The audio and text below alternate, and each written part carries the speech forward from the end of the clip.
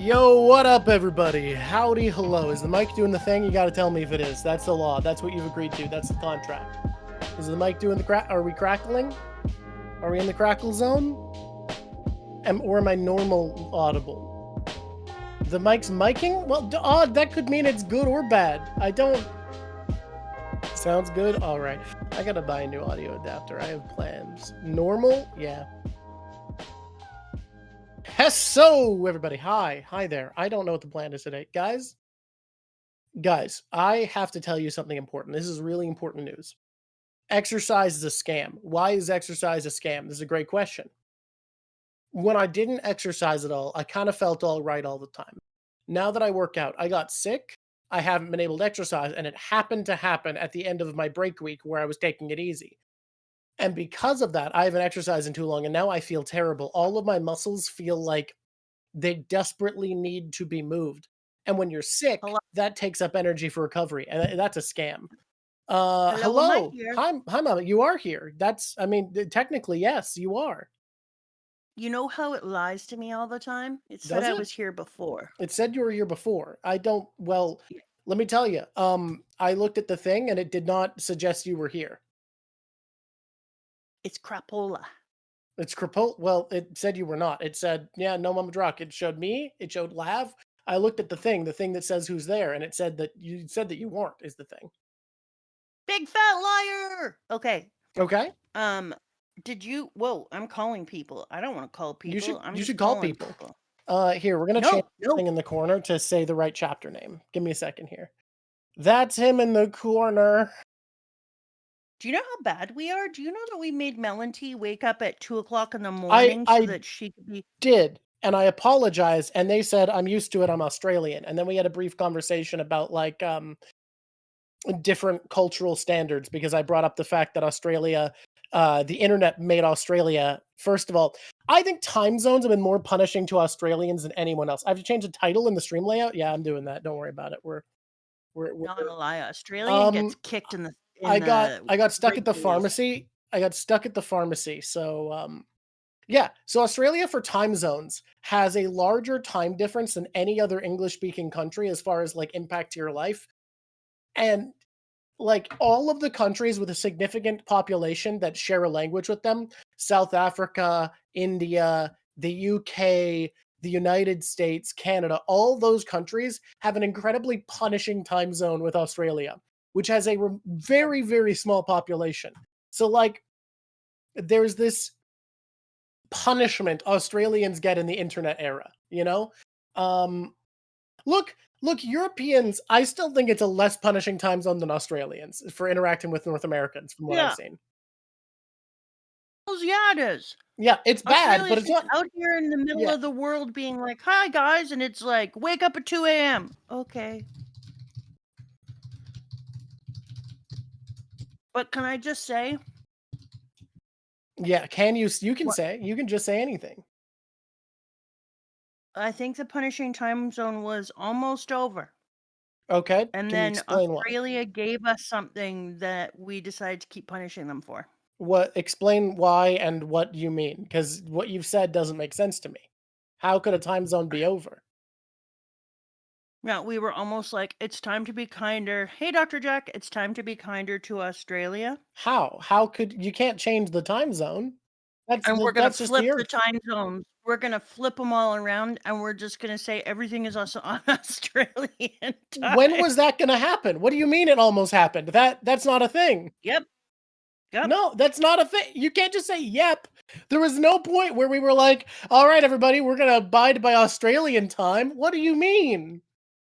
I don't know what to tell you, that's what we decided. But then they sent Rachel Raygun out to be their B girl at the Olympics, and we were like, "Nope, more punishment." Wait, you think Australia was about to become the cultural hegemon? They were going to become the new London Standard Time from whence all time was dictated until they sent That's somebody who right. doesn't know how to break dance? I mean, can we be Yes. frank? That if you were to list out the countries and get me to guess who would have a bad breakdancer, they'd be my top guess. Okay, Like, I'm not gonna lie. They have tons of amazing breakdancers. I'm One just does saying, like, not if know how the kangaroo hopper got there. People are saying, "Leave my girl Raygun alone." Guys, like, it's not I didn't watch it for the longest time because I didn't wanna jump on because I don't like internet bullying sensations, they feel bad to me.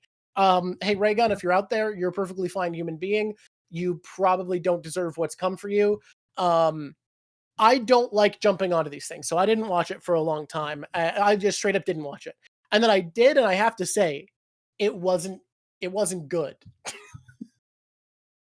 Live. I was so excited for this arena at the Olympics. Yeah, And you're from then the I was '80s, like, you would be "Oh, excited about breakdancing, wouldn't you? I was so excited. I'm Gen X for God's sakes." And then I was like, "Stop. No, stop. Make it." I had to leave the room at one point because Oh my boy. cringe level went over the top. It was horrible, that's why it's good. I'm just saying we can't, like I don't like internet bullying, I think it's bad. I think, there's a phrase, and it's not a phrase about internet bullying, but I think it applies to internet bullying. Oh, uh, I gotta send a thing to our good friend, to our good friend Melon real quick. We love Melon.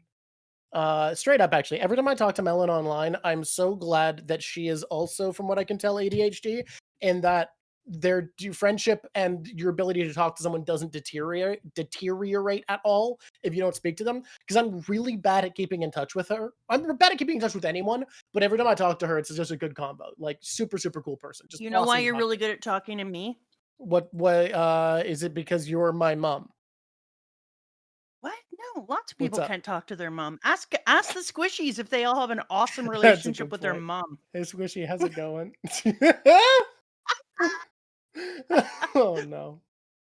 I think it's because 'cause we're the same in that way. So both of us are Yeah. just like, just expect everyone to pick up from where we left off. Dude, my muscles feel so bad. I need to exercise again, but being sick is the problem. I need to move body. It feels so bad. I have a question. Yes. Do you sneeze and sneeze? Because 'Cause I'm sneezing and sneezing. I sneeze sometimes. I've sneezed occasionally. I've been known to sneeze.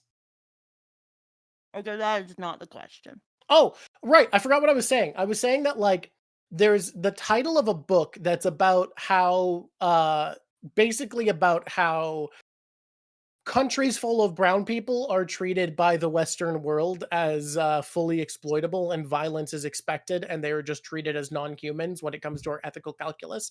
There's a book about this called One Day Everyone Will Have Always Been Against This. And the thesis of the book is that liberal centers of power tend to always have been against bad things once the cultural temperature shifts on them.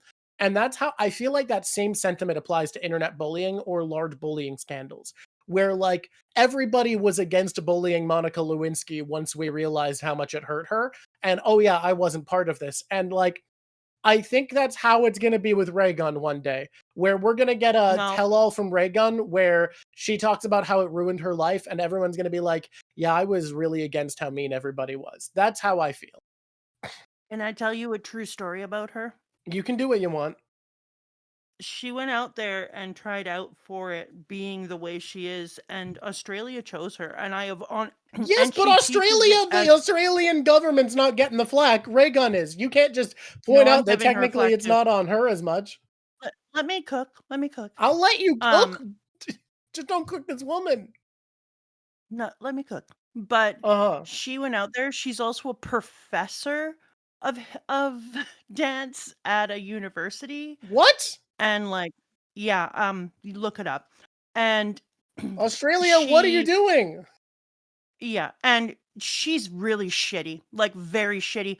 And I have since What? watched tons and tons of B-girls and hip hop from Australia to be like, okay, maybe Australia just doesn't know how to do this particular form of dance. Uh-huh. And no, they really do. They have some phenomenal, incredible dancers, like What the some really fuck? amazing ones. What's And going so on it here? it just I think the real problem is it feels like this was just like a moment in Olympics where they were putting something out and recognize it as being a truly athletic endeavor.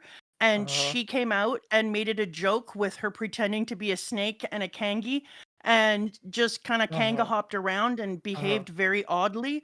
And I just felt really pissed because I thought about all the people who are so good in her nation, who are competitive and put in so much time, and she's a professor of it, and that's what we got. So I think that my problem is it took away from the other athletes who truly deserve to be there. Academia will do that to a person, is what I'll say. Here's something to consider. And this is barely related. By here's something to consider, I mean here's a different topic. That's what this phrase means in this case. Talking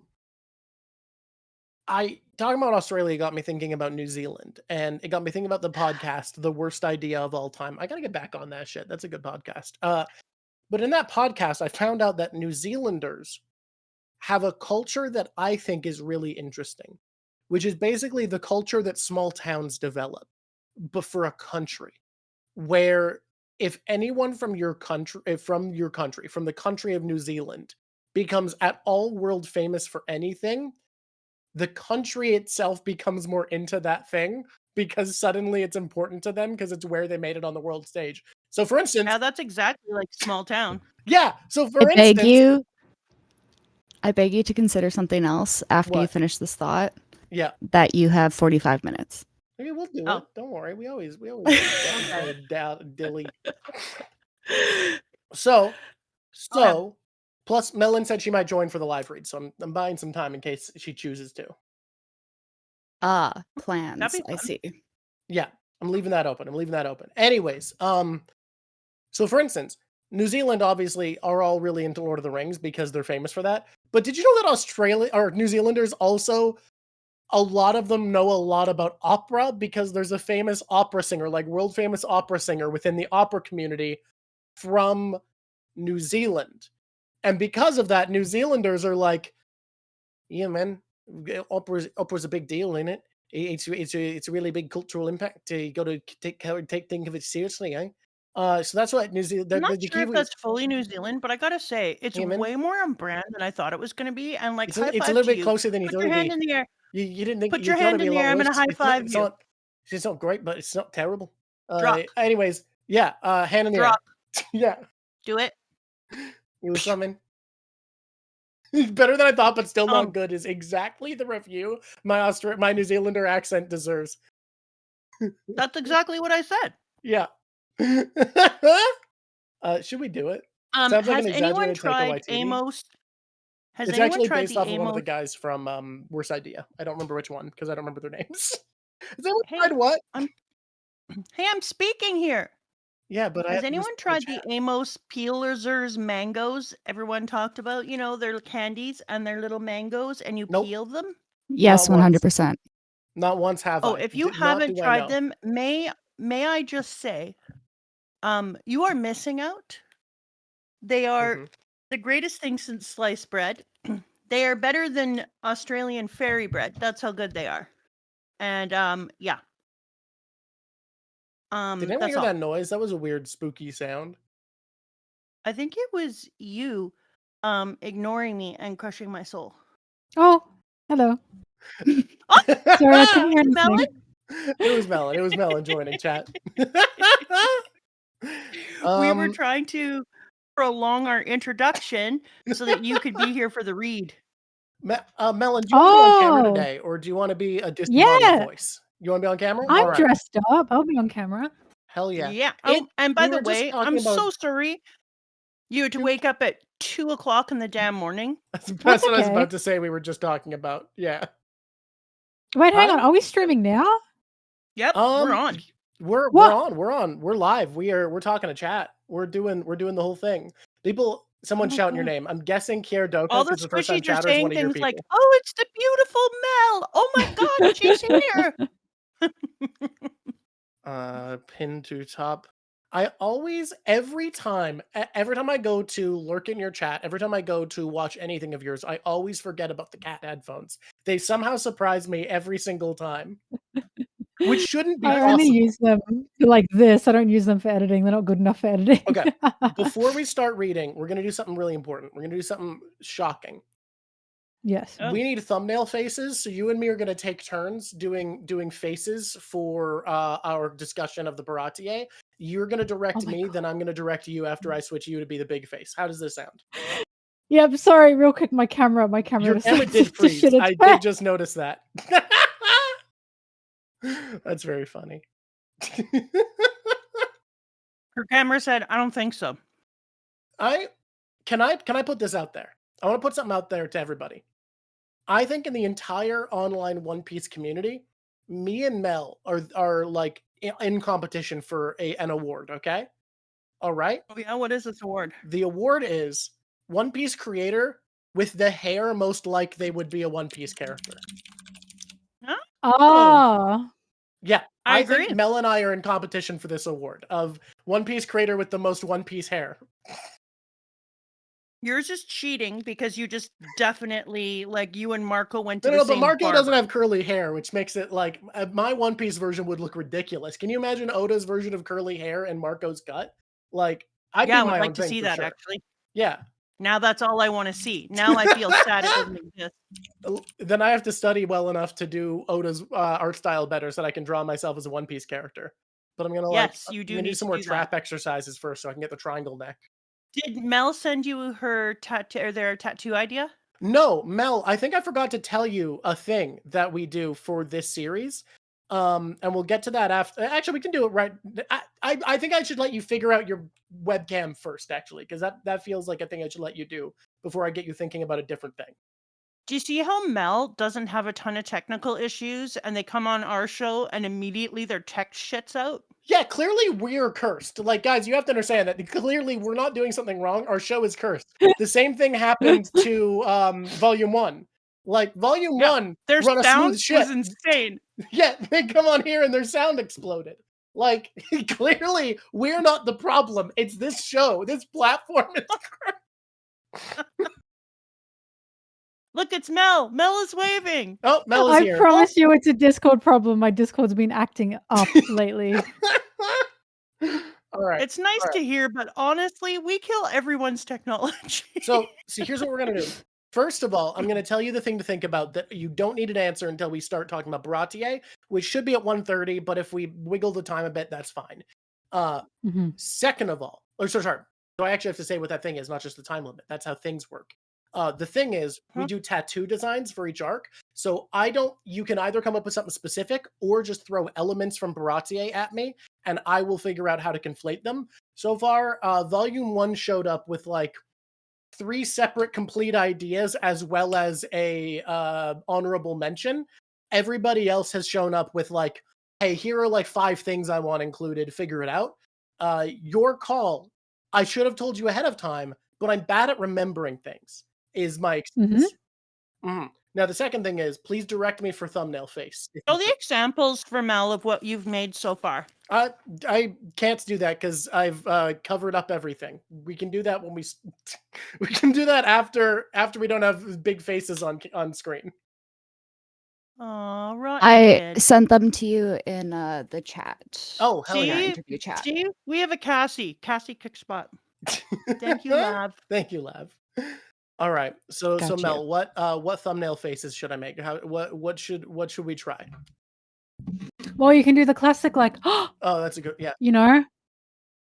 Have we ever seen you do a surprised face? I can't even believe I'm saying this. We have, and I've never used it on a thumbnail because I don't like how my lower teeth look. I get it. I'm the same. For real. So for real. I got smacked. Oh, I ran into a piece of metal when I was a kid, and now one of my lower teeth is knocked out of place forever. Mountain Ash Tree is a really good one. Smoking like Sanji. I could Photoshop in a thumbnail. All right, that cigarette. I got a lipstick. Yeah. Yeah. Where's That's so gay.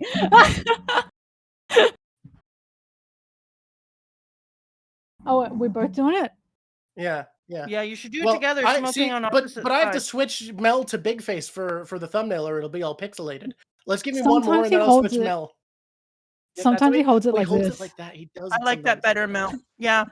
Drawk, hold it the way Mel's holding it. It's so much better. Yeah, give your best Sanji impression. I don't have enough hair to cover an eye, unfortunately. You look very menacing. Give me one more, everybody, and then we'll choose Big Face mode. What else? What else do we have? Dancing Viru, you know that we don't do Pearl. We don't do Pearl.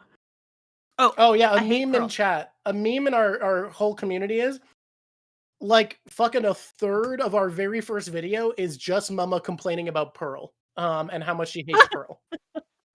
Oh my goodness, I didn't know of this. She despises Pearl as a character. Everything about him bothers her. All right, Wow. all right. That's true. That's a true story. All right. I think I'm gonna call it there. And Mel, are you ready for your thumbnailing? Yes. Okay. Whoop. All right, here we are. Big things. So let's do the smoking first, and then we'll see where we go from there. Okay. I'm trying not to get the brand in there. All right. Okay, ready? Yeah, I'm ready. That's pretty good. That looks authentically. That looks authentically like smoking for sure. All right, now you have to do the surprise face. Hey, thank you for all the subs. Who just gifted subs? Oh fuck, I threw you off screen. Don't worry Brigley. about it. Thank you, Brigley. Brigley. That must be one of your chatters who's shown up. I don't recognize that. It name. is. Well, thank you, I Brigley. do recognize Hi. it. Welcome They to are the Drawk definitely Show. Mel's. All right, give me our best shocked expression. That's real. You got a real Kevin McAllister vibe. It's adorable. Home Alone. Yeah, yeah. I was expecting Scream, and it was definitely more Home Alone. Scratching head in confusion. I think you should do a Nami bewitching Sanji look.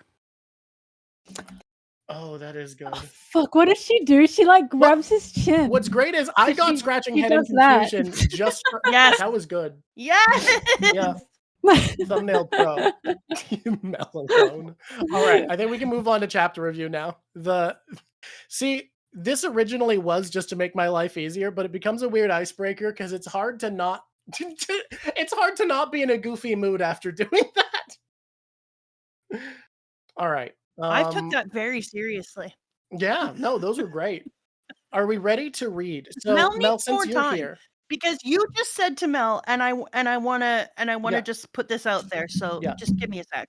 You were like, "Oh, welcome to our channel. Your first time here. We didn't tell you a very important element. Why don't you quickly, even though you're a very thoughtful, thinking human being, find a permanent tattoo idea in the next 6 seconds?" No, not 6 seconds. We have until we start talking about the arc to list ideas. But then you made her do thumbnails, so we have to be better guests. We're hosts. Well, hosts. Hosts is the term you're looking for, and we are bad hosts. This is acknowledged. We apologize for it. You are content farming me. I see how it is.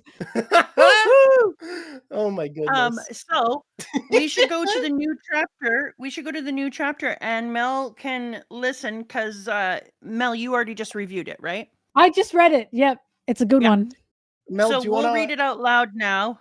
Do you want to read pages, or do you want to just comment on our reading?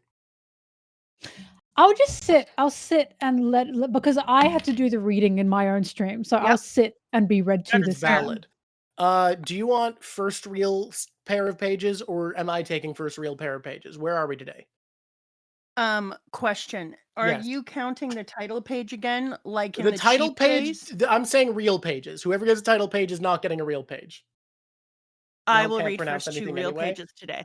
If you're gonna judge Mel for not pronouncing stuff, I have terrible news about my abilities to pronounce things. I pronounced the monk's name.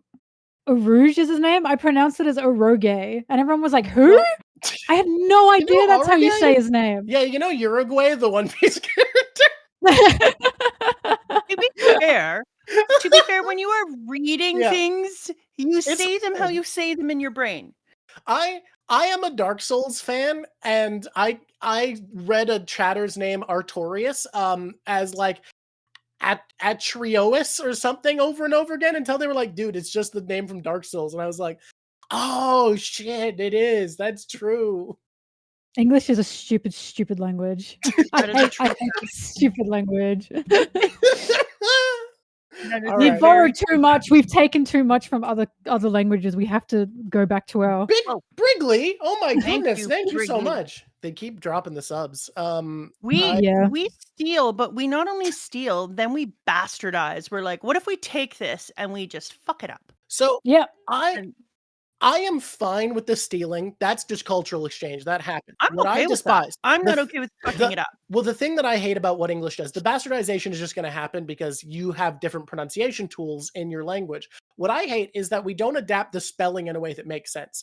Like we No, heard, that's Yes. exactly it. yeah, we heard Yes. the zh sound in like Zhaolin, Jinli, all these Chinese things, right? And we were like, Mm. well, it's not quite a J. And instead of just accepting it's close to a J and using a J, we're like, hey, we're going to invent a new thing X can do. We're just going to invent a new fucking thing the letter X can do. Out of nowhere, It we're makes just it going to really decide it hard to does be an this. English teacher because when kids are writing you things, you're like, yeah, I see where you're coming from. You're wrong, but I get it. I get But where you're like, I coming want from. you to be right because I agree Yeah. with you, but you're still I agree with you. wrong. Yeah. It's What's- wrong. It's what's wrong. fun? Sorry. So my thoughts on accented letters is, as an English speaker, I intrinsically want to say accents are dumb because why wouldn't you just have a new letter? But it does help you have a general toolkit. And the thing about English is it has implied accented letters where it's like, oh, you were too stupid to figure out that the E after an N was an A sound. But that's also dumb because sometimes that might just change the U. We have all sorts of like hidden rules. English spelling is a Yeah. minefield of tee-hees, you don't know anything. It is basically, I don't know if people know this, but ancient Chinese, the Chinese language, I can't remember if the older one was Mandarin or Cantonese because I'm not good at history, was literally designed and manicured to be hard so that you could laugh at peasants who don't know what they're doing and make it hard to learn to speak and spell. And I genuinely sometimes feel like English is the way it is just so that you can laugh at the uneducated. It is. It is. Because whenever I'm trying to talk about a word, like a name in One Piece, I always ask my friends, what is it in Japanese? Mhm. Because in Japanese, they don't have a problem with the spelling and pronunciation. That's how I know Girth's name is Girth and not Gerd. Wait, it's not good? No, it's Girth. She doesn't Girth. struggle to digest things? I mean, girth would imply the opposite, I guess. Oh man, that's funny. Someone saying lol, just the skill issue thing is why English is complicated. It's literally so that elitists can laugh at people who say things wrong, is what I'm saying. All right, I think we Well, should start I'm going to reading. start pronouncing things wrong then. This is what I'm going to do. All You right, ready? I'm taking the first page. We need to start. I'm not debating it anymore. It's time. I already One said I was Piece. taking the first page. What you did? Well, then start. There's 2 pages here. Start. Yeah. We must This is begin. Elbaf, but my dad ain't here. He's on an expedition. Are you puny humans? I've never seen your kind before. You really do scurry around. You're adorable. Wait, did you say your dad? Are you Harold's kid? Even on an expedition, you can still get in touch with him. What's your name? Loki. Okay, Loki. You're going to do as I say. Go back home right now and get someone to contact your old man. There's a message. You tell them to pass it on. Loki is gravely wounded. Return to Elbaf at once. Huh? Since when do I have to listen to what humans have to say? Plus, All right. it's not like Dad Well, would come back home just because I got hurt. You're reading on mobile again, aren't you? What? You're reading on mobile again. I know because you can clearly see. You can't see that this is a different double page. This is my turn now. Oh, I can't see. I'm reading you're on reading mobile on mobile again. All right. Plus, it's not like my dad would come back home just because I got hurt. Stop ordering me around, you little weakling. Rock sword attacks were famous for blasting everything in sight, like a gigantic hammer or cannonball. No! There, what did I just say? Loki's pause gone for a and gotten wounded. Pause for a minute. What? Did you just almost give Blackbeard's laugh to Rock? No. It says right there, Voha. So instead of Zeha, I'm going Voha. No, but was you putting a little did more your view. proper acting for it in a Yeah. Blackbeard laugh. And No, I just I'm want to giving see, him a Blackbeard-esque voice I because just he's want to his say that dad. I see you and I approve. Okay. This madman had crossed Harold's path at the Reverie 1 year. 5 kings have been attacked and captured. It's an abduction. They were taken by a large man dressed in black. The lives of kings are no threat to Mu. I suppose not, but your holy land is in a panic. Oh, fuck. This is so baller. In a historical anomaly, never repeated before or since. Oh yeah, I said I'd get better describing what's happening. Rocks is he's in the room. He's in the flower garden. The first character other than who appears to be confirmed to be Gunko and Emu have, like, no one else has ever been in this room. Someone infiltrated the chamber of flowers at the very core of the Holy Land. And then we get a ... from Gunko, followed by, and you'll never guess this, another ... from Gunko. All right, now it's your turn for 2 pages. The man described himself as a worshipper of Davy Jones. He did not do anything more than this, as he knew he could not. But before he departed, he left a warning. I will be back right here. Naturally, word of this incident never saw the light of day. But as it happened, one other man infiltrated the Holy Land at the same time. Look at him! He's far bigger than a giant! I desire him for a slave. No, he should be killed and stuffed for display. Guards, protect your liege! Hot, hot, hot! Fine, fine, the talks are off! I apologize for the trespassing, but is this really necessary? Don't let the king abductor get away! No, that wasn't me! The admirals had been defeated. His attacker went to the palace. Be wary! Huff, huff, huff. What is all of this hubbub about? Just so you know, people who are listening at home, the posh sounds are the That's celestial dragons? little celestial dragons, because that's what they sound like. But I couldn't put they enough sound posh, snot into my sound, and I apologize for that. I totally could, because I'm sick as fuck. Yeah. Bring me the big one. He must be the one who kidnapped the kings. I'm not going to be the fall guy. That's your Herald voice, huh? That's Herald? yeah. Okay, yeah. He must be the one who kidnapped the kings. I'm not going to be the fall guy. I'll seize him. And a giant in the Holy Lands? Is this guy lost or something? Well, that's pretty radical. Herald swings a big sword at Rocks, who jumps in the air and blocks it. See, this is what I'm saying, guys. This is what I'm saying. The subgenre of Elbaf is metal fantasy, because this is the most metal panel in all of One Piece, and I think that is a genre inspiration, not just happenstance. You have a giant guy with horns and a rock star blocking the giant sword. There's lightning. Like, this is absolutely metal fantasy. I hear Metallica when I look at this page. Giant clash between them, close-ups of the faces. This clash between strangers eradicated any sign of others for 5 kilometers around. Name yourself. I am Harl. I'm Rocks. Aim at the town with the next blow. They capture us, they'll turn you into a slave. What? Why? Don't do it. Nope. Don't think. Just do it. That's the opposite of what I said. Ah, yeah. And then your turn. Which way is Elbaf? The new world's that way. Ha ha ha ha. If you survive, let's meet again, Herald. Never. I don't consort with villains. What? You jumped off? The Navy Admiral that Rocks had just struck down perished of his wounds despite emergency measures. After his many crimes of the day, Rock's name was launched into infamy, and his deeds stunned the rest of the world. Then it shows, dead or alive, Rocks back. Sometime later, he attacked a ship laden with heavenly tributes en route to sacred Marijois. Not only that, he destroyed the Gate of Justice and fled once again. With the ship and the money, an initial base to work from, Rocks dove into the pirating business. He really did. He really took to it. I think if you jump off of the highest point in the world, the highest landmass in the world, Skypiea, that dive is really the right word. Like, if that's your action that launches you into piracy, that's a true verb. Is it still mine? Yeah. Excellent. His activities were always hostile towards the government, but his first target was actually another ship. In the pirating world, there had long existed a famous and merciless game played between crews. Oh, we're going No into Davy back. fucking way. Yeah. What did I say Davy back many years rocks ago? theory is true. Oh, yes. The Davy back fight consisted of various competitions in which pirates gambled the fate of crewmates and flags. Rocks made good use of this game to assemble a very solid lineup for himself.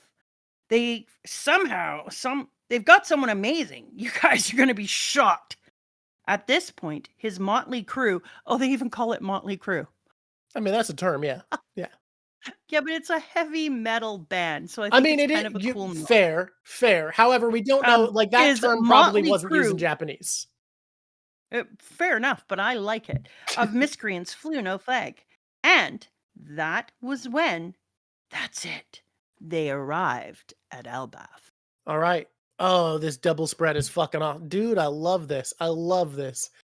Orist Castle, Elbaf. I hurried back as... Okay, wait. Who's speaking? Oh, it is Harald. I hurried back as soon as I could. But you're already nearly healed up? What a relief. I know you're a very strong boy, Loki, but you should stay away from the underworld. You're lucky you only fell from a cliff this time. There are plenty of other dangers that could befall you there. Can't believe Dad actually came back. That was just a coincidence, right? He wouldn't come back to see me. Truly doesn't believe he can be loved. That's so sad. Rocks! And now we have Harald talking. I've heard all about your exploits. What are you doing here? I've been dying to see you, pal. You should join me, Harald. The world government's not going to hear you out anyways. Didn't you learn that lesson last time? Sure. I appreciate the feast. There's a gangster-looking guy behind him. That's him. We got another guy eating, looks like big grapes. Great for him. He's huge, says the woman who apparently had a son with Whitebeard, so we know her type. Hi, Ray. So that's the king of Elbaf, says Whitebeard. I mean, yeah, he's just Whitebeard's commentary as a Rocks member has just been floating around going, so that's, like, just observing what's in front of him. Harald. Nonsense. The day I team up with a band of infamous rogues like you is the day all our allies lose faith in us. What? So you'd rather be ground beneath the world government's heel? I'm looking for a way to avoid that. We ought to be equals, every one of us. That's Harald, by the way. I do a very similar voice because, I don't know, vibes. Now you're talking nonsense, Harald. Elbaf is a nation of mighty warriors. Anything you don't like, you're gonna smash to bits. Now it's your turn again. That's ancient history. Elbaf is changing. People's nature doesn't ever change. I know that fighting blood in your veins is bubbling over. Can't we at least eat in peace? If you people follow this man, only disaster awaits you. Follow this fool! Oh, don't make me laugh, says Mobster Shiki, future golden line. We're all individuals. If Rocks dies, it won't affect the rest of us in the least. Science Robert, Miss Buckingham Stussy. Oh, see, Stussy? That's true, but his plan is very appealing to me. We're set on making a killing. Don Marlowe, gangster of the West Blue. You know about a full head? That island of exiles? Call it the Pirate Island. They ship out all the hardened criminals there so that country can handle their own prisons. Pirate Edward Newgate, future Whitebeard. I do need to point out, it was supposed to be deserted. That sentence, it said a different thing than what you said. It said it's where people ship. It was supposed to be a deserted island without food, where the damned simply wait to die. Wang Zi, and I'm going to call him Wangy. But in recent years, they survived and built up a settlement there. I hate his tongue so much. How do you think that happened? The pirate smuggler. It turns out there's a gold lode under the island where the criminal underworld found out. They rushed to help mine it. And the prisoners made themselves a fortune. The government's seeing red. That island's have you figured it out yet? Have you figured it out yet? Figure what? Have you figured out what Full of Lead is yet? Like the inspiration? Like Pirate Island? Oh! God damn. Thanks, Melon. So what we're saying is Blackbeard's the king of Australia. Yeah. Yep. It's the gold Yep. rush. They sent all the convicts there, and then the gold rush happened. Yep. That's my It's home, kinda like- baby. It's kind of like I wasn't super even Australia, paying though. attention, and then you said, "Have you If- figured it out?" I'm like, "What are they talking?" And then Mel- I looked back and was like, "God dang it!" Mel, if you think about it, it's super Australia, though, because it was really just one country sending prisoners to Australia. In Yeah. this world, it's like every country going, Australia? How could we lose? It's the mega Australia. It's ultra Australia. It's And I'll say Australia, something else. yep. When you finish reading, I'll add something else. So Okay. keep going, sorry. That island's crawling with vicious brigands. Get anywhere near it and they'll rob you blind. So we made a deal with the government. I says to them, if we get that island back, how much will you give us? If they're willing to pay us, sure, we'll raid Pirate Island and split the treasure between us. But we ain't giving the government the island or the prisoners. I'm gonna rule over Full Head. And I'll get the idiots who live there to help me build a pirate paradise. Can't you just see the dumbfounded looks on the government and the Navy's faces? I want to point out two things here. First of all, we look at Wang Zhi. It is known in lore already, he became the leader of Full Head. So either he took over after Rox died, which is my assumption, or he somehow successfully betrays him, but I think Rock's too strong for that, basically. And second of all, I feel like if I were teching 101 right now, I would feel such mixed feelings to finally see Wang Zhi when he's the only guy that's been hyping Wang Zhi. He's been talking about him, he's been aware of him, he brings him up all the time. And to finally see the hidden guy in the lore that you've been talking about, and he just looks like worse Caribou, that's gotta feel away, right? I had no idea that Tekken talked about Wang Zhi. I was like, do we know this guy? When we saw him, I was like, do we know this guy? Who is this guy?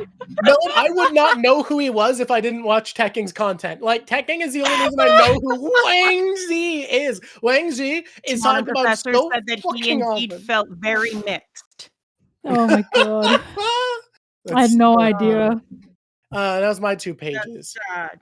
This is just is the it mine prologue to my life. With that island as my base, I'll wipe out the Navy and bring the Holy Land to its knees.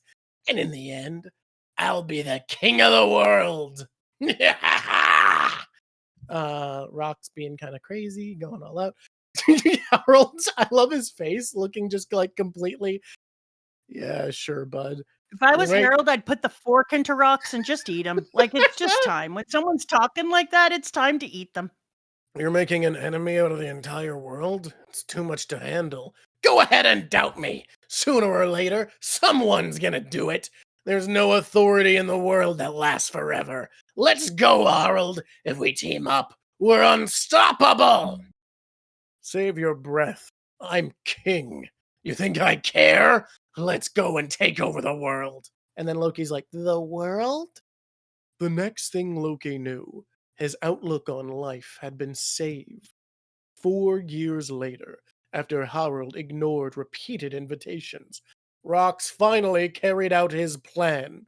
The formidable lineup that joined him caused the world, let's get going, boys, to quake with terror. I gotta be real. Everyone was like, this is the most hype chapter ever. I feel like basically every single thing that happened here would be just my logical extrapolation of what was going to happen this chapter from the previous chapter and from what we already knew. Like I love it. The hype was Harold and Rox clashing. That was the hype, and I was like, was that it? Was that the hype? That's Yeah. I was expecting like a bigger lore drop or something, and it was just them yeah. clashing, and I was like, okay. Mel, I feel the exact same way. I'm like, Yeah. 2 strong guys clash swords in One Piece, unheard of. Yeah, Drawk, you didn't react enough. You had to go, oh my god! Whoa! They're hockey! Oh my god, they're cock! They're cock! You had to do that. I literally kept waiting and being like, it can't be over. It can't say to be continued. Nothing's happened. Okay. It was just the clash. We're just not reading One Piece right, guys. I'm sorry. People are making some points. The fact that Rocks broke into the Chamber of Flowers, pretty crazy. That is pretty insane shit. That was awesome. Nobody else has done that, and that it immediately wasn't- hypes Rocks in a real way. And the I Davy was Back told stuff, this no, was it gonna wasn't be bigger confirmed. That was a than theory. anything. This is not bigger than like the mural. I also like that. Yeah. I also like that this implies that we see how Blackbeard rules. We see his crew talk about him the way that Rocks' crew talks about Rocks. And this kind of implies that Blackbeard's leadership is way more similar to Luffy's than we give him credit to. The only thing that's missing is caring about each other. But the thing that they have in common is having a dream so big that other people whose dreams are smaller. I mean, it's very Guts or Griffith Berserk of this figure whose ambition burns so brightly he gathers others' ambitions around him. Like Blackbeard and Rocks are Griffith type figures who have so much fire in them that other people just want to stay warm by it. So are you assuming that Rocks is not a great guy when you say that? Because you're saying a Griffith type, but I don't agree with that. I don't think Rocks is a Griffith type. I don't think Rocks is a bad dude. I think we're assuming he is. I think Rocks is going to not be the most evil man, but the fact that Roger felt the need to team up against him, I think there is going to be real bad to him.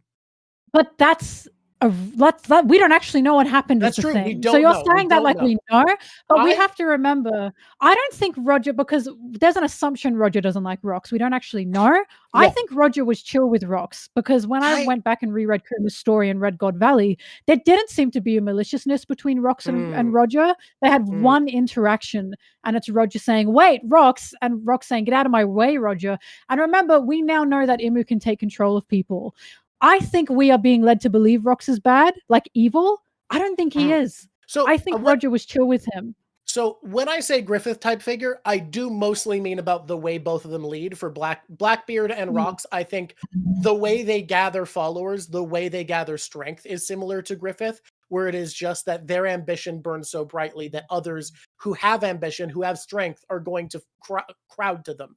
That they build a flock I have a question by too, the wake they make. As far as whether he's a bad I know dude, we're saying that. Yeah. On the other hand, is there anyone who's looking to rule the entire world who is just purely good? Like, But there's this idea that if you're looking to be what the king I'm- of the entire world, That's what I'm not understanding, because I don't exactly know what Rox's ambitions are, because Buggy would like to rule the world with his fellas. I mean, I don't think Buggy bad. is evil. He did But blow he's up not a like town evil, for fun. you know He what I blew mean? up a town for fun. But at the same time, when it comes to Rocks, also they're pirates. But when it comes to Rocks, it's like, I'm not sensing an exact maliciousness with ruling the world. I'm sensing total anarchy. Like, he just doesn't like the authority. He seems to be doing things to spite the Marines and to spite the world government. I'm not seeing Rocks wanting to own slaves like Blackbeard is currently doing. I'm seeing him just wanting to spite the powers that be, personally.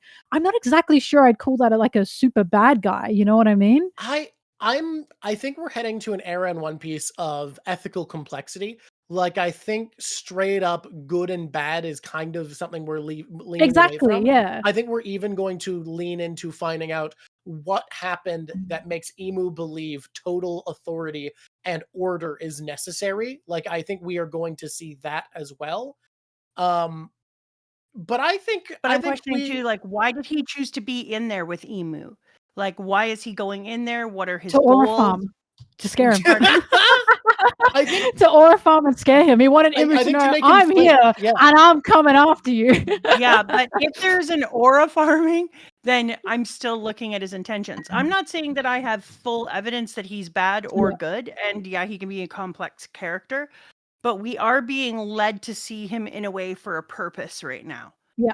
And so I'm looking forward to seeing what it is, but I also want to kind of suss it out and be like, okay, what do I think this purpose is? Why am I being told to see him in this way? And what is the switch that Oda's going to play? Yeah, that's what I was talking about when I did my chapter stream. Like, I just don't know his full intentions yet, so I can't decipher this guy right now.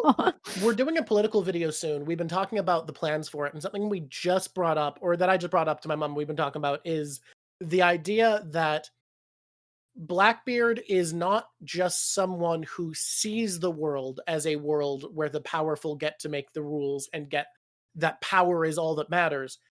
He's just right and understands that's the way the world already is. And I feel like Rox is very similar, that he understands power is the only reason the world government is the world government. He has this objective knowledge that, yeah, there's no like inherent truth to the order they impose. There's no inherent necessity of it.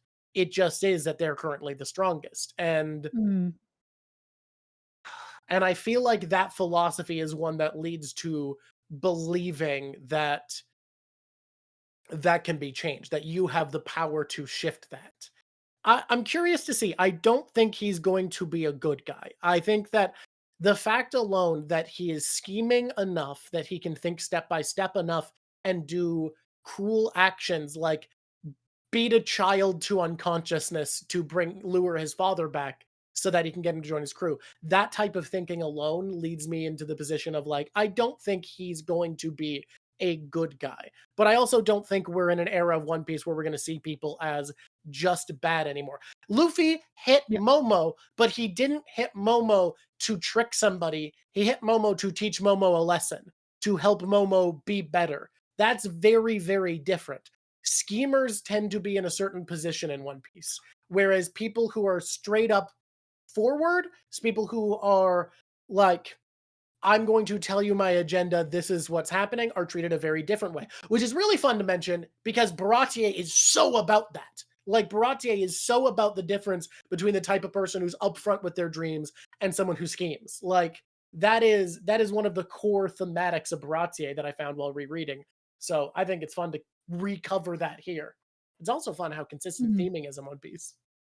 Yeah. You know, I think is really interesting is that Rox and Blackbeard and Luffy, it's something that I talked about before, but it's interesting to see the three things side by side like this, all have leaderless resilience, where if their crew all talks about the idea of there's an empowerment over dependency, that each member of the crew is able to act independent of the head, unlike some of them. Like I always said, the reason that I thought Whitebeard's ruling was weak and colonial is because he has to be there in order for people to be protected, and he has to be leading the piece or everything else falls apart.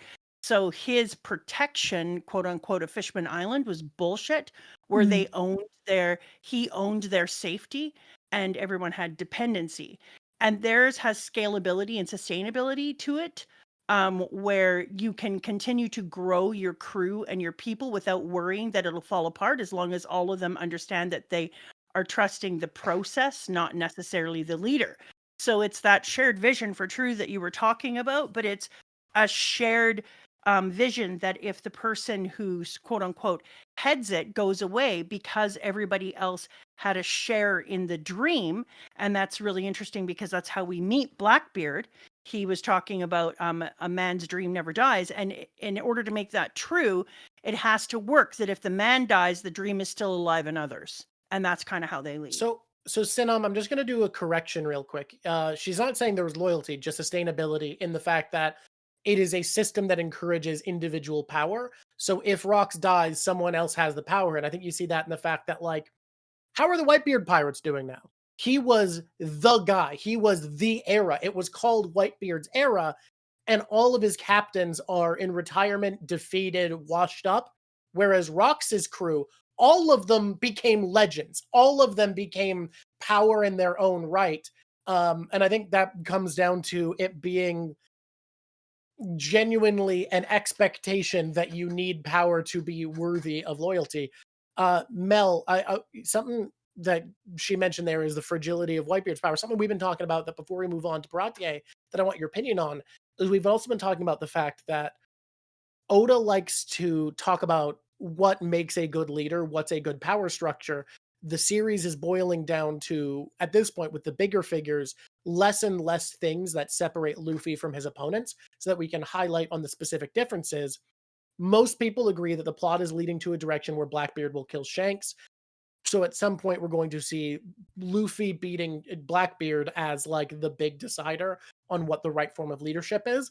But before that, you'll have to see Blackbeard's form of leadership being seen as stronger than Shanks's. And my theory, the reading we've been proposing for that, is that if you look at Shanks, he sees his method of leadership as like an even more fragile version of Whitebeard's, where his idea is he is I was so about to strong, say, he can buy the freedom of others. His fleet is explicitly pathetic, and they're only allowed to live freely by sailing in his wake and being protected by his strength. And he doesn't seek to build up others at all. He is Oh, just I was- supposed to be strong enough to earn their I freedom. was going to say, I think this may be controversial. I think Yeah. Shanks's leadership is very, very weak, and the reason I Yes. think so is because his heart's not in it. I think, and like a lot of people were like, because I was freaking out because he was like, oh, I just want to live a life with Buggy. That's all I wanted. And a lot of people were going, ah, ha, ha. Because of course, like I was going, oh my God, Buggy and Shanks. Mhm. But there was also something else in there that's saying Shanks doesn't want to be here. He doesn't want to do this. And what we Yeah. know when it comes to One Piece is ambition and willpower. I'm not seeing that in Shanks. Yes. I'm just seeing a guy who's doing his 9 to 5. Well, And I can't see someone like that being a powerful leader. I And- just see a man Agreed. going through the motions, you know? Well, and I think Agreed. he has a real will, and the will is for the people around him to be happy. And that's where his strength, that's where his personal strength comes from. But because he doesn't have that type of ambition that's infectious like Blackbeard or Luffy, he's not giving other people more will to power themselves. He's not giving everyone else something to fight for and believe in. He's just like, yeah, I'm going to take care of those around me, because we see him do that for Elbaf, we Well- see him do that for Luffy, but that's it. But that's the saddest part, because he had that ability. And the reason I Yeah. know he had that ability is because Buggy is the first ever person Yes. he inspired. And then, Buggy was but then- like, wow, Shanks is so incredible. I want Yeah. to see him become the Pirate King. And then Shanks hesitated. And And- that broke and Buggy apart. well, and it made Buggy weaker, because we see a Buggy with more resolve and potential now Yeah. that he's found a new way to have a dream. But yeah, it's the exact opposite, where instead of making someone stronger, he destroyed someone by not taking on that inspiration. Whereas Luffy, we see after Dressrosa, everyone starts to pour belief into him more and more. And he Mhm. realizes, oh, I need to accept that. I can't just turn everybody away. I need to accept the position that who I am puts me in. And it makes him stronger, and it makes everyone around him stronger. Like the Four Emperors saga I see is something his else final too in lesson. it. I Mhm. see that because Shanks was put in a position where he was he felt like he'd been orphaned, he left his family, he was taken away from his twin, which I think would be a really, really difficult thing that we're not taking into account, that he didn't just have a brother, he had a twin brother. And that he saw in Whitebeard this opportunity to have family again. That when Whitebeard passed, it was almost like Shanks just was like, I guess I'm daddy now. Yeah, But I he gotta doesn't take it wanna- on. He doesn't want to but be. he doesn't want to be daddy. Like he liked being a kid, and he doesn't have it in him to be the zaddy. And so instead, he's out Yeah. there. He's out there trying to take over the world and protect people, but instead of being able to even inspire them to care for themselves, as far Yeah. as like a Whitebeard, who I think didn't do that enough, he doesn't even have that in him. And he's like, I guess I'm giving up all my aspirations and all my things because I've got a zaddy. And and you can also see it starting to happen a little earlier when he decided to give Luffy his hat. The hat. I was Because- about to say he Yeah. didn't He's have the ambition that Roger had, Yeah. and he knows that. Yep. Already, he's saying, I know that I'm not going to be the one. I Yeah. might not even be the two. And so I'm giving this hat to Luffy because Luffy's going to be the one who actually brings it over the line. And I'm just going to be in the background helping to facilitate and smooth some edges Luffy might not even know exists. Yeah. Yeah. Also, I'm sorry, I'm kind of derailing. There is something I have to bring up because I don't really know what to do with this. No. When it comes to Rocks and Blackbeard, and my chat was talking about the chapter on the stream when I did my stream. There are still fundamental differences in how Blackbeard and Rocks work, because a lot of people are equating them, obviously, because Yeah. father and son, Well, right? You're meant to. I in a lot of have- ways. Yep, I have this belief though that Blackbeard thought Rocks wasn't good enough. I don't think Blackbeard actually had this like idealization of Rocks. I think he thought Rocks was either too stupid or too soft, personally. One of the reasons I think that is because Rocks fucking despised the world government, hated the world government, and wanted nothing to do with them. He was even going to trick them. But Blackbeard, on the other hand, worked with the world government. He actively worked with them and But- worked under them for a while as a to trick warlord. them. I can't ever to trick them, but I don't think Rox has made a deal with them, yes, but he's still like, but this is nothing to me. I don't know. I don't think I think they I would see think it as. like I think he Blackbeard's sees it as the same. But working as a warlord for the world government is insanely different, even if you're tricking them and just like, yeah, okay, I'll take the island. You know what I mean? He did it for like a week agree. just to gain access to Impel Down. Like it's not like he did real work as a warlord. He like got the title, broken Impel Down, lost the title, and now wants to join as a proper kingdom. But he has explicitly said just so that he can go to the Reverie. And now that we know Rox knows about Emu, and now that we know that Blackbeard has the ability to pull devil fruits out of people, I think it's just so that he can get into the chamber with the darkness fruit. Like, I think he does see himself as Rox's inheritor because I think he needs the darkness fruit in the chamber of flowers. And this is going to go into me going fully crazy. You want to talk going off the rails? A thing I've been believing since the mural is that the roots of the two trees are the underworld of dreams, beliefs, souls, and demons in One Piece. I have evidence. This sounds insane, but that Emu as the king we of both said it. yeah, we have. It feels right. It feels right, but if you don't have the context of all the reason we believe it, we can't go into all that. Yeah. It feels like it makes more sense if you actually explain it. But I genuinely think that his fruit is effectively a fruit that embodies what Emu really is, and that Blackbeard can do something if he gains access to the stump of the Sun Tree Eve, which in my opinion is the flower garden, which I think when Blackbeard's saying, or Rox is saying, I'll be back there, I think he was going to be back there when he could make use of that garden, when he could have the fruit. So in my mind, I'm actually reading it as the opposite. I think that he has the same ambition as Rox. I think maybe he's a different man, obviously. He's got different values, different priorities, different methods, but I think he does see himself as carrying on the will, especially since he's calling his flagship the Saber of Zebek. Like, that to me feels like a statement of intent that he's carrying on this same ambition, and we've seen these actions taken that would help him get in, like wanting to become a nation to join the Reverie, stealing the appearance of an Elder Star. Like, there's enough happening here that leads me to believe I genuinely believe that his goal is to get in to the flower garden, which in my opinion is the stump of the sun tree that got chopped down when Emu took over, which is what we see on the mural with Emu being lifted up by Zunesha. Yeah. And I think he'll be able to use the darkness fruit to suck up devils from the underworld the same way that he can suck the devil fruits out of people to gain something infinite power, rule the world, etc., etc., etc. Yep. And one other thing, sorry. I just wanted to show you a translation before we moved on because I put it in because Lav stuck in Zebek in Vietnamese for some reason. I guess because Zebek came up as being Vietnamese. Sorry, that was in mod chat. We were sent in mod chat by Paladin. Hang on, I should have fact checked. You're right. I should I think this is I really looked debunked. at it, and if you apparently it's been debunked. in with a capital X, it comes out as German car. But if you put it out as a small X, it does come out as buggy as a translation. I just did it 3 times. But did you notice that Zebek's poster looked like buggies? I was going to bring that up. It does look just like buggies. Here's the thing. I do think, because I do think Buggy and Rox have a connection. And I was thinking about why here, why now? Because I remember thinking, why in the world are we being introduced to Rox as Blackbeard's dad? What the hell is the correlation with this in this arc? Yes. Then I remembered Elbaf is about brothers. We've had so many brother introductions in Elbaf. We have Loki and Hyduden. We have Shamrocks and Shanks.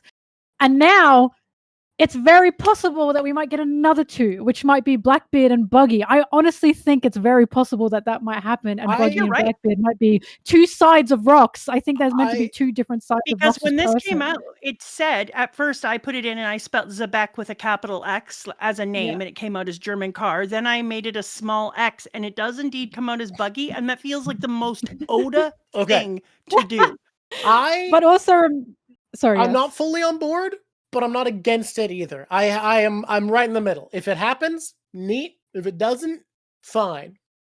But it explains a lot because it's this idea that one son was kind of took himself away and ended up becoming really good friends with Shanks and was able to look at Shanks as this big brother role who he loved and respected and would feel disappointed in Shanks if he went off in a different direction, who didn't see himself as having the same power, ambition, and strength as his brother and wasn't cared for or thought about in the same way as, say, a Blackbeard character. Like it has a lot of meshing. It would be better to me if they didn't know they were brothers than I would. Yeah, no, I agree. And also the fact, because it's just I'm trying to find, like all the themes within One Piece, and there's a lot of with fathers and sons and brothers as well. Because I was also like, why the hell is Shamrock being introduced in Elbaf? Yep. Oh, because brother to Shanks, and then we have brothers Loki and Hyrurin, and Loki and Hyrurin are half brothers. So I'm looking at Buggy and Blackbeard, and I'm going, are they half brothers too? Is that what Oda's trying to do here? Raised a very good point here. I could absolutely see it, and the fact that so many brothers are being introduced and the fact that you split down his face in the middle and the wanted poster, it really does feel like a lot is hinting in that direction. Wouldn't it be funny if Buggy Nation, if it's just Buggy D Clown, some other pirate, and it's like, turns out he's the father of Kaido, and Kaido and Blackbeard are brothers. Yeah. Someone completely but we'll never random. know who the mom is because we don't care about moms.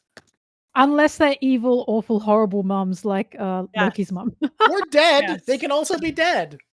Oh, they're allowed to be dead. We did forget about death. Wouldn't it be great? I would love it. I would be shocked. I would love it. And I keep holding out hope. I keep crossing my fingers. Every chapter doesn't happen. That Ilva or Ida, what's her name? Why can't I remember her name? I'm hoping she lives. I would love her to still be alive. I think it'd be hilarious. Just have one alive mom for a pirate in One Piece. Harden's like, hey, you guys want to come to my mom's house for dinner? And everyone's like, Mom? What? You have a fucking mom? She's alive? Nobody has moms, man. Why are you being a pirate? Because she thought it'd be cool for me to live my culture. She packs my lunch before I go on my pirating journeys. Doesn't your mom do that? Our moms are like all dead. My mom's dead. She pats me on the head and tells me, be not too mean, just mean enough. People are pointing out Ripley is a mom. That's true. We have an alive mom now. That's true. But I'm worried for her. I'm really worried for Ripley. Ripley's kid is still very young. Just give it time. That's true. He hasn't had his tragic backstory yet. Exactly. Let him cook. He'll kill her. All right, we ready for Baratie? Do you want to do an ending for this YouTube video? Oh yeah, because this is a live read. Any final? You know what, everybody? Top character of the arc, and you have to pick a different one. Everybody go. You don't get to pick first. Then Melonteee gets to pick first. Period. I'm not picking first. What am I picking? Top character of the chapter. Oh, Rocks! He killed Marines and Admirals. I have to give him ups for that. Ups, you know? All right, Mama, you're next. Who's the best? Who's your favorite character? It's Stussy because out of this entire thing, when I saw Stussy show up, I was like, I just love you so much, Stussy. Every time you show up on this page, my dopamine goes up by 44%. I forgot one thing to mention. I'm so sorry. No. Go ahead. Do it. Mention do you guys do you know who Ned Kelly is? Yes, I love Ned Kelly. My wife played a D&D or a Pathfinder character based off of him. Cool motherfucker. Because I'm a little bit convinced that because now Full of Lead is basically Super Australia, that Rox is like Ned Kelly inspo a little bit. I'm a little bit convinced now. Okay. Now, might I point out, he is not wearing armor made out of a farm plow. So there's that going on. He doesn't have to, but his own ideas feel a bit Ned Kelly-ish. Sorry, I just had to add that. I'm going to want to sit too, because the whole Ned Kelly thing is, if you're going to label me a criminal, I might as well be one. Whereas Rox just feels like, yeah, I'm a criminal. What's it to you, motherfucker? Thing about Ned Kelly, I'm kind of on Team Melon now. I will sit with that. That's what I like to hear. Because Ned Kelly's cool as shit. And I like Rox a lot as the #1 Blackbeard stan. I'm a Rox fan. I'm a Rox believer. Because he was simply his biggest Dr. Jack, thing. We don't do plugs. Dr. Jack, we just don't do plugs for chapter reads. We don't do plugs in chapter reads. It says here that the number one way that you should think of the Kelly gang and Ned Kelly in particular is being a colonial outlaw whose whole thing was the resistance of the British government. Yeah, but And so we I don't think know if if he you just lived in start there Florida, and right? then you're talking about it being an Australia figure, then how could you do anything but take a nod on that one? Like 100%. But he's not from Full-Alette as far as we know. So I'm going to hold off on giving you this one. No, I'm going to give it to you. We're going to do a plug. We're just not for the chapter read. We're going to do a plug for the Baratie. Okay, what's yours? Go ahead. Drawk. Top character of the arc is I'm so tempted to say Wangji as a bit. I was gonna give it to Harold. I'm gonna give it to Loki. Loki here is what gave me belief that for him. Other than Rocks, because I can't pick Rocks because we said we wouldn't. So I'm gonna give it to Loki. Loki felt really motivating in this for me. Wangji just made me. It's very funny for Tekking to be the only person who hyped up this guy forever, and we see him, and he's worse Caribou. That makes me happy. What's another name for Wangji? He had some other name. I can't remember. He's had different translations. Because apparently the real pirate Wangji got translated as Ochaku. Because apparently Ochaku is like the Japanese name for the Chinese pirate Wangji, and because of that, some translations use Ochaku. And you might wonder, why do the Japanese call Wangji Ochaku? I don't fucking know. I have no idea. I don't know why Japan decided Wangji needed a different name. They just chose that. You might be wondering, but I'm also wondering, so I can't tell you. That is a worldwide wonder. Thank you for asking. They decided to name the real pirate Wangji after the fucking My Hero girl for some reason. I don't know what to tell you. All right. Well, I'm glad with Loki because I was low-key gonna pick Loki, and then I was too. because he's obviously one of the choices. But I picked my girl Stussy because she's one of the few women characters in here that I'm constantly feel like I haven't seen enough from. Guys, I love Stussy every time she's on screen. Both Stussies. She's amazing. We did a tier list of moms, Melon. And I had to argue for, and we came to the conclusion, she is actually much higher on the tier list of moms because you grade on a bell curve and One Piece has some bad moms than you'd think. Higher than a lot of characters who are better characters than her, because if you judge by as a mom, she at least does genuinely care about her mentally challenged son. Yes. 100%. I mean, from what we know, I always have to say from what we know because I don't know what we know. It couldn't get worse. NX Love was on my team, yes. In this moment, 10 out of 10. We'll see what happens. We gave her like a C tier because there were better moms. I think we did. I think she got a solid C. But she wasn't in D or F, so like she was middle of the pack mom. All right, team, are we ready for Baratie? Congratulations, Stussy. You have made it to not F tier. Yay. Melon. Look at you go, before baby. we start the Baratie reread review, what elements have you decided should be in a tattoo? What have we decided? Wait, no, we have to talk about the most important thing first. What is the name of your lipstick? My lipstick's Melty Kiss Lip Jello. And who's it by? Is what it's called. AZTK. I think you can call that Aztec. That's Aztec. I think you can say Aztec. Yeah. The color is MJ03 if anyone cares. I do care. I do. I'm not going to buy it, but I care. You put it on and I was immediately like, there's going to be some other squishy out there like me who's like, what the hell damn lipstick is that? That is perfection. So it's beautiful. You are welcome, squishies, when you see this. Tech, apparently. It feels fitting. Odd user. Steal her look. Science. All right. I got to snuffle again because I'm sick. And then tattoo elements. What have you got for me? We're at the parlor. What's the order, Pop? A swirl, obviously. Gotta get that swirl. A swirl, a chef hat. Loving. Okay. I think it's sword. I feel like we need to include Mihawk here. You kind of do. A fish.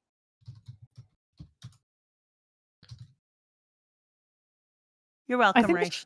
The chef hat keeps a duck. Yeah, because Zeph's original ship was a duck. I was thinking that too. Okay. And fire. There's a lot of fire here. Yeah, fire. Team. I don't know. Maybe. No, we already had a sword. I was going to say armor, but never mind. Okay, team. Welcome, Internet, to the Drawk Show. If this is your first time here and you saw Melon's lovely face in the thumbnail and that's why you're here, we're doing a One Piece reread. We're going back through the series, bringing guests on to talk about arcs that are special to them. And number one Sanji fan, Melon, had to be here for Baratie. Melon, do you want to say hi to the people? Hi, Peace Lady. I'm the scary pink lady, and I'm number one Sanji fan. It's me, Melonteee. They had to have me on because who else are you going to have on during Sanji's arc? I'll take all that credit. Thank you very much. It only makes sense. It only makes sense.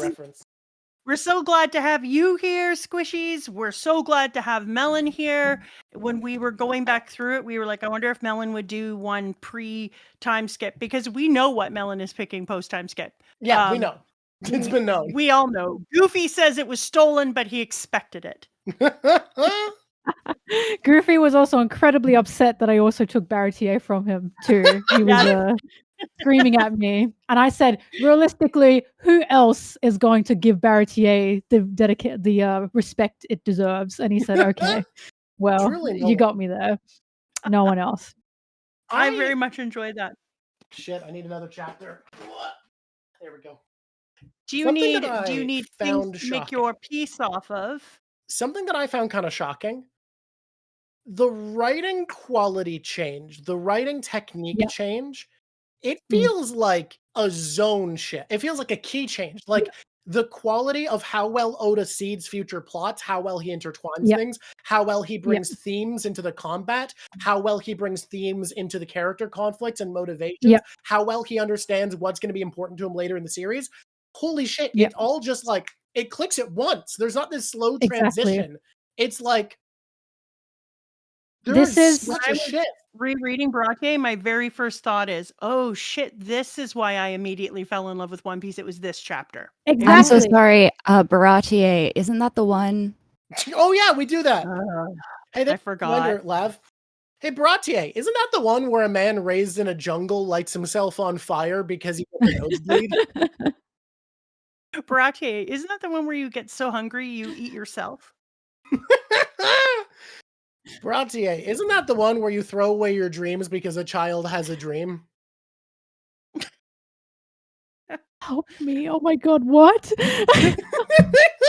These are just off the dome. You don't need to participate. Baratie, isn't that the one with the worst character ever introduced hangs out? Don't say that about Sanji. No, Sanji's amazing. I'm not girl. Okay, fair. Okay, we get it. I missed the bit. I missed the bit. Isn't that the one where the guy infamously famous for only kicking immediately fights with his hands for 2 chapters before the author goes, oh shit, wouldn't he be cool if he didn't do that? I really Isn't that the one where the author condones child smoking? Baratie, isn't that the one where everyone seems to be the chef, but no one's the chef? Baratie, isn't that the one where you can enter indentured servitude by accident? That happens all the time in real life. I was in indentured servitude for a day because of the time that I ran over a curb. It's just a thing. All right. Yeah, no, this is so thematically potent. This arc, like, it feels like it really knows what it wants to tell us. We have one more thing to do, and I almost forgot we it. have more We stuff decided to do. that we were gonna. Why'd we make it so we just decided we were gonna do this because of Lav. Why did we make the show so complicated? It's time to make the show so complicated.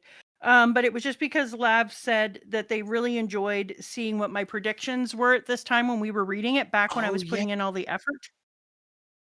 And so they said my predictions for this one is Nami's going to steal something and get everyone in trouble. Kobe is going to chase down and confront the Straw Hats. Sanji is going to have to reassess his ideologies and come to a change.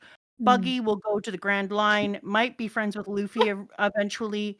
Usopp will be a tinker alchemist. Buggy will team up with Morgan, and Luffy is the son or reincarnation of Goldie Roger. I think you're about 50-50 on that, because like Kobe did confront them. I'm unhappy. Nami stealing shit has never really brought trouble to them that I can think of. Well, she stole the Mary and brought trouble to them. But that had already happened at this point, so I think this was like a future prediction of like a thing she will do in the future. I guess stealing Zeus didn't really bring trouble. That kind of just helped. What are you talking about? Big Mom had a freaking freak. Give me back my soul.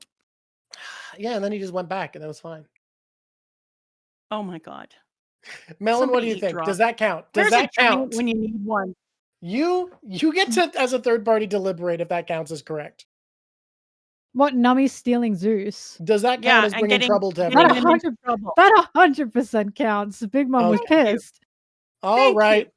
Okay, let's do it. Let's do it this for real. arc. Okay, for real? I don't think we have more bits. I think we have no more That's bits.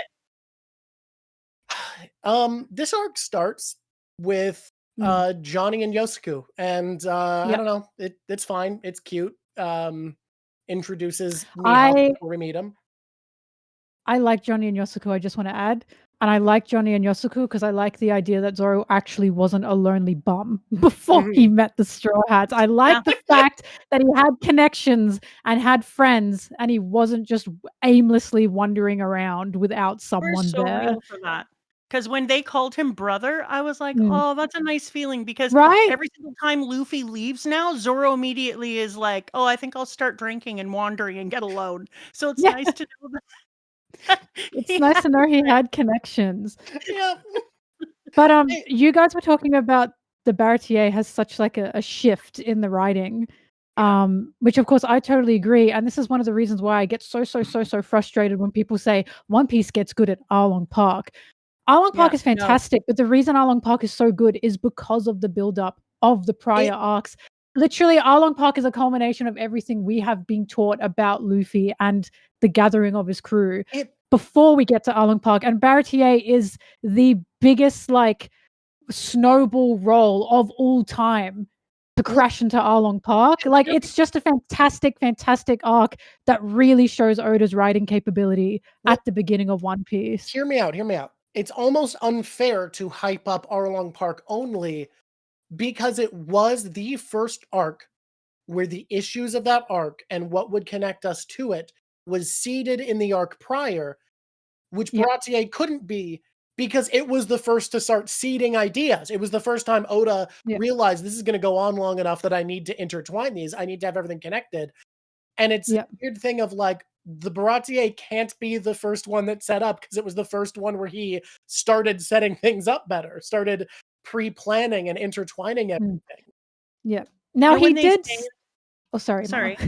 You know when they say that the innovation of something, like when somebody comes up with an idea or starts dancing in public, you know, it's really cool, but it's the second person who does it who actually makes it a thing. I was thinking about that when reading this because we had Zoro's background, and it was tragic and stuff, but we did the background.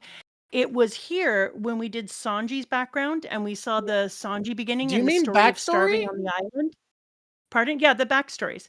It was here that we realized, backstories are going to be a thing, and we're going to see how trauma informs lives. It became the actual thing that made it something that we could, I hate to say look forward to, but look forward to. And that we got to start to see how the way that people's trauma happened was going to inform who we were going to see in the future. Yeah, I also want to add, I think it's unfair to say the Baratie is what started intertwining things, because I don't agree with that. Oda had been doing that since the very beginning, because I will happily say that from Romance Dawn, the very beginning, with like to Orange Town, you know, Nami, Buggy, Zoro, Luffy, to Syrup Village, and then to Baratie, we are not just being introduced to these characters, we are also seeing how Luffy functions. When it came to Zoro, we were seeing how Luffy recruits people because of how he observes Zoro, how he heard of Zoro's name. And then he was like, well, I'm going to go and check him out. We found out in that moment Luffy doesn't work on rumors. He will want to personally meet someone and decide for himself and see their heart for himself. Then we get to Orange Town and we see him recruit Nami as well, and we see what Luffy will do for just random people because he was frustrated at what Buggy was doing in this place, right? And then from there we go to Syrup Village, and Syrup Village was a showing of why Luffy is helping these people, because he says to Kuro, and I remember this so well, I just don't want people to die. I don't want people I care about to die. He says that to Kuro, so now we know this is why he is fighting for islands that he doesn't even live on. He doesn't really have a personal connection with. He just doesn't want these people he cares about to die. Then we get to Baratie, and it all comes together in this is his ambition, this is his will, this is exactly where he gets this from. This is why he always stands back up no matter what. That is what Baratie was for. And then all of that comes into Arlong Park, combining every single thing that we know about Luffy to create Arlong Park. So I don't think Baratie invented that. Like, it didn't start the intertwining. It just did it so much better than the other arcs before it. Those notes to me are like thematic consistencies and like plot beats and things that inform each other. But this is where we start to see like plot points be better intertwined, so that instead of it's like in sewing, there's stitches that are one at a time, but a stitch that goes back on itself is going to feel stronger.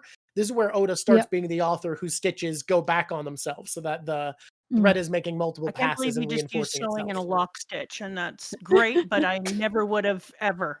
Never. Well, I'm full of surprises. You are full. I was going to say the other thing that he does that strengthens both of your conversations is every single time we have also seen that Luffy, he doesn't want people to die. And he's going to stand up for people, but he is only going to stand up for people who stand up for themselves. Like, we start to see what it looks like that Luffy isn't going to be the leader who's like, let me hold your goddamn hand and take you and make you breathe your way through this like Whitebeard and Shanks do. He's going to be the leader that says, stand up and find your own strength. I can't make you care about your life more. I can't care about your life more than you care about your life. That's why he forces Robin to say that she wants to live. That's why he forces the choices that he does in Wano. And so in this, we see that he hands off and just says, like, Mihawk is your quest. And when Mihawk decides to let Zoro live, then he makes that pledge to Luffy because Zoro could see the same thing in Luffy. I want a team member who stands up for themselves. Yep. I will always say this about the Zoro Mihawk fight, because a lot of people with the Baratie, they really focus on the Mihawk moment, right? Because it's like a big moment. But something that I will always say is, in that moment, in my opinion, Zoro has been reborn as someone new. Because a lot of people will look at when Zoro was first recruited by Luffy, and Zoro says to Luffy, if you get in the way, I'm killing you. And a lot of people still look at that and still go, oh, but he still said that. That was before Mihawk. We are now after Mihawk. Mihawk sliced him, and Zoro in that moment realized it can't just be ambition. He needs more than that. And there was an understanding that his crew and Luffy's dream adds on to him. It helps him. If he helps Luffy, Luffy helps him. Together they can share a dream. That's why he holds up Wado, Kawina's sword, and says, Luffy, were you worried? I'll never lose again. Like, you need a master swordsman to be the Pirate King, correct? And Luffy is like, yep, that sounds good to me. Zoro's been reborn in that moment as a Straw Hat member. That is when I officially see him as a Straw Hat member, because that's when he's finally intertwined his own dreams and own ambitions with Luffy's and with the crew's. And to add on to that as well, that's why it's so important that Sanji sees that, because that's the whole point of Baratie. Sanji watching these crazy idiots with their ambitions and their dreams, not just with their dreams, but sharing them. That's a big, big part of Luffy's crew. They share their dreams together. And that whole scene with Mihawk and Zoro is literally Zoro becoming a Straw Hat member and actually indulging in these dreams as a family and as a crew. I completely agree, but I saw it as the moment that Zoro discovered that he was already in love with Luffy, for lack of a better word. Because the moment that Luffy is stolen by the bird, prior, Zoro immediately starts rowing as fast as he can to catch up to Luffy. He had no reason to. He could have gone in any direction. He could have done anything. No, hang on. I disagree with that. Zoro's a man of his word. He had a reason to. I agree. He He's a keeps man of his promises word. very but seriously. when a bird steals a man right out of the sky and you can't even see him anymore, it feels like you lived up to your word as far as you can. And then he's like, I guess I'll go in that direction. And he's directionless and he gets lost. And yet he rows as hard as he can to find him. And I felt like it was almost like, you know, when there's love at first sight, but you don't know how much you like that person yet. You just are like, I don't know why. I'm going to do this thing. And it was in that moment when he was forged by fire with Mihawk, when he was like, shit, he's my captain. Yeah. So- I so don't wanna- know, because I think it's a combination of Zoro's softness and Zoro's promise, because we know Zoro's soft at that point because of how he saved the little girl. Oh, I just So I wouldn't realized say he haven't had switched to no the drawing. reason. I haven't switched to the drawing. Oh my god, I misclicked. Yeah, Have you thanks, been drawing this whole thank time? Grass. I bet. Why? just been staring at the your filter's face? off. Just a sec. Something's up. That Something's up drawing with is the really drawing. bleak.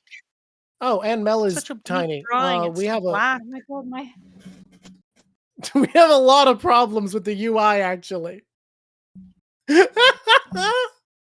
Here. You know what? I'll do it like I'll do. Yeah, I'll just. There you go. We won't put the whole thing in there. Now you're super zoomed in.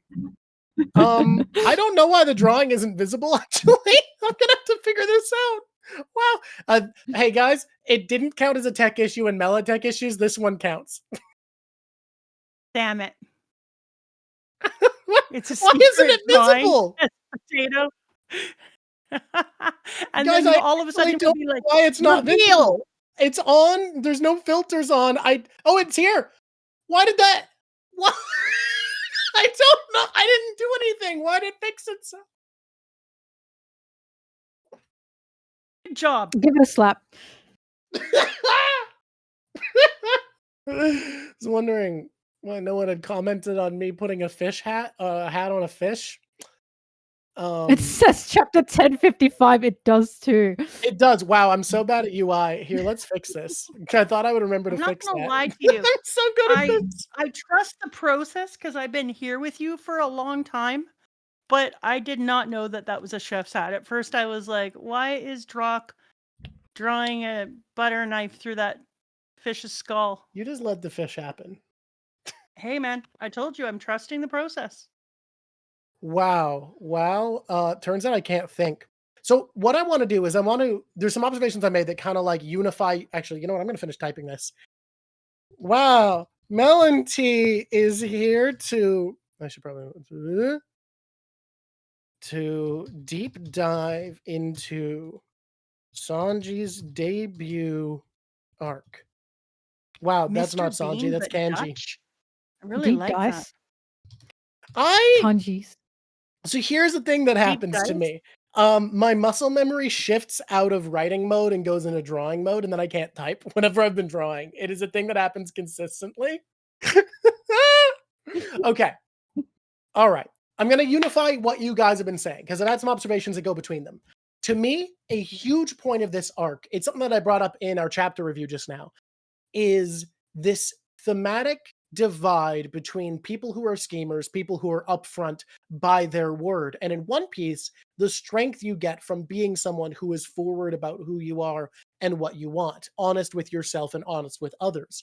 Krieg is meant to be this force of deception and might, whereas Luffy gains this direct power from being someone who says what he wants, says what he believes in, won't take someone else saying they're going to take what he has, won't take someone else saying that they're a bigger deal than him, won't accept deception as valid, is just, nope, I'm here, this is who I am. And I think then it makes sense that we have the rebirth of Zoro as a character, because up to this point, his dream, his will was not something intertwined with Luffy as a captain. It was separate. It was an isolated motivation. And we see here the strength that he is going to gain going forwards from this moment, causing him to, and I think Mama is partially right that this is a realization, but the realization is what's important, because what makes you a Straw Hat, in my opinion, is the awareness of, my dream is intertwined with yours. His oath here we are now getting a declaration of word. The thing that we're seeing makes you stronger, that I'm not going to lose for you because the King of the Pirates deserves the best. I won't lose, not for me, but for you. And that's the strength we get here. And we also see the strength Sanji gets being forced to intertwine his dream with Luffy by accepting that he's not actually indebted, Luffy freeing him from his shackles and forcing him to be aware. We also see the theme emerge that this forwardness gives you the ability to inspire others, and that is strength. Gin can't go through with killing Sanji, and because of that, Sanji is able to stop all of Krieg's men from attacking Luffy and killing him. Because, frankly, Luffy doesn't win this fight without that intercession, because there is still strength in numbers in One Piece, even if the big dogs are still stronger than everybody else. Yeah. And one of the reasons I also say that that moment with Zoro and Mihawk is Zoro's rebirth is because Zoro in that moment had accepted death. He was about to die, and one of my absolute favorite panels, and it's something I've only recently noticed, is after Mihawk slashes him, he lets go of Wado as if he's letting go of Kuina, because this is it. He thinks he's dead, which is why I'm like, I don't think it's fair to say that he didn't have no reason to help Luffy because he keeps promises. The fact he even carries Wado around with him to this extent is a showing of just how much a promise means to him. So the fact he's letting Wado go, accepting his death, that was the end in his mind. And it's just heartbreaking. So then holding up Wado and making a new declaration, a new promise, it's just a total new person to me. Like, this is quite literally, this is a new Zoro. This is a Straw Hat member now. But at least that's just how I saw the entirety of the Mihawk and Zoro fight. Especially Mihawk saying, you're not dying here. This is not your place to die. You have to go out and find new things. Which made me fall in love with Mihawk. It was I so also necessary. saw it as being a moment, though, that he is reborn, but he doesn't leave his grief or his trauma behind, because I see the sword as also kind of like an inability to let a person go. Like, there's a promise that I will be the best. No, yeah, but he has, I think the same. He has to take her sword as well, because it's like his trauma security blanket, where he's like, I can't actually let you go. You won't go. You can try and die, but I'm keeping you with me. Yeah, I always say that Zoro is in a constant state of grieving all the time. Like, I do not think he's a very healthy person. No. I don't think he properly grieved Kuina, and he never really did properly grieve Kuina, which is why it's such a big deal that he holds up Wado specifically to make his declaration. Like, this is now added on to his grieving and his debt with Kuina. Emotionally healthy or not, One Piece is largely a series about what makes a person's ambition succeed, what makes a person have the will to conquer those around them and reach the top. And I think there's also symbology in this oath to Luffy being sworn on Kuina's sword. Now he's carrying the will of two people. He's strengthened by the resolve of two people. He's carrying on more than just him and Kuina. He's adding Luffy to the weight behind this blade. And I do think at the end of the series, we're going to find out what makes a black blade is by having so much of yourself, so much of your will, your ambition, and the ambition of others that you carry poured into the one weapon, that it becomes infused with that dream and that belief and that will. Which I think isn't the most original take, but I don't know, it's thematically salient, so that's what matters. You don't have to worry about being original all the time. You can just make thematic. I do believe in the Hell Tree, so I think I'm original enough.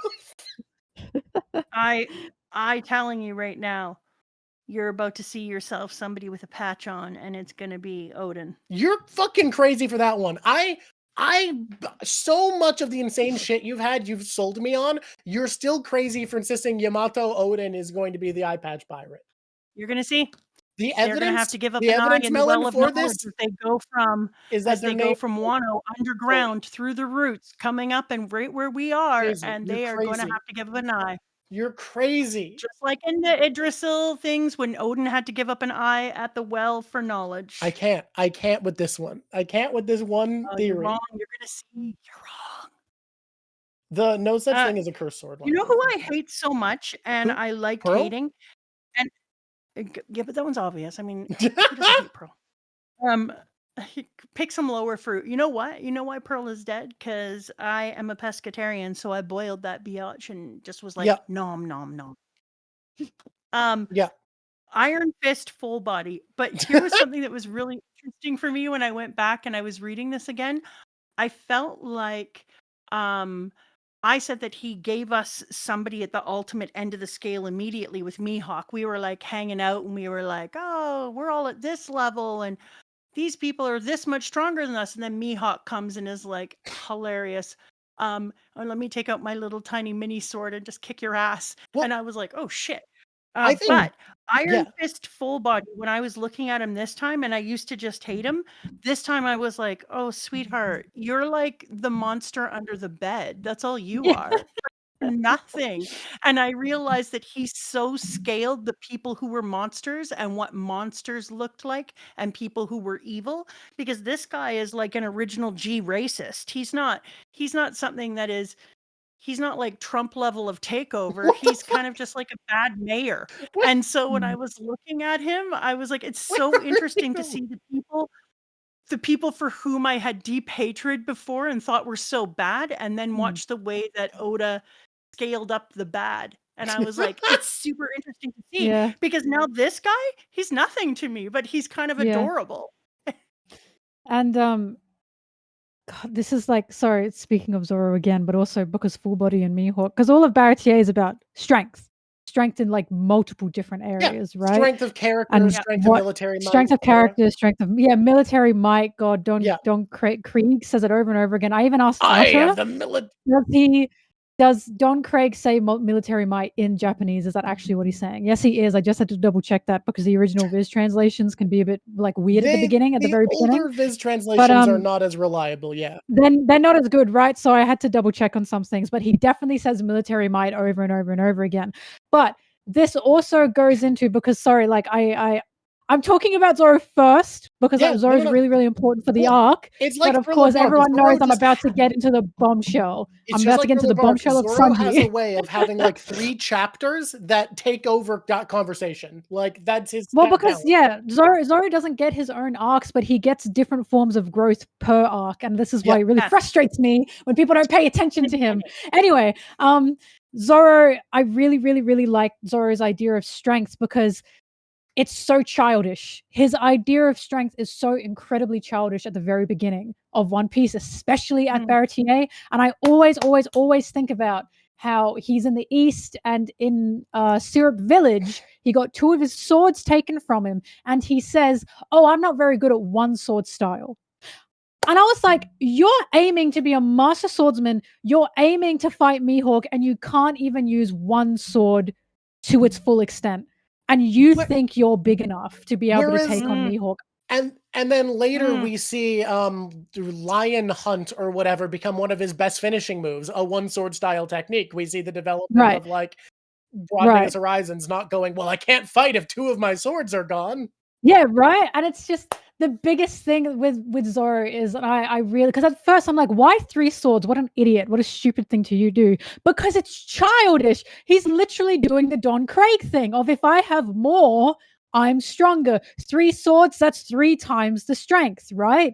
That's what he's doing, which is why when Mihawk fights him, he brings out that little dagger and he says, come at me, let's see what you can do. And Zoro looks pathetic. And I love what Mihawk says, because Mihawk is like such heavy-handed swordplay, such brutish like swordsmanship. He's basically telling Zoro, you're not a swordsman right now. You can use anything for this kind of fighting, but you're not a swordsman. This is not what a swordsman does. You're just a fucking like animal with 3 toys, basically. You're a gorilla with sticks, my guy. That's what he's saying. That's why it's so funny. And I swear this is on purpose, that in Marineford, when Zoro gets chucked over to Mihawk, he has to fight the monkeys. He has to fight the monkeys with swords. And Mihawk is like, they're basically just apes with swords. And he basically says to Zoro, like you. Like he kind of indicates that Zoro has this animalistic, brutish idea of strength. That's not swordsmanship. That's not being a swordsman. So Mihawk brings into Zoro this idea of what swordsmanship is, what being a swordsman is. It's not pure strength. It's not brute strength. Even a tiny dagger can stop the most insane of, power forward people because you're actually using technique. This is what strength is. And I love that so much. And I love watching Zoro's idea of strength crumble before him because he's like, this is ridiculous. I can't even beat a toy. literally one of, if not the first lines of dialogue Mihawk has in the series is without swordsman without subtlety is nothing. You're just swinging around an iron bar. Paraphrasing, obviously. But like that's like the first thing he says. He's like, oh, you're impressed by my subtlety with my big sword? Dumbass, dumb bitch. Yeah. Of course I'm subtle, motherfucker. To further give a nod to it, there's a novel series that Drawk and I read. Oh my God, the Mayor of Noobtown series, and it's amazing, and it's not that well known, but there's a character in it all of a sudden in this last book who uses a 3-sword fighting style, and this god character goes, who the hell do you think you are, Zoro? And the guy goes, do I look like I'm wearing a mask? And then he goes, not that Zoro. And then he's quiet about it, and he goes whatever. And then they finally tell us the guy's name with the 3 swords, and it's Jenkins. And later on, Jenkins rushes into battle with his 3 swords swinging like an idiot. Sorry. And what? No, you finish, and then I'll say the thing. Yeah, like his 3 swords swinging like an idiot, and then he drops a couple of swords and can't fight as good. And it was such a nod to the fact that he's acting like a Leroy Jenkins, and he rushes in before he thinks, and that he can't fight well when he has 3 swords was kind of a nod from one author to another, saying like, I see your dude, and I see your dude started off as this absolute trope of himself. But I would agree with you that lots of people claim that Zoro didn't have a lot of growth throughout the series. But when you see Zoro now and you see Zoro then, you realize that he has spent this entire time, not knowing it, having King Haki, but he has spent this entire time honing his Haki to be something that isn't just a slash and grab Leroy Jenkins moment, that he finally seems that it's within the quiet, within the pauses that you can see where the sword needs to go. Yeah. I feel like anybody who ever says any One Piece character on the crew doesn't have character development is self-reporting as someone who doesn't read into things, who doesn't pay attention really. Because the only thing is, One Piece isn't like My Hero Academia or Naruto or whatever, where you're going to have characters outright tell you the fighting words. Well, those series will regularly have moments where the character will outright say, and now I'm over said issue because I'm acting in this way. And like, I think there are good things about those series. They don't have subtlety in their character development. And I think a lot of people watch One Piece, they read One Piece, and they don't see a character say, and now I'm over this issue, so I can do this. And because of that, they think the characters aren't developing. I will literally tell people there's clearly something going on in Zoro's head. There's an anxiety there. There's something in him that's bubbling, that is stressing him out. He's like a boiling pot right now, and he's about to boil over. I can see it. He is stressed out because he's starting to lash out more.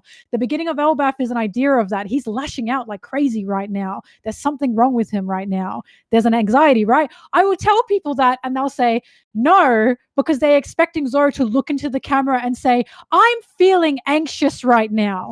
Like, well, they're expecting Zoro to look at us and say, I'm depressed. And it's like, he's not going to do that. But we entirely see what that is. It's that he doesn't know how to control Conqueror's Haki, that he doesn't realize he has this power. Kaido says, oh, Conqueror's Haki. And he's like, no, and then he's like, Enma, why are you killing me? Odin could handle you. Well, I guess we'll just have to fight even though you're killing me. And now he's been all like weird and snappy and on edge. And then all of a sudden, Gabon is like, hey, you don't know what you're doing with that, do you? Fucking exactly. He literally said, you're no good right now. Shape the fuck up. And Zoro went, oh my God. He went, I'm sorry. And I just, like, the beginning of Elbaf was so telling to me because, like, we went from Egghead to Zoro being a dick. Like, he was a dick about Luffy crying over Vegapunk. And he was like, oh, he shouldn't cry over some old man. And that, to me, is clearly Zoro being frustrated at himself. When Zoro's frustrated at himself, or just in general, he's an asshole. He lashes out because he doesn't know what else to do. That's just what he does. That's a real man thing, by the way, as well. So he just lashes out. and he'll just be an asshole. Even Jinbei in that moment was like, whoa, calm down. Like he knew Zoro was being too harsh.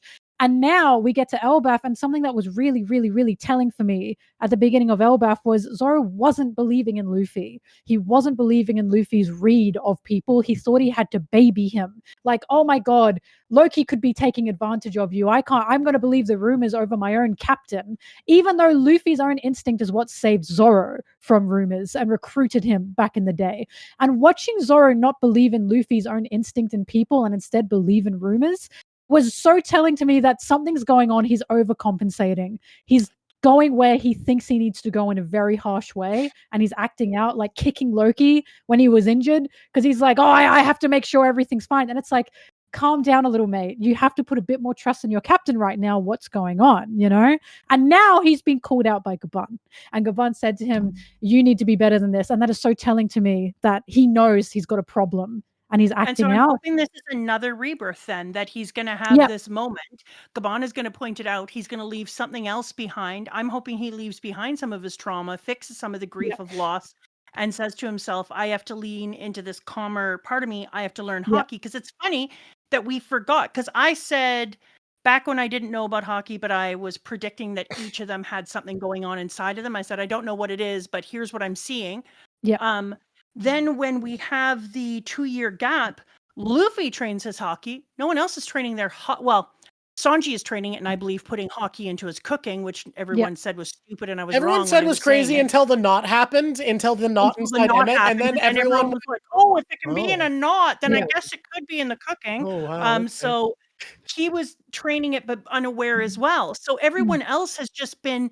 They've been focused on Luffy and Luffy training his hockey and learning who he is, not a god, but learning what he's capable of. But the rest of his crew were unaware because they didn't have anyone saying, you have hockey, like you have a lot of it and you need to train it, because it's kind of like being a really intelligent person. If you don't use your mind will use you. You will have anxiety. You will have pain. You will have discomfort. You will lash out at people because you have a thing inside of you that you have no reign over. Yeah. So what this makes me think, sorry, before we move on, this makes me think about Luffy's arc that I talked about in the chapter review for the Four Emperors saga, and Zoro kind of going through his own version of that, where Luffy's arc was realizing, oh, saying I want to be the king of the pirates means saying I want to be someone great, and there's responsibility that comes with that. There is an obligation to be the right kind of person if I'm going to be that great. It comes with responsibility. I think Zoro is kind of in his own version of that, where he's close enough to being the world's greatest swordsman that he's kind of having to confront. There are things that come with that. You have to be a great man to be the greatest. Like, that is going to be part of this. And I think, like, the weird anxiety is kind of real, having to admit where he's at and that he is supposed to be at this level. Yeah. I think what will help Zoro, because after Mihawk beats him in the Baratie, what I feel like happened with Zoro is he started shouldering a lot. And I think what Zoro needs to do is accept his crew as a whole now. I think what he needs is to accept, I want to say, the help. I see Zoro and I see someone who is trying to shoulder everything himself. And it's interesting because I look at Mihawk and I see Mihawk, he's so lonely. He's a very lonely man. And I think there's an idea of Mihawk of something happened. I think he was betrayed. But I look at Mihawk and I see a lonely throne. And I see a man who is not happy with where he is. I don't think Mihawk is happy. And I feel like Zoro is trying to project that same idea and try and seek like that same path that Mihawk was on. But Zoro has a crew. Zoro has a family. Zoro has people he can rely and depend on. And I think he needs to have that realization that that's okay. Because I know One Piece's themes is depending on people and trusting people is a strength. It is a strong thing to be able to ask for help. That takes a lot of strength. That's literally what Arlong Park is. You need the strength to ask for help. That's what Whole Cake Island is as well for Sanji. Even in Wano itself, you had Sanji going, Robin, help me. Oda clearly believes asking for help is a strength. And I think Zoro just needs a moment like that, I think he needs to do that. I think he needs to realize, I have my crew. I'm not on this journey alone. I'm allowed to actually rely on people for help to be a master swordsman, you know? It makes me think of Oda, because I think that Oda must have gone through periods of time where he looked at other manga authors who were alone and writing on their own.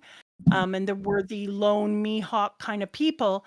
And then how he himself was bogged under all of his writing for so many years. And now he has a bigger crew and he asks for help and he takes a step back and he says, I'm going to kill myself. I'm going to burn myself out. So I think it's a very interesting thing that Oda has recognized this as being an important aspect of his characters and showing growth and strength, because I think it's probably because it's one of the things he's most proud of himself for.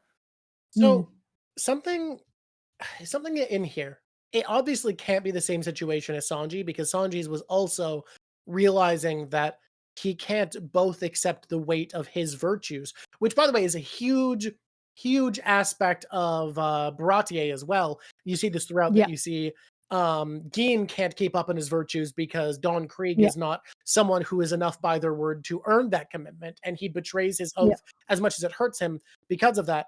Sanji's moment is testing his virtues of never hitting a woman, never using his hands, and needing to rely on others to keep his virtues. With Zoro, I agree that asking for help feels important, but it's hard to imagine how it could be something like what happened with Sanji without it feeling like a repeat. And the only thing that comes to mind immediately, obviously not the only option, it's just that what comes to mind immediately is what people have been asking for, which is like, why is Luffy not teaching his crew how to use haki? Well, honestly, probably because they haven't asked for it. What if at some point, probably during a fight, Zoro just does ask, hey, how the fuck do you use Conqueror's haki? What do I do with this? How does this work? I'm doing it by accident. It's pouring out of me.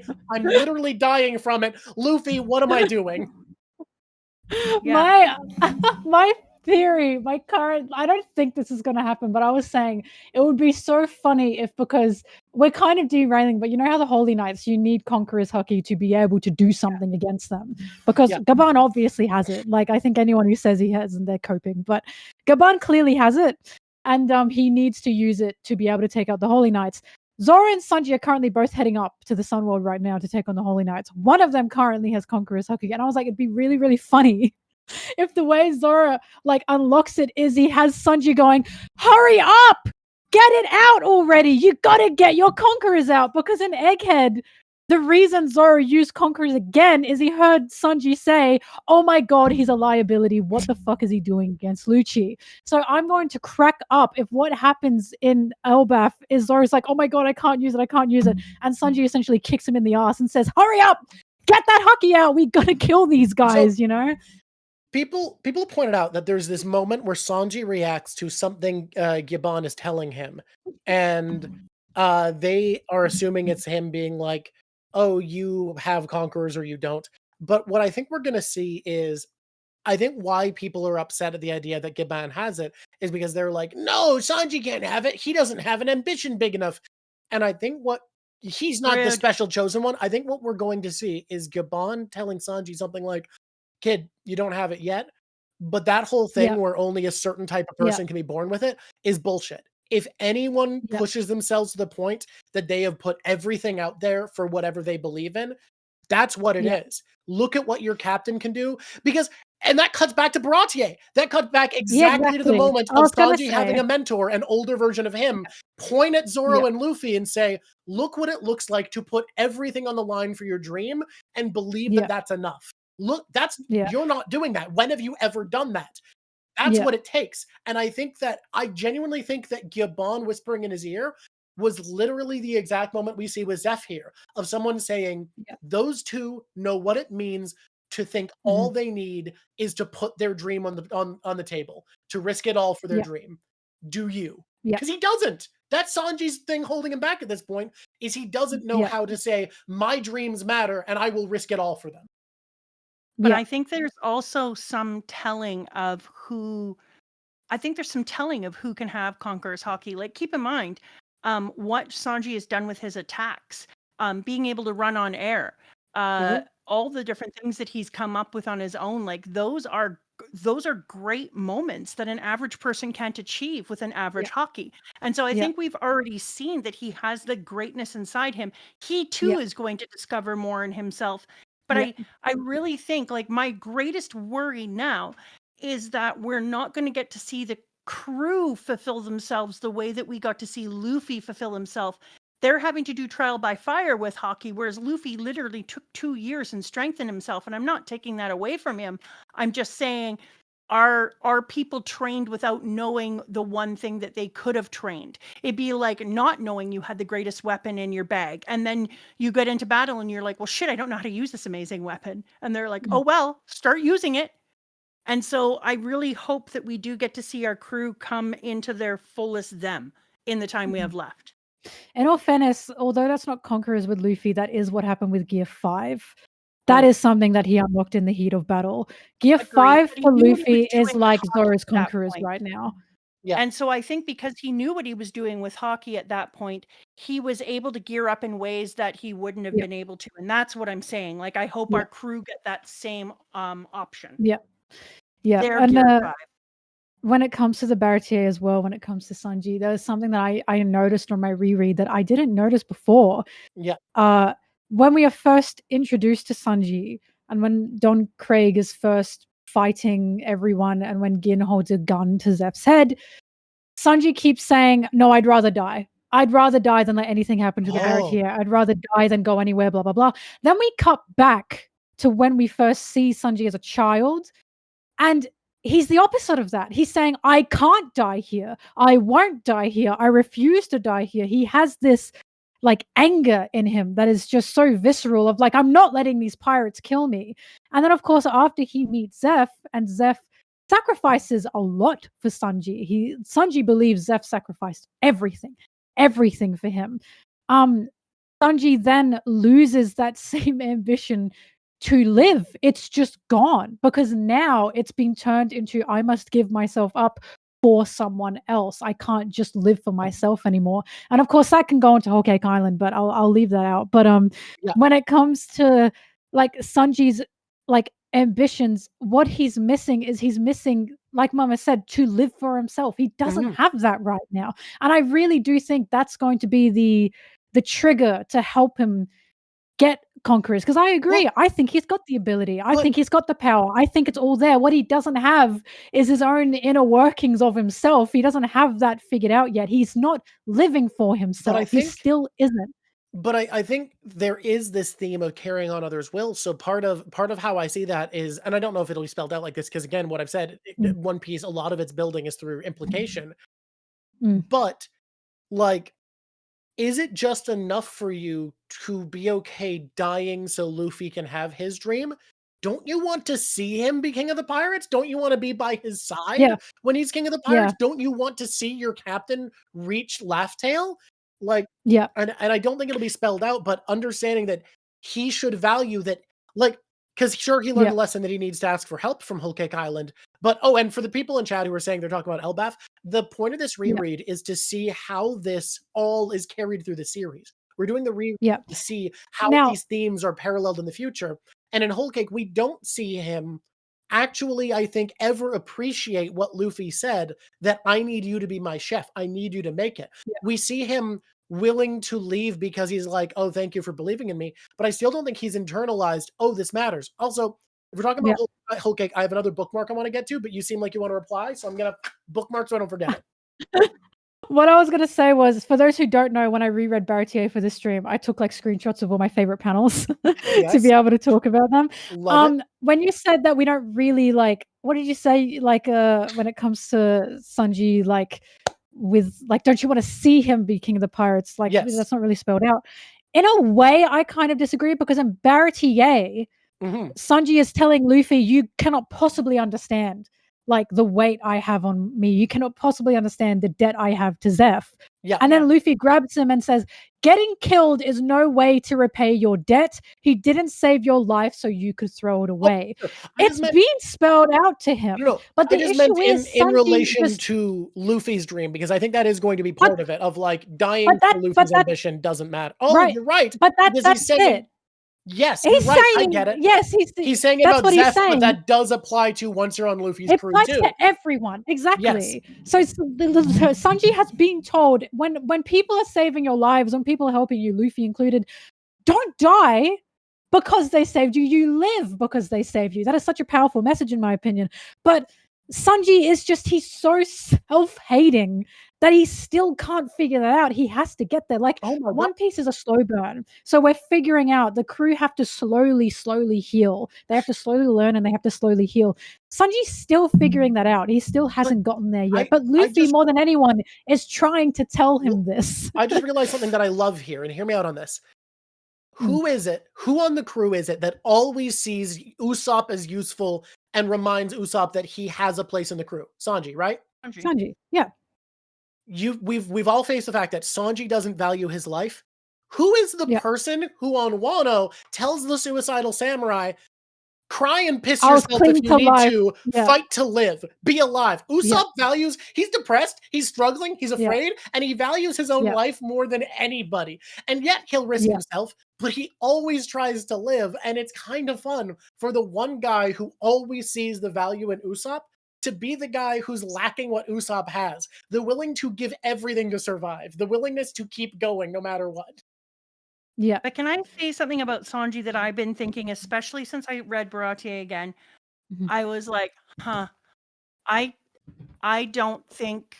think the reason that we don't know Sanji's full capability, and I think it's funny because, Mel, when I came onto your show and I was sitting in a parking lot outside of a pharmacy, and then you were like, "Oh, Mama Drawk is here." We had just met each other. I didn't know that you were the Sanji stan. And so you were like, "Who's your favorite character?" And I was like, "Well, it changes. Right now it's Sanji." And later on, when I found out how much you were into Sanji, I was like, I just came off as like a person trying to pander. But I always loved Sanji and felt like he was given a script he didn't want to read when we were in Thriller Bark. But when we were in this point and I was rereading it, I was thinking to myself, I don't think Sanji has a dream yet. And we all claim that seeing the all blue is his dream, and I don't disagree that seeing a mythical thing is a dream, but it's a dream in the way that I dream of going to Greece, or a dream in the way that I dream of going to Haida and seeing a particular dance. Like it means something and it's so important, but it isn't an essence. And I think the reason that we weren't allowed to know his dream yet is because we didn't know his backstory yet with his family and the way that he was made to feel like his difference was so different that he couldn't be loved within his family or accepted for what he was other than by his mother. And so I am hoping to hope now that I've reread Baratie, I am hoping that in Sanji's path, we now get to see him find his dream. And that it is more than just seeing the all blue. Could it be attached? Hell yeah. Well, but I'm hoping that we get to see more to it. I hope it's like a Luffy-like thing where the all blue is part of his dream. Like he wants a restaurant there. He wants to I agree, but it's for healing people or for taking in people who have no direction or whatever the shit it ends up being. I just think there needs to be more to it that connects to his actual trauma. Because when he came up with the all blue, he was a tiny, tiny child who had never felt love. Then Zeph comes along and literally eats his own body so that he can be there to protect Sanji, stay alive to be the adult in the situation, but give Sanji the food that he needs. And so how can Sanji, a person who felt like his family couldn't love him and he wasn't even worth keeping in a family that had everything, ever feel like he can repay a man who had nothing enough? And so his real dream has to connect to that. So I have no idea what that could be. I want to briefly talk about the idea of dreams here because I think earlier I was thinking about the fact that like it does feel like we are being given Zoro's real dream and real motivation. And it's interesting that Sanji's another character that we don't find out the true backstory of. And when I had that realization, I started to think, okay, I'm going to start reading this for how well Oda wrote the backstory later, because obviously I don't think it was all in mind right away when he wrote this. I don't think Sanji's full backstory. I don't know how sci-fi he wanted One Piece to be at that point. Was cloning supposed to be a thing? Who knows?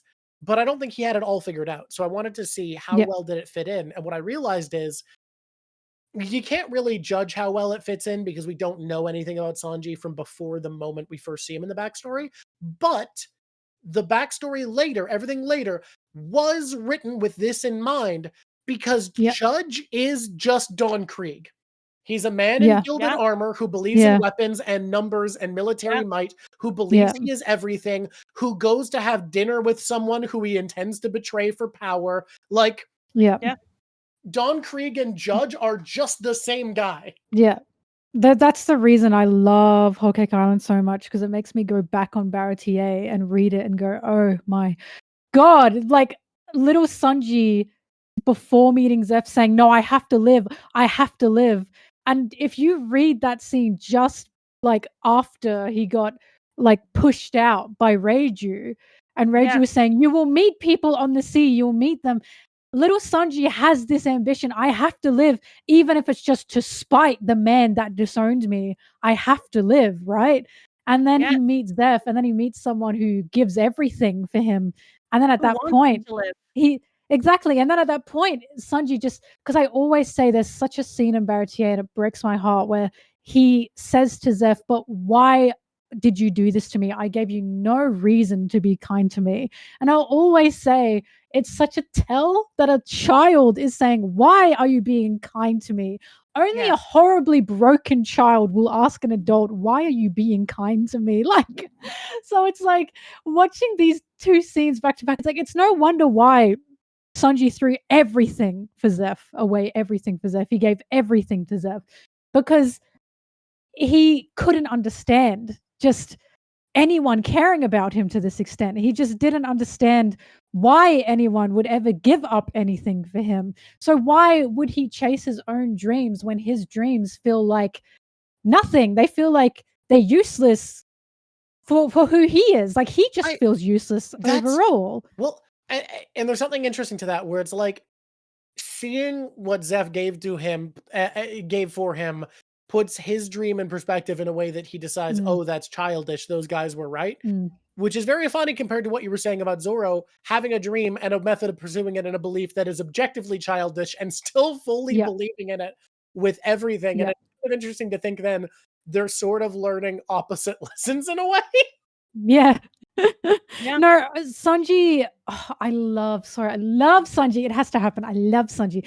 One of the reasons I love Sanji so dearly, and I think one of the reasons I attach to him so fast, is I'm seeing a kid who is trying to grow up as fast as possible, and it's just heartbreaking because when he joined the Baratie, I think it's very specific that there is no one his age here. No one. He is by far the youngest person who works at the Baratie. He is surrounded by adults, stinky, sweaty, hairy men, all that are like 2 times, 3 times his age, you know? And they drink and they smoke. And then you have Sanji at, I think, 13 or 12. He started smoking and he's like, look, I'm a man now. He started wearing suits at like 14 or something. He started speaking the same way Zeph and the other cooks were speaking. One of my favorite scenes ever is when he hears Zoro talking, like he's just met them and he hears Zoro talking about like, I'm going to be a master swordsman. And Sanji is like, that's stupid. What a stupid dream. You're going to get yourself killed. And Zoro says, yeah, I'm stupid, but it's my dream. I'm allowed to call me stupid for it. And Sanji says, you know, what a stupid kid. He calls them kids. He calls Zoro a kid. He calls Luffy a kid. Zoro is his age. Luffy is 2 years younger than him. He's trying so hard to embody an adult and be an adult because he believes his own dream is so childish and he gets made fun of for it all the time, that he's trying to be jaded and become just what he thinks a realistic adult should be, which is why watching him be with the Straw Hats, it's so like watching Sanji say to Luffy, do you know about the All Blue? And his eyes go wide and there's sparkles behind him. His childlikeness is still in there. His whimsy and wonder is still in there. He was just trying he's trying so hard to bury all that down because he thinks he needs to be realistic. And that's the heartbreaking thing about him and Zeph. Zeph doesn't want him to be realistic. He wants him to chase his dreams. It really, really breaks his heart. And one of my other absolute favorite panels in the Baratie, I adore it dearly, is when Sanji, it's a panel of Sanji saying, this ship is the geezer's pride and joy, and the geezer is Zeph, and it's just Sanji. There's nothing behind him. It's just pure white. And it's like, Sanji, you are Zeph's pride and joy. You've always been Zeph's pride and joy. And he doesn't understand that because he thinks he's so useless. Every time Zeph calls him a child or a baby, that's not because he's trying to demean Sanji and make fun of Sanji. It's because he loves Sanji. He loves him so dearly. He loves that Sanji has this childish dream. He loves that they share the same ambition. And he doesn't want Sanji to let that go. So Zeph watching Sanji try and protect the Baratie, give his life to Baratie, that breaks Zeph's heart so much because he just wants to see this kid who he loves so much more than anything go and chase his childish dreams and actually be the whimsical pirate that he knows Sanji wants to be. But they're at opposites. But what's interesting is he's not saying don't risk yourself, don't put it all out there, but he's saying do it for you, do it for what you believe in, do it for your values. Yeah. Don't decide the things around me are what you should be fighting for. Look at these two fucking idiots. Look at these dumbasses.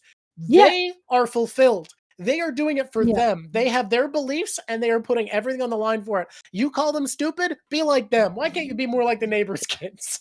Yeah, one of my looking at it, thinking like that I think it's really interesting because there's a panel where he says, "I'm not going to be killed in a place like this by you crap pirates." Yeah. And I was thinking about how before, when everyone wanted him dead, pirates wanted him dead, his family wanted him dead. He's oppositionally defiant. If you want him dead, he'll live. But the minute somebody wants him to have life, now he doesn't have anything to fight against. He requires people to pit against him in order to find his own life.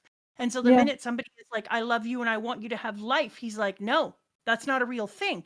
And so you could see him trying to lean into his Straw Hat Pirates, and a part of him is always held slightly back, which is why Whole Cake is so amazing, because even if he's not all the way there, he finally understands when Luffy is like, I will sit my ass here and starve. I will gain no nutrition. I will fight no fight without your food. And it's this time that Sanji gets to see once again somebody like Zeph, who's like, understand me. I love you for who you are, and I want you to live for you. So I'm looking forward to Sanji because I always found his story to be one of the most heartbreaking. And like everyone, when we do like Kuma's heart story, we're always like, that's the worst. I mean, but there's something so sad. It is terrible. It is. But there's something so sad about a child who only feels the will to live when others feel that he should die. There is something so ultimately sad about needing people to be against you to feel like you're worth living. And I still see it in him all the way up to this day. And he is, even though he's on the Pirates now, Otis changed his character in ways. Like somebody said it, which was really funny. I miss him calling everything crap. So do I. Before the 2-year thing, when he did the Le Crap restaurant, he was starting to have this fun side to him where he was doing a lot of like silly things. And I'm hoping that that's going to come back again. I'm hoping that's what we're going to have more of him being ridiculous and fun and funny. I always saw that as more because Sanji's with the Straw Hats now. He's less like hostile because when he's like swearing in the ways that he swears, it's like to me that's like a defense mechanism of like his person, of like how he just always has to fight back, you know? But now that he's with the Straw Hats and Little Garden, and then a little while later, like when he's talking to other one, he's like, welcome to the Le Crap restaurant. How can I help you? Yeah. Or when he calls and does the thing. I I started to think about Little Garden and I just can't stop thinking about Zoro trying to get frozen in. So people have observed that he's not being jokey and that Zoro's not being jokey, but that's also an arc that we've seen Luffy go through, where it's this need to be serious, to be strong enough to actually be free. And then Gear 5th, like Gear 4th is his most serious transformation. It looks silly, but badass. He's got the angry eyes. He has this focused demeanor. And then Gear 5th happens and Luffy's like, oh, I'm on top. I can be goofy and playful. And I think when you look at Gabon and Silver's Rayleigh, they are able to be jovial and silly in a way that at this point Zoro and Sanji aren't. And I think that is still the arc. I actually think they are going to come around to being at a place of comfort where we're going to see more of that come out. I do agree that a lot of the cursing, I think, is from a place of hostility, Melon. But I do think some of the playfulness of Sanji is missing at the moment. But I don't think that's a permanent change. I just think that's where he's at in his arc. The same way Luffy did get more serious when he needed Hoping to. he comes back to the Well, other I side. mean, to be fair, he has just discovered he's got mutating Germa genes, and I'm sure that's weighing on him. Like, I can't imagine him wanting to have too much of a laugh these days with what's going on inside of him. I'm hoping that we're going to have that, now that you've said that, Drawk, I'm hoping we're going to have that kind of character arc for a lot of our people, because you know who almost never gets to be silly is Nami. She's had to be a goddamn mom since she was tiny, and she was abandoned in the war, and before she was picked up by her mom, then her mom got shot in the face in front of her, and then she was on the way to town. Zoro, Sanji, and I Luffy often have arcs that parallel each other. They often have development that you can kind of overlay, just their personalities interact with those arcs differently. And the rest of the crew seem to get development very tailored to them. And also when it comes to Zoro and Sanji as well, they were also made to parallel each other. Like, they were made for that. That's the point of like them, lab design. Like, exactly, because Sanji, like, this really peeves me when people say, "Oh, Luffy's like the reason Sanji joined." I always say it's Luffy and Zoro that got Sanji to join. When Sanji saves Luffy from the water, he doesn't just think, "Oh my god, Luffy's crazy." He thinks first one, now the other. What is with these crazy guys? Zoro impacted him so greatly, and I always thought it was very interesting that Oda made Sanji and Zoro the exact same age. Even in SBS, someone said to Oda, "How old is Sanji?" And he said, "Same as Zoro, he's 19." And I was like, "Okay, so it's begun." He's already started paralleling them, and he knows he's doing that. But one of my absolute favorite constant panels in Baratie is every time Zeph smiles. Every time Zeph smiles, because it's usually Zoro or Luffy saying something stupid or saying something ridiculous about their dreams, and Sanji's going, "Oh, blah, blah," and then we always see Zeph and he's smiling. Because the way I say Baratie is, I say Baratie is basically Zeph finding a man for Sanji to run off with. Like, Zeph has given Luffy his blessing to take his son, basically. That's what Baratie is. Zeph loves Luffy. Zeph even says, whether Luffy wins or loses, I admire a man like Luffy. Because he thinks Luffy is the perfect person for Sanji, just perfect. And he thought Zoro was the perfect person for Sanji as well, because they're watching him take on Mihawk. And an incredibly important line to me is, because Oda makes it so specific that Sanji is watching this. There are so many panels of Sanji just observing this fight until Sanji eventually breaks and says, "Abandon your dream. Abandon your stupid dream. Like, you're putting your life on the line for it. Just abandon it." And of course, Sanji's yelling this because he had to abandon his dream, or he felt he had to abandon his dream. He just doesn't understand what he's seeing. It's overwhelming to him. So seeing all these panels of Zeph just smiling because Sanji is watching Luffy and Zoro be bold and brash and just go for it. It's just those little interactions are what made me read Baratie and go, "Oh, the writing's actually really good. Oda's purposely not telling us everything. We're meant to be really observing what's happening here. And we're meant to look at every panel to see everyone's reactions to understand why people are saying things or thinking the things they are, you know?" But just from the get-go, it was just Sanji clearly had something holding him back, and Zeph was trying to find the people that could help him bring it out of him, and that was Zoro and Luffy specifically. And he knew he had to do it because he says, the all blue exists. When the time comes, head to the Grand Line. We couldn't find it years ago, but what I saw there made me believe. I don't feel like being a pirate without them. They didn't believe in all blue, but they were good-hearted fools. And then the next page, he said, "If only there was a restaurant smack in the middle of the ocean." A restaurant? That's right. If I get off this rock, I'm going to build it if it's the last thing I ever do. And he says, "In this age of pirates, I may be the only man who could run a grub shop like that." And he says, "Okay, I'll help you. Just don't die." Just don't die. Sanji pins his future and his dreams. It goes switch. We watch him just yin and yang his dreams, and his dreams become Zeph's, And in that moment, he solidifies, my dream is whatever Zeph wants. As long as he doesn't die, I will take on his dream. And So you can see why for Zeph, he'd be like, for fuck's sake, what is it going to take to let you have your own dream again? And so for him, Luffy was this like, oh, thank God, take him. Take him and get him away from me. Literally cut the apron strings. This kid needs to live for himself, and he doesn't know how. And I do think the saddest part is I think Sanji's done the same thing again. But now he's done it with Luffy and Zoro.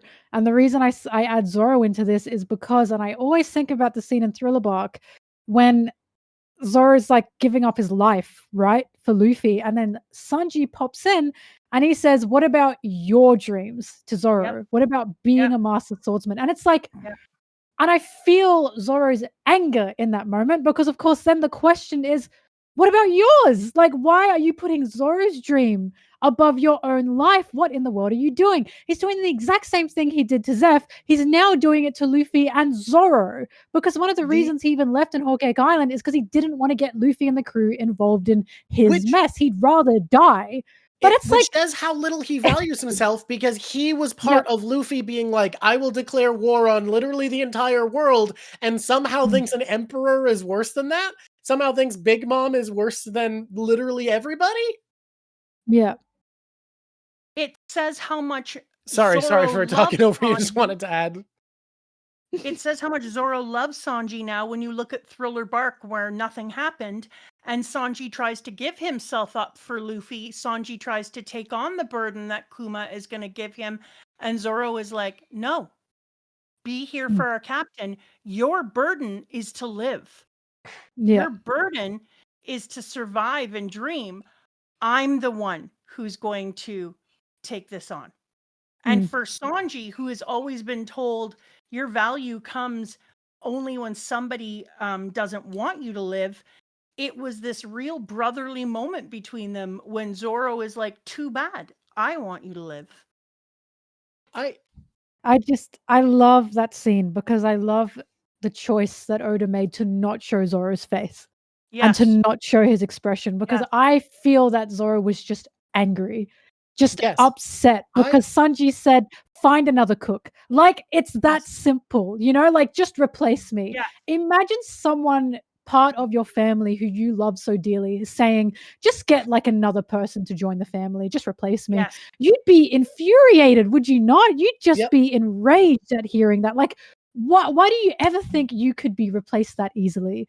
It's just unbelievable to me. But I think the relationship between Zoro and Sanji is so interesting because in my opinion, Zoro obviously has real love for Sanji. They both have real love for each other, but I think the rivalry is genuinely more playful from Sanji's perspective to Zoro than vice versa. Oh, yeah. Because I think tons of Sanji's flaws and even his virtues piss Zoro off. I think his lack of value for himself, the harm he causes people who love him by not regarding himself well enough.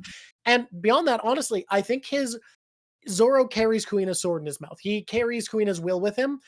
I think the fact that he refuses to fight women pisses him off because he's like, Kuina would hate you. Kuina would despise you. Kuina would see you as pitying her and she would hate you. And I think a little bit of that is always carried with him of like, the person I respected most in the world would despise the way you see things. She would hate the way you look down on her implicitly.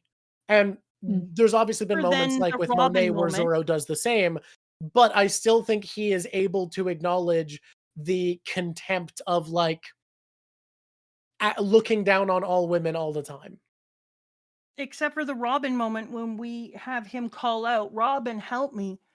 And you realize that there's just a lot more depth going on, that you see Sanji, the only kindness that he received at any point of his childhood was from his mom. That's it. I think that was the moment that is the real growth with Sanji and how he treats women, was taking women seriously without breaking his oath. But I was gonna say though, I think something's going. I think you're getting something wrong there because Sanji doesn't fight women, yes, but he doesn't look down on women. He I believes women are incredibly no, capable. I He think personally he doesn't doesn't. fight women, but he doesn't Yes. care if other people fight women. And look, Mhm. the thing is, I believe Oda's writing it like that. And the thing is, you and I can see it as okay, but that's not really it. But I'm still trying to see it from the way Oda's trying to write it, which is basically That's a boomer fair. old man, right? So it's like, I don't think we shouldn't Sanji, be- Well, I like don't think he Sanji breaks sees down on women as women either. warriors. To be I Sanji don't- sees women as warriors. He sees them as fighters. He does not look down on them. The But issue with I think- Zoro is he isn't capable of Mm. seeing a woman as a warrior. That's what the issue with Punk Hazard was. I think though Kuina would look down on Sanji's view on women, like whether Oh, or not she would, yeah. Yeah. And granted, I think Kuina would also look down on the way that Zoro reacts to women, where he held back against Monet instead of killing her and nearly got everybody killed. Like, nearly caused Punk Hazard to be the end of the Straw Hats' journey because he wasn't able to take it seriously. I want to say, again, you see interest in Wano very clearly. Sanji does see women as capable, but I do think Kuina would hate his outlook. I think she'd be like, actually, fuck you. Fight me, bitch. Fight me. Yeah. Kuina would not like Sanji's outlook, but there's definitely a fundamental difference in I still see you as a warrior and a fighter. I just personally am not fighting you because of what has been beaten into me compared to Zoro. Like, I just think women are below me in strength and I do not see them as a warrior. Like Tashigi straight up said that to him. She said, "You don't see me as like a swordsman or a warrior." And it's that tough to pisses me say off. if he really doesn't, or if it's just like, oh, weird holding back because I feel weird thinking about Kuina. But by having that thought, regardless, you're kind of disrespecting Kuina. Yeah, I think it's just Zoro was raised by an incredibly sexist man. And he's accidentally what? embodied that belief. I think that is But fair, also, 'cause when Kuina's when dad you have was a pretty much like, yeah, she wouldn't have been world's greatest swordsman. That sure is sad. right. But also, when you have a bestie and an idol, because Kuina was Zoro's goal, and that Yeah. person breaks down in front of you and says, "You're a man, you'll be stronger than me." How can you not internalize that and embody that as a Yeah. child, right? That would have been kind of traumatizing for Zoro to hear. That would have messed him up to hear your idol say, "You're going to be stronger than me because you're a man and I'm a woman." And it's like, how can Zoro not embody that even by accident? You know, like in I my do opinion, agree. that's a showing this was taught. This was not something that he ever believed, but he was taught this, and now he's stuck with this, and he has to deprogram himself from thinking like this. But I do think you still see moments where Kuina's outlook is reflected through Zoro, like how pissed he gets at King when King is like, I have inherently superior genetic qualities, so you can't win. And Zoro's like, hate that shit. I hate when people say this. He does it on Fishman Island too, where they're like, well, we're stronger than you inherently, biologically, so a win. And Zoro's like, actually, fuck you. That's a dumb outlook. You suck. So I think there is still that like contempt for the idea that biological differences make the difference entirely. But I do think you're right that he's internalized it too, because I think Oda writes subtlety. Well, that's one of the reasons I like Wano so much, because we get to Wano. And Wano is just an incredibly sexist country, right? Like Wano, like they don't let women be swordsmen or samurai. Only Kiku is a samurai. And all other women, none of them are allowed to be warriors unless they're on fucking Kaido's crew, right? Yep. And it's like, oh, so that's why Zoro's dad, technically, that's why Kuina's dad was like this. He's from Wano, and he's carrying over these incredibly sexist Wano ideals. They're now in Zoro. And we see really capable women existing, still not allowed to be warriors. Shinobu's so good at stealth that she can sneak past dozens of expert hockey users and just be slipping by them, and yet she's still not a fighter. She's so good at what she does that there can be a fucking pile of expert observation users with fucking future sight, and Shinobu's just slipping by them, and yet she's not a warrior. Yeah. But you can't be a swordsman. You can be a ninja. You just can't be a swordsman. Yep. But speaking of, because we're talking about strength as well, because Baratie, like I said, we are saying is all about strength. One of my favorite parts of Baratie and parts of Sanji specifically is the strength of kindness and how much that is. Because I adore the way Oda writes Sanji's kindness and writes kindness in general, because so many people think Sanji is a contradiction. That how can you write a character like Sanji who is supposedly kind when he acts the way he does, when he's violent the way he is, when he's like kind of a dickhead as well? And it's like, because kindness is not the way it's presented in children's shows in One Piece. Kindness is not Fluttershy from My Little Pony. It's not being a pushover. You know what I mean? Kindness isn't like it's not, Oda's not presenting it in the most like childish way ever. He's presenting kindness as kindness is a choice. Your strength is to do the kind thing. Sanji full well knows if he feeds Gin, if he feeds Don Craig's crew, there could be repercussions because they're gonna hurt him. They're gonna be full and they're gonna try and kill him. That's the strength of his kindness. He knows there's going to be repercussions, but he chooses to still be kind. That is Sanji's strength. So when people say, I don't see Sanji as being kind, Sanji's just not a pushover. But he is incredibly kind simply because he will always choose the kind path, even if it means this could be a bad thing for him. But he still wants to be kind. I think there's two sides to it, because I do agree that Sanji's kindness is exemplified, but I think another thing that's exemplified by his and Zeph's choice is a ton of Sanji's arc, and honestly Zoro's, is the idea of living by your virtues, what you see as virtuous. And I think a constant theme in One Piece is that it's not dishonest. It's not like, yeah, it's always easy and it's always objectively right to follow by your virtues. It's shown to be a hard thing. His values, not hitting women, feeding the hungry, get them in trouble all the time. There wasn't the magical moment everyone wanted where feeding Big Mom saved everybody and she went, wow, Sanji, you're such a good chef that I'm going to join the Grand Fleet. No, she still wants to kill Luffy, goes on a vengeance quest. It was objectively a dangerous thing to do, but that's the cost of living by your virtues. But coinciding that, it's the reason Gin can't kill him. It's the reason that Gin betrays them. It's what inspires people, that virtue, that the virtue he respects and his kindness. Like, that's what saves the day in the end. Like, that it was the first time in my life that anybody was so kind to me. I can't kill this man. Can't. Yeah, I love that panel. I can't kill this man. And then he says to Don Craig, is there any way, any possible way that this ship can possibly be spared? Like, he's going against his own belief in Don Craig and his own, like, respect, or not respect, but his own, like, following of Don Craig because of how Sanji treated him with such kindness. Because he's just never, ever had that before. He says, I respect your strength and I thank you. I would never betray you, and I regret nothing that I've done in your service, but this is the one person that I cannot kill, which really exemplifies that. He says that this ship could be possibly spared, which really exemplifies how much Oda is trying to say what a strength kindness is, what a difficult choice it could be made, but also what a strength it is to admit when a kindness has been done for you. Yeah. And so we see the exact story almost of Sanji happening for him, because Sanji gave up his life to be on this boat and repay a debt to Crap Chef. And he is saying, I owe this man a debt. I owe this man a debt. He fed me when I was going to starve, and I won't take advantage of that. So I will go against my vow to you, and I will ask that you spare the ship. And there's also something there of, like, this is Sanji in general, how a kindness can change or reveal a true person, like what's really beneath them. Because tons of times throughout One Piece, Sanji will be kind to someone, and that will usually lift the mask that they are wearing, that like the stone wall that they've put up. Sanji's kindness greatly helps them be able to be more vulnerable. Because Gin, they say that he's like a monster, he's a demon. They say he'll torture a man to death, heedless of his screams, and they say the demon man doesn't have an ounce of mercy. But we then see Sanji be kind to him, and suddenly he has an ounce of mercy, and that happens multiple times in One Piece. The biggest one is Pudding, of course, like Pudding in Whole Cake Island. She was wearing a mask all the time.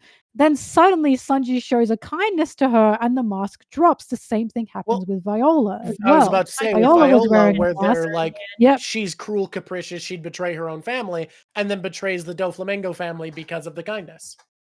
Yeah, I still want Sanji and Pudding to get together. They're very cute. They're adorable. Love them together. I know, but I love them. And there was there was also one thing I forgot to add. When we said Drawk, I think you said that Sanji's playfulness with Zoro is like more playful on Sanji's side than Zoro's side.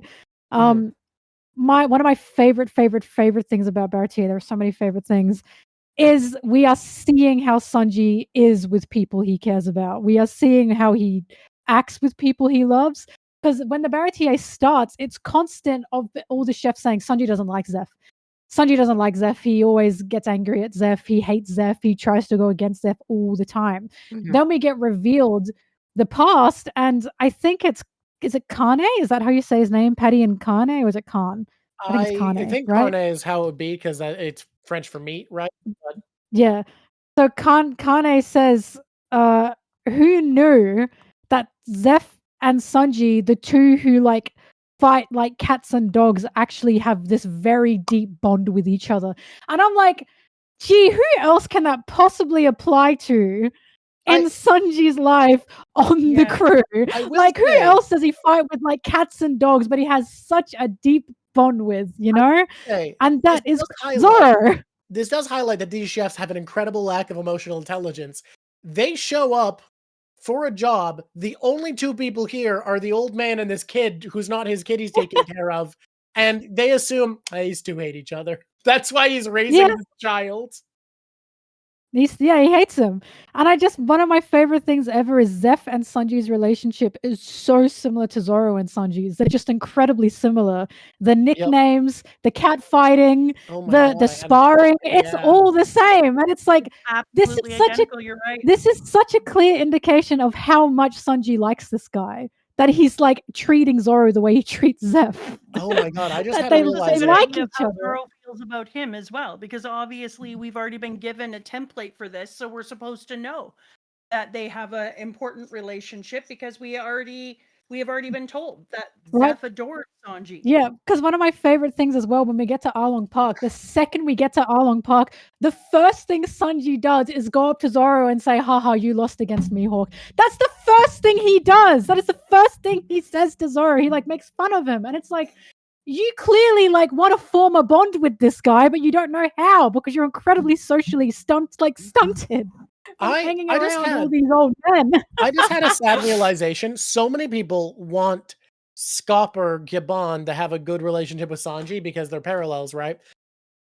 But Rayleigh's relationship with Luffy is what you'd expect from a Zoro parallel to Luffy, being like, yeah, I love you, kid. You're my captain spirit. You're amazing. Way to go, kid. And then he looks at Zoro and is like, good job, right-hand manning. Because Zoro would do that to Zoro. Zoro would be like, hey, bud, you're awesome. I think Scopper, Gibbon, and Sanji can't have a good relationship because Sanji's relationship to himself is not good. I think they can have a good relationship only because I don't look, I'm one of the only people out here saying this. I don't one-to-one the Roger Pirates with the Straw Hats. I don't think Gibbon is They're different people. You have to admit the parallels are there on purpose. No, the parallels are there on purpose, but my parallels are Gibbon and Rayleigh are a mix of Zoro and Sanji together. Interesting. Hit me up with this. Sanji is not just Gibbon.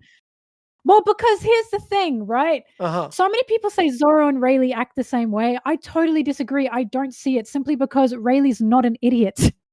Rayleigh's not an idiot. Rayleigh even says to Zoro's an idiot. He says, I don't know Zoro's going to figure this out because he looks like he's a dum-dum. Right? And then you have Gibbon, when he fights people, the way he fights people is so similar to Zoro. He's got the smirk on, he's swinging his two axes. Even his moves are similar to Zoro's. Points here. Like, Gibbon has a similar personality. Right? Gibbon has a similar personality to Sanji, but his ways of fighting feel like a lot more like Zoro to me. And also the way he's reprimanding the way Zoro was reprimanding Luffy. He's also he's more of just like a carefree dummy. Now Rayleigh does have the washed up drunk because he doesn't have anything to do, so he's just hanging out thing that is absolutely Zoro. Yeah. And whenever Zoro doesn't have anything to do, he gets drunk immediately. But it's like when we first get introduced to Rayleigh, I always say this. So Rayleigh, like I looked at Rayleigh and the second we were introduced to him, I was like, okay, so he's a Zoro Sanji mix. He's got the scar in his eye, right? And he drinks. Yep. But then we get introduced to him and he says, I love young women. And I was like, okay, so he's supposed to be a combination of the two of them. Like he says he loves women when we first meet him. He used to be a blonde. He's got leg hair as well. People say, oh, that's so shallow. As if comparing Rayleigh's alcoholicness is also not as shallow, as it is to Zoro. I've never thought about it that way, but I do think there's a point here. Yeah, and then you have Rayleigh calling Zoro an idiot. He says he looks like an idiot. And it's like, that is fucking something Sanji would say. And it's like, Every time people one-to-one Rayleigh with Zoro and Gabum with Sanji, I'm like, I think they're meant to be a mix. I see a pure mix because I think Oda's doing that on purpose because he doesn't want us to purely one-to-one these characters. I think he wants us to look at the wings of the Pirate King and then look at Zoro and Sanji and go, okay, they're just a whole bizarro mix and mash of each other. You know what? I'll give it to you. I hadn't thought of it that way, but I do think that they work well as thinking of they're a mix of traits. They're a bundle of what makes them. Also, I have to add, someone just said it. First time we see Rayleigh ever fight anyone is Kizaru. The first thing he does is kick Kizaru. Then he pulls out a sword.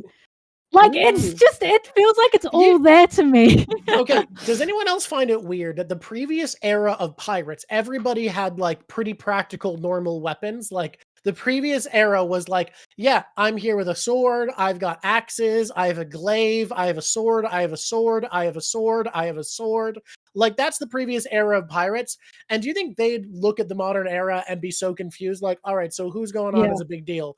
Well, we've got a guy who now fights with darkness powers, used to fight with claws. That guy's kicks only. That guy's got swords. Oh yeah, swords? Yeah, 3 of them. Pause. This no. is like that man lights his legs on fire. I'm sorry, what? That guy fights with a sword. Okay. So a violin bow. Pause. No. That one's this is like the extent and evolution of the Olympics through the decades. How everything's just become more and more and more and more. It's so real. You have no idea, but we were talking about the Olympics just before you came. Yeah, we were talking about your country's incredible representation of the world's greatest breakdancer. Oh, Raygun! Yeah, you're welcome. Yeah, I was saying we were about to change the entire world around and use Australia's timeline as the timeline of the world so everybody else could get up early for once. But then Raygun came out and we were like, no. Australia hasn't earned it yet. Also, someone said Brooke is the previous generation. Brooke has also been reborn. Yeah, Brooke is literally living a second life right now. And generation is not just age, it's when you come up. There are people from the past, air quotes, generation about the same age as Blackbeard, but he's becoming a big deal as one of the worst generations. Yeah. Same with Capone. Yeah, like Jinbe's is 40, 49. Yeah. Like, generation in One Piece is more referring to when you become a big deal than your age.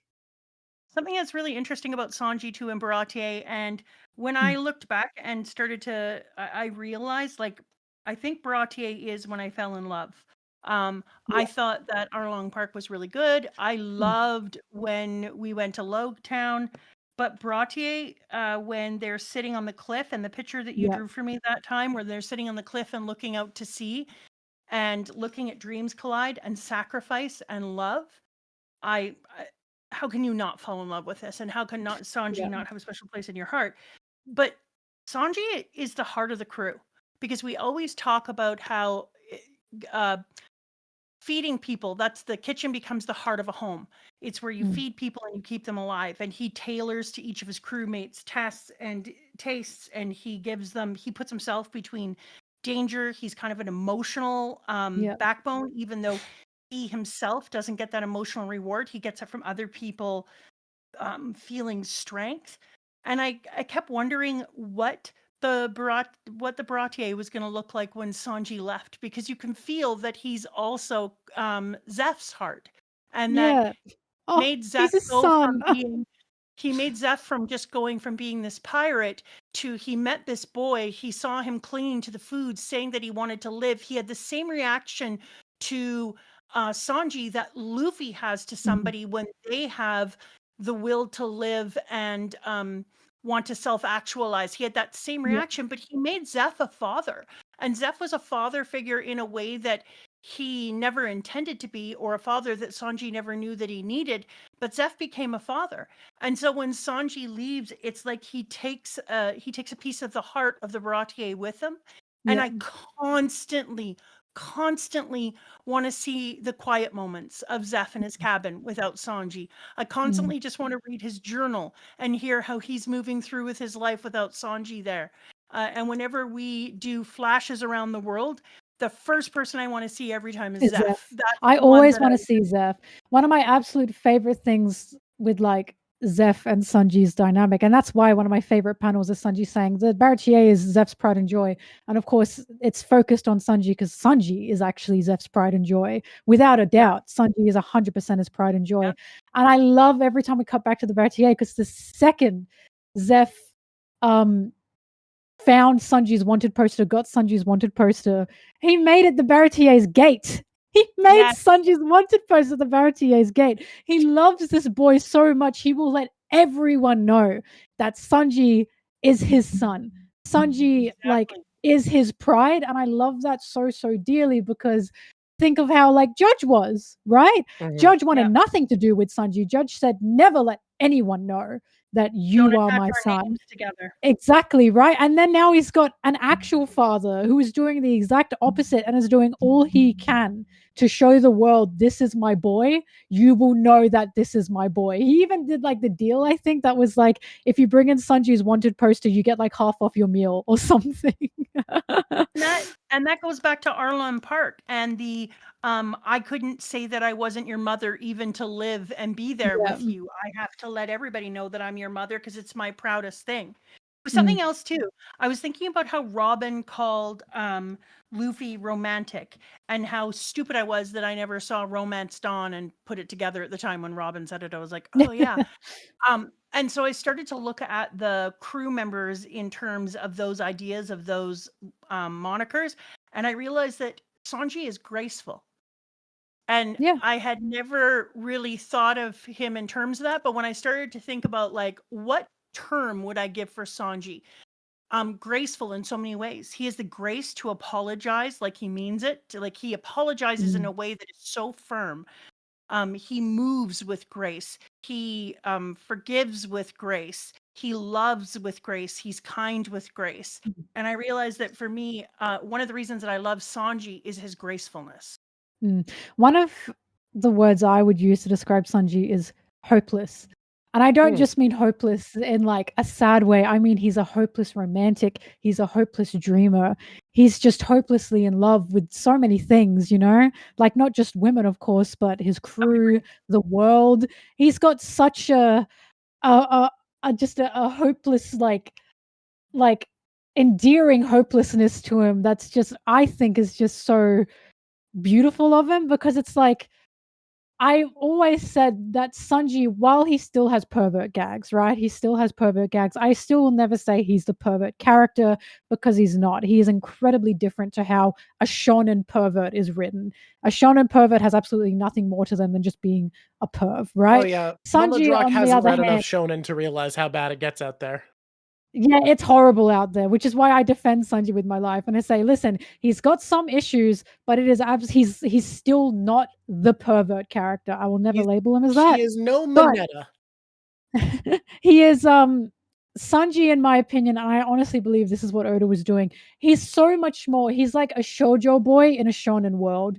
Sanji is like a shoujo prince who is being put into One Piece's world, because if you read shoujo and you get to the princely character, they behave like Sanji. They twirl and they love and they speak like Sanji. That is how a shoujo prince is, right? And I just truly believe that that is what Oda wanted to do, because we know he reads shoujo.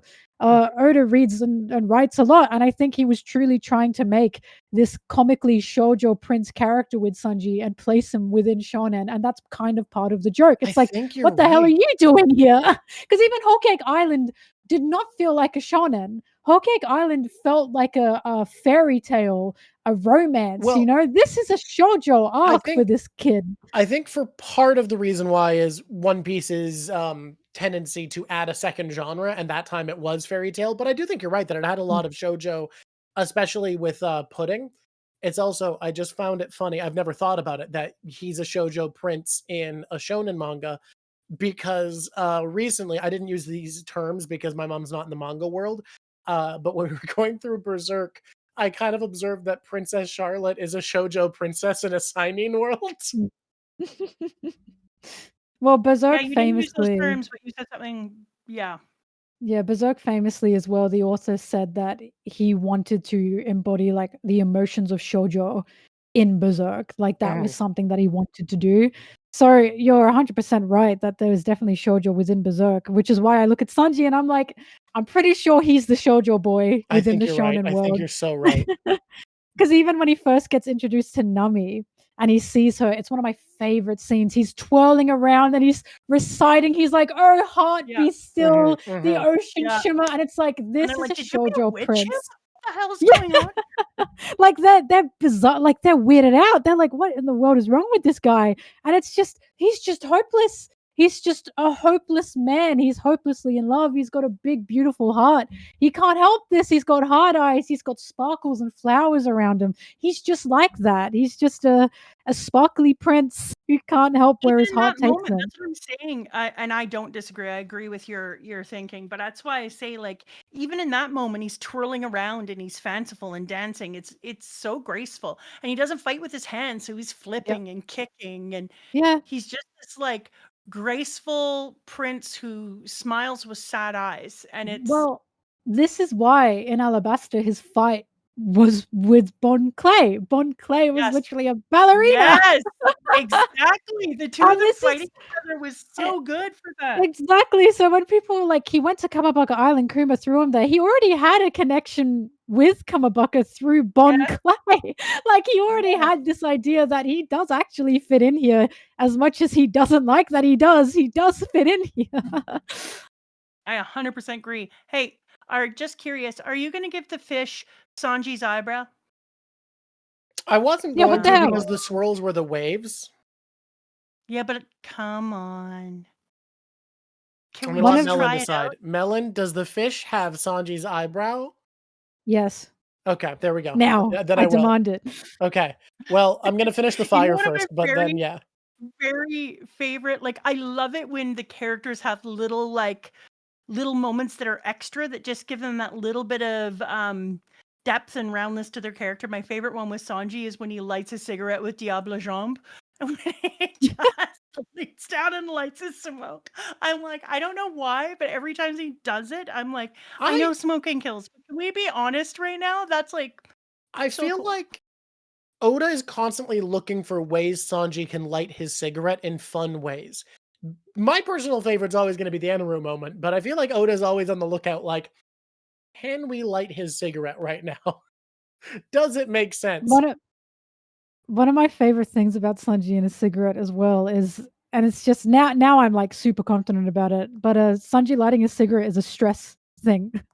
When he's stressed and when he's anxious, because he's lighting that cigarette. He doesn't tend to smoke outside of stressful situations. It's only when he's like, oh God, something's going on here. Like one of my favorite preparation. Scenes.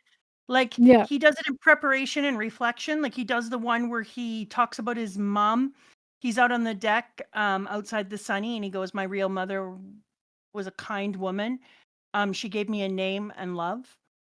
And he lights a cigarette in that moment. But you know what my favorite one that he lights a cigarette in and has a thought is when he goes, the hunter becomes the prey. So what I'm hearing is he does it either when things are stressful or when he needs to have dramatic appeal. When he needs aura, Yeah. But aura farming with the cigarette. One of my favorites was when Kami got taken in Sabodi and they found out like Sanji had the slave list for prices and he was smoking 3 cigarettes at once. He was that stressed. Right. He was really freaking out. And another one was when in Punk Hazard they changed bodies and he was twitching and Nami gave him a cigarette and said, you want to smoke? It's okay. You can smoke. Like he's noticing he's like twitching. He's stressed at what the hell's going on right now.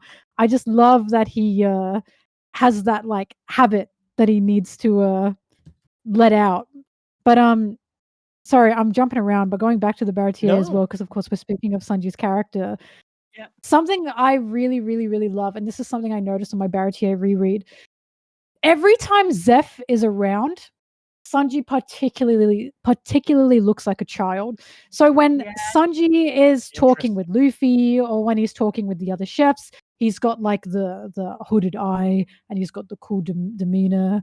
But when he's talking to Zeph, his eyes get wider. He suddenly looks rounder sometimes. He's like more childishly like argumentative as well. He always looks Interesting. smaller next to Zeph, and it's like Zeph is his boy, you know, that's his son. And it's like, I feel like it's a purposeful decision to make Sanji look younger and look more childish around Zeph.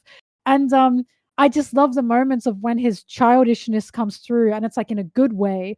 Because one of my absolute favorites ever is like Sanji just can't help. He's just kind of childish. He's just got a childish whimsy to him. He can't help it. Is when he tries to act like a man, and he tries to act so high and adult and mature. But then when when the Don Krieg fight is finished and all the chefs are eating and they're eating the soup, they say, "Who made this soup?" And we have a panel of Sanji, and he puts his hand up and he goes, "I did! I made this soup!" He's like, "Isn't it delicious?" And he looks so cute and round, and he's so happy. And it's like, this is like a child wanting to be praised. He's going, "I did! I made the soup! Isn't it so yummy?" Like, he's just such a he's got so much like a want to be loved, you know, like he's so childish wanting to be praised like that. But that is such a theme in One Piece too, because it reminds me of Robin meeting Saul, and that title for that was, you know, "I want to be praised, praise me." And that's Saul saying, you know, praising Robin for being alive and thanking Robin for being alive. Like, there's a positive thing here of Sanji having this childishness to him, of still having this whimsy to him. And it's just these moments of when he looks more like a child in the Baratie or more childish is a good thing. It's meant to represent that he's still got that whimsy in his heart, that wonder in his heart. Like, Oda believes there's a good and positive thing to having a childish whimsy and a childish fantasy. He thinks that's a good thing. And I believe Baratie was a manga author, so you have to have Yeah. that in order. And I believe the Baratie was really one of the starts of showing that, and Sanji's own introduction was the start of that this is a good thing. Zeph being a dick and not telling him, like, you are a great cook and this is amazing, is also beautiful when you think about how Zeph is trying to say, piss off. You're not meant to be a cook. You had or maybe you were meant to be a cook elsewhere. You weren't meant to be stuck here. You're meant to have a life. Get the shit off this ship and go and make your own life. One of And so the if just kind, then he's just creating an easy, soft space in which to whittle away the rest of your life. One of my favorite panels as well, I keep saying favorite panels, which supports what you said, is when Zeph punches Sanji, right? And punching him is a big deal because that's Zeph saying, "You're more important than these hands," because of course the hands are a treasure to a cook, and he's literally using his hands to punch Sanji to show him, "This is how much you mean to me," right? But Zeph says to Sanji, "You'll never be able to cook like me, baby eggplant. I've cooked on all the oceans of the world." That is literally him saying, "You want to be the cook that I know you can be. You need to go find yourself, right? You need to explore." That's what Mihawk said to Zoro. "Go find You are yourself. limiting yourself Go by explore." being here. Right? He's literally giving Sanji his approval to just go and find yourself, go explore. The more I think about it, the more I can't help but love the duality of Zoro and Sanji's journeys being set up simultaneously, of one being, you have to accept that your dream is childish and that it's silly and it's too big for you and chase it anyways. And the other going, "Oh, you have fully embraced this childish, silly thing, and you don't quite understand the size of it. You need to understand the size of this thing you are blindly chasing." And it feels like at this same moment, Luffy manages to be in the middle of being this person who it feels like really does understand the size and weight of what he's taking on. And we see that in the moment where he tells Krieg, "Oh, no, I know. I know it's not a game. I'm fully fucking aware. You want to throw hands?" Like, it sees the man everyone's afraid of, tells him, "You realize it's not a game," and Luffy's like, "Yeah, so fucking what?" And I was this is something that I'm going to be addressing in a future video at some point, but something that I was double checking with friends is, I'm trying to find the panel. I think my favorite, now I keep saying my favorite, but this is for sure my Well, you've been saying one of your panel. favorites until now. Now you're saying your I know. favorite. That's different. This is 100% my favorite. My favorite panel is when we have Zeph like building up to it. we have Zeph talking to Sanji. And I love it. I love Zeph mentoring Sanji, teaching Sanji that this is what it means to chase your dreams. And he's saying to Sanji, once in a long while, a fool comes along who, having set his sights on something, won't quit fighting till he dies. And Zeph is like, it's a real nuisance to have someone like that as your enemy.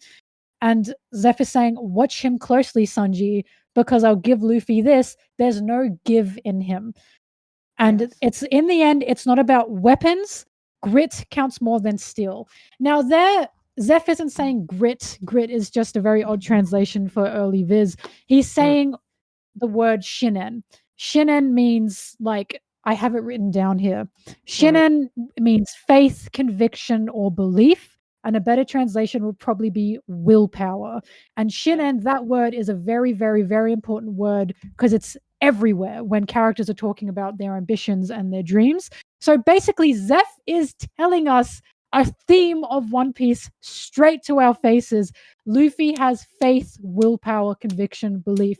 This is why he never backs down. And my favorite panel is when Luffy fights and fights and fights and fights. And Zeph says to Sanji, if Craig's ragtag team fleet is military might and his fancy weapons are military might, then Luffy's grit is military might too. And we get a panel of just Sanji looking off at Luffy, and he just says grit. And of course, the word is like shinen, so he's saying like willpower. Like, this is being instilled in Sanji, and it's such a beautiful panel of, you can see Sanji is starting to believe, he's starting to understand that's what he needs, that he has been holding himself back from his own idea of conviction and belief and willpower. He's holding his own things back. And Zeph even says it. He says, I know a fool who's chewing a spear of his own for no good reason. So he's saying to Sanji, I know you have this in you. I know what you are seeing in Luffy, you have that too, but you're holding yourself back for other people's sake, even though we're not asking for it, right? So the panel of Sanji saying grit, just as he stares off at Luffy, is my favorite panel of all of Baratie, because this is like a core of not just Sanji, but of One Piece overall, and what Luffy is and how he fights and how anyone in One Piece stands, right?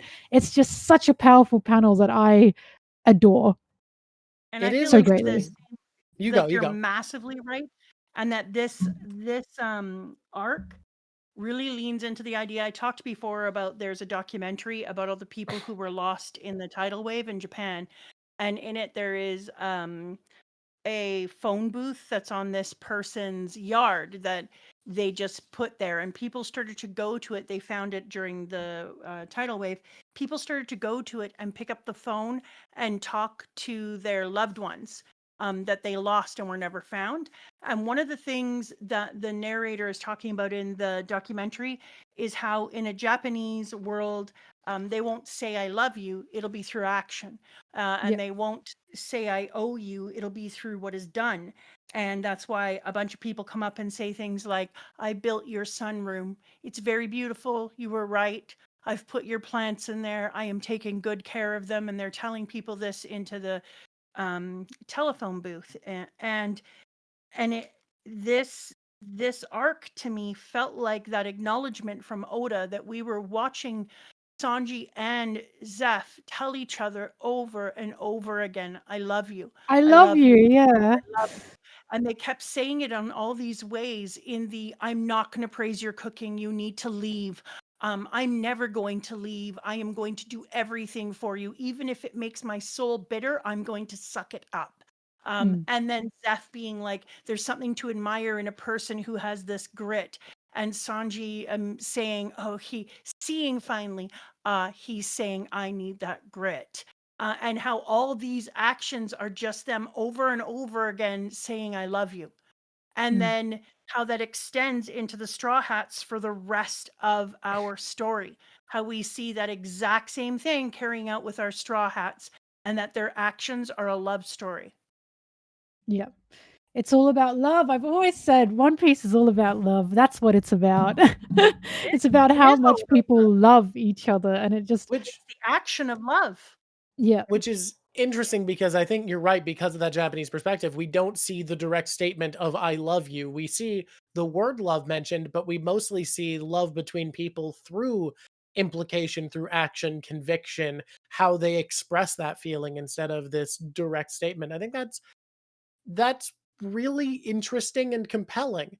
And it also makes me think more and more about the idea of the fist of love, about Sanji saying love is how he could kick a laser beam, etc. Like, I still Especially am. in a culture that believes in found family and friendship being a small family group. Mhm. Uh-oh. Yeah, you're being. Dr. Jack's Hey, counting us Melon, get in. ready. She's gonna go crazy. What? So wrong. I'm super hinged. It's plug time. She Hey goes there, crazy for YouTube. It's me, plugs. Mama Drawk. You know me from such places as this place where you've been hearing me on the Drawk Show. If you have liked this, then like this. It's weird when you don't like this when you liked it. If you didn't like it, still like it, because then you can force other people you don't like to see it because the algorithm will go wild. Tell us, what do you think is Sanji's greatest moment? You know what? Fine, Zoro lovers. I have lately learned to love Zoro because I started to listen to the anime, and Zoro's voice is so goddamn good that I have been having a Zoro moment, and I'm all like, "Who's this sexy beast? And where did he come from? Has he been here all along? I don't know." So if you want, you can also tell us your favorite Zoro moment. We are here today with Melonteee. That is Melonteee. You will recognize her from such places as her show, for God's sakes. You've seen her, and her cat ears, which are magnificent. And we are here today doing Tinfoil Talk, which is where we are walking back through with friends of One Piece and friends of ours to talk about our favorite things. I know this is going to shock and amaze you that Melonteee chose Baratie. I know what you're thinking. No, that can't be. Shocked and amazed. Come back for Drawk's essay of craziness. Oh yeah, the You Claire want Obscure to see essay it? should be done in some amount of weeks. Who knows? One day. You We've want already to run see out it, of you need time to where see it's it. popular in the algorithm, so really please watch it because I want people to see it because I'm putting my all in. The editors are working on it. It's going to be great. And then we also do a Patreon talk where we ask Patreons strange questions, make them do things. The next time we do this, they are going to be defending a crazy theory that they believe in, and they have to present their evidence and see if they can change our minds for our Patreons. And then another thing we do is Berserk. Now, I know what you're thinking. Berserk is just like One Piece. They're both happy. They're both filled with joy. They're both so light and endearing. No one ever dies. There isn't like death, famine, decay, and demons. I In mean, to be both fair, of I them. think both of them have all of those things actually. Yeah, you're not wrong. Actually, now that I'm saying it out Like loud, that, you've they're just both of identical. them have every one of the things you mentioned. Same vibes. Berserk was Mhm. obviously the next thing we were going to read, but we are trying to do a happy read through of Berserk, and I must say we did laugh harder than we've ever laughed before in that last episode where the baby was almost tortured and the mom got tortured on behalf of the baby. I don't know if that says more about us or the manga, but it was happy. So, I've said it all. I won't say it again. You heard it. It was here. Follow Yeah, it Melonteee, because if was. you don't, you're silly. Bye! Hey, anyone saying excuse me about us laughing about a baby almost being tortured? Go watch the most recent episode and you'll understand why we laughed. Do I remember? No. But you I can don't either, find but out. we laughed so hard at that. Oh, I Something's think it's going because I on. told you the baby didn't look dead or sick enough and it That was was too what healthy. it was. You did say the But baby it didn't turned look out I very wasn't good. wearing my glasses, so I thought you had a blanket over it and that was highlights, but it was the skinny baby's legs. I remember now. Okay, yeah, we remember now.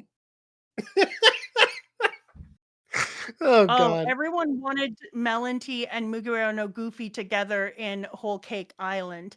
Especially Goofy. Goofy Melonteee, especially wanted you that. are under no obligation to give a side seat to Goofy. Now here's Yeah. the thing. I've already said to him, Goofy, you are allowed on, but I Right. am now holding it over his head. So Okay, if he yeah. ever does anything to me, if he ever says anything stupid to me, I say to him, Goofy, I can just take you off of the Whole Cake Island stream. You do have that power. And We he are shuts fully up. giving you that authority. Goofy, you should know. Yeah, she is I allowed to feel bad for disinvite you him. at any point. At any point, she can disinvite you. This is this is Or- quickly. I You're know. You guys went so hard with Goofy being like, "You were robbed. She's gotta let you on." Yeah, but and now you it's the funny. switch up I is take the funny amazing. side. We said you were robbed, Goofy. You were robbed. But I take whatever side's funniest. This is the funnier option. exactly. No, he's allowed on. He's fun to talk Okay. to when it comes to Sanji. But I said this to you, Drawk. I DM'd you, and I Yeah. can't believe he did this. He revealed what my favorite panel is He back in did. the stream that we did And that with we him. did. That was gonna And be do our you know icebreaker, how- but we felt like everybody knows, and also I didn't feel like you needed it. Well, everybody didn't know because I got No. so many comments on my social medias going, Mel, what do you mean that that's your favorite panel? And I'm like, why in the world am I being asked this? What happened? And I found out What? that It was our bum, stream? That's so funny. that Had bum no revealed idea. it. Oh, I feel He like we were revealed it. complicit in an outing, and I feel pretty uncomfortable about it. man, I didn't know he outed you like that. That's crazy. I thought this was I You know didn't know what? this wasn't publicly known. Hold the arc over his head in a big way. That is a deserved moment. I will. For those who didn't know, my favorite panel is Sanji crying outside Pudding's window. That is like my favorite panel ever in all of One Piece. I see it. I see your vision. Also, that's crazy. And it is crazy to know that immediately. Yeah. I am just such a Sanji Cryer fan, I'm afraid. But of course, it's not just the fact he's crying; it's everything around it. But Yeah, I don't know. no, Maybe we can. Scene holds up a lot. It's very, very emotionally weighty. But it's in the same way that It could have been very different. He could have been like, "Oh God, what the shit." About her face, about her third eye, about her attitude, about who she was. And No, instead she's he talking. was It's a just different like, scene. Different scene. It's after he's found out she's evil. Yes, it's that's after what she- I'm saying. He's Oh. standing outside. He sees her face. He hears what she's saying, and instead of being "what a stupid bitch," his heart cracks, and he's like, Yeah. "I thought we actually had something." I get Well, it. it's Okay. him thinking. It's him thinking. I am in a horrible, horrible situation. I'm literally in hell, but I have one savior, one thing I can actually bright spot. do, and that is be able to be good to Pudding, right? And then he hears, oh, actually, she thinks I'm useless, and she thinks I'm a failure. Feels about me And- the way my family does. And after Luffy, I'm pretty sure after his fight with Luffy, that's like the second time he cries in Whole Cake Island, because that's it. He's like, everything I've done is for nothing. It's all for nothing. Like, this is just, I am useless. I am a failure. There's nothing I can do anymore. I have to cry. There's everything about it is like, yeah, the lighter, as he's trying to literally trying to find a spark, anything just gets put out. There's nothing there, and he just silently cries. It's such a showing of how One Piece's emotional like scenes are just so good. They're so good because the whole time before that, Sanji was putting on a mask. Just all of Whole Cake Island, he's putting on a mask, and then that is a huge moment. We see the mark; it just fully breaks. Fully breaks. He's just like, "This is it. I can't do it anymore. I'm done. I might as well die." Anyway, that's why. There's many reasons more, but Well, I it's love beautiful that panel. scene. I don't know what my favorite. I think I said something last time. I don't know what I said. I said the Cindy, first gear did you fifth know what I moment, said? and I'm second guessing that. It mostly because it just feels too obvious. It feels too easy. I want to sit on it. I want to think about it. Jealous of you knowing your favorite panel. What? When I saw that panel, I knew. I was like, "This is it. This is the panel." I think I'm the It's so only well done. person that is someone suggesting Roger laughed. I think I'm the only person that he laughed didn't hit me that hard. I was like, yeah, okay, that makes sense. I don't know why it just made sense to me, but like the idea of laughing when he saw the One Piece, I was like, that makes sense. Yeah. What hit me hard with Roger was when we actually first saw him in the flashback, because I was like, "Why is he so sexy?" I was like, "He's so hot. What the hell?" I wasn't expecting him to be like that, and then he was just so fun and cute. He was like a big puppy, and I was like, "Okay, I love this guy. He's very fun." That's uncomfortable that I really found Shanks's evil brother sexy. I really was like, this is a problem for me. Mama, I that was really me. don't. That was me. I hate it. I hate that I find him hot. I turned the Well. page and saw Shamrock, and I fell out of my chair because why is he so You're like, attractive? oh no, oh, that's hot. I knew if Shanks showered, he'd be attractive. I knew it. It I just was took him so- conditioning. I was so ready for Hot Giants and Elbaf, and yet somehow Estrid did take me by surprise. I was like, oh yeah, no, yeah, she do be. And then she died, and she was terrible, and then she died. Yeah, awful and terrible. She did 3 things: be hot, Still be upset that I terrible, think that- die. Skull Daddy from Berserk is hot. You do keep calling him that. Well, because that's his name. What am I supposed not- to it's call him? so His name far is from Skull his name. Daddy. It is so far. I He's guess I so say it's hot. so far from his name, but it is one word difference from the name Skull Knight. But also, yeah, I'm sorry, his name is Skull Daddy. I'm pretty sure if you look it up, it'll say Skull Daddy. I'm pretty sure no, but yeah. Good I don't one. know. I don't care. Do we want to grade this arc? I think we want to grade the arc. I think it's time for closing segments. Y'all, this has been crazy. Y'all are insane. Okay, no, was gonna I want to say- tell Melonteee Oh, some yeah. of the different ways that we grade, so they Yeah. can choose for Well, themselves if they Melon want was going to say something, so should we let that be said and then we do the arc grading? I was gonna say real quick, this is a fun fact, and I found this out. In the Baratie, when Sanji jumps over he who shall not be named's flames and Uh-huh. says, "Moron, you can't be a cook if you're afraid of fire." Uh-huh. From that, some people back in the day guessed that maybe Sanji would incorporate fire into his You know what? like battle You know how That makes because sense. of I that like scene alone. incorporates, you know how Luffy incorporates his experiences into his kit? Sanji did the Yep. same because he saw Pearl light himself on fire and was like, I'm going to figure out how to do that because that's a power I want to have. Pearl, you've Yep. inspired me with your brilliant martial arts, is what Sanji said. Yep. And You one know, Pearl and Brilliant. a what?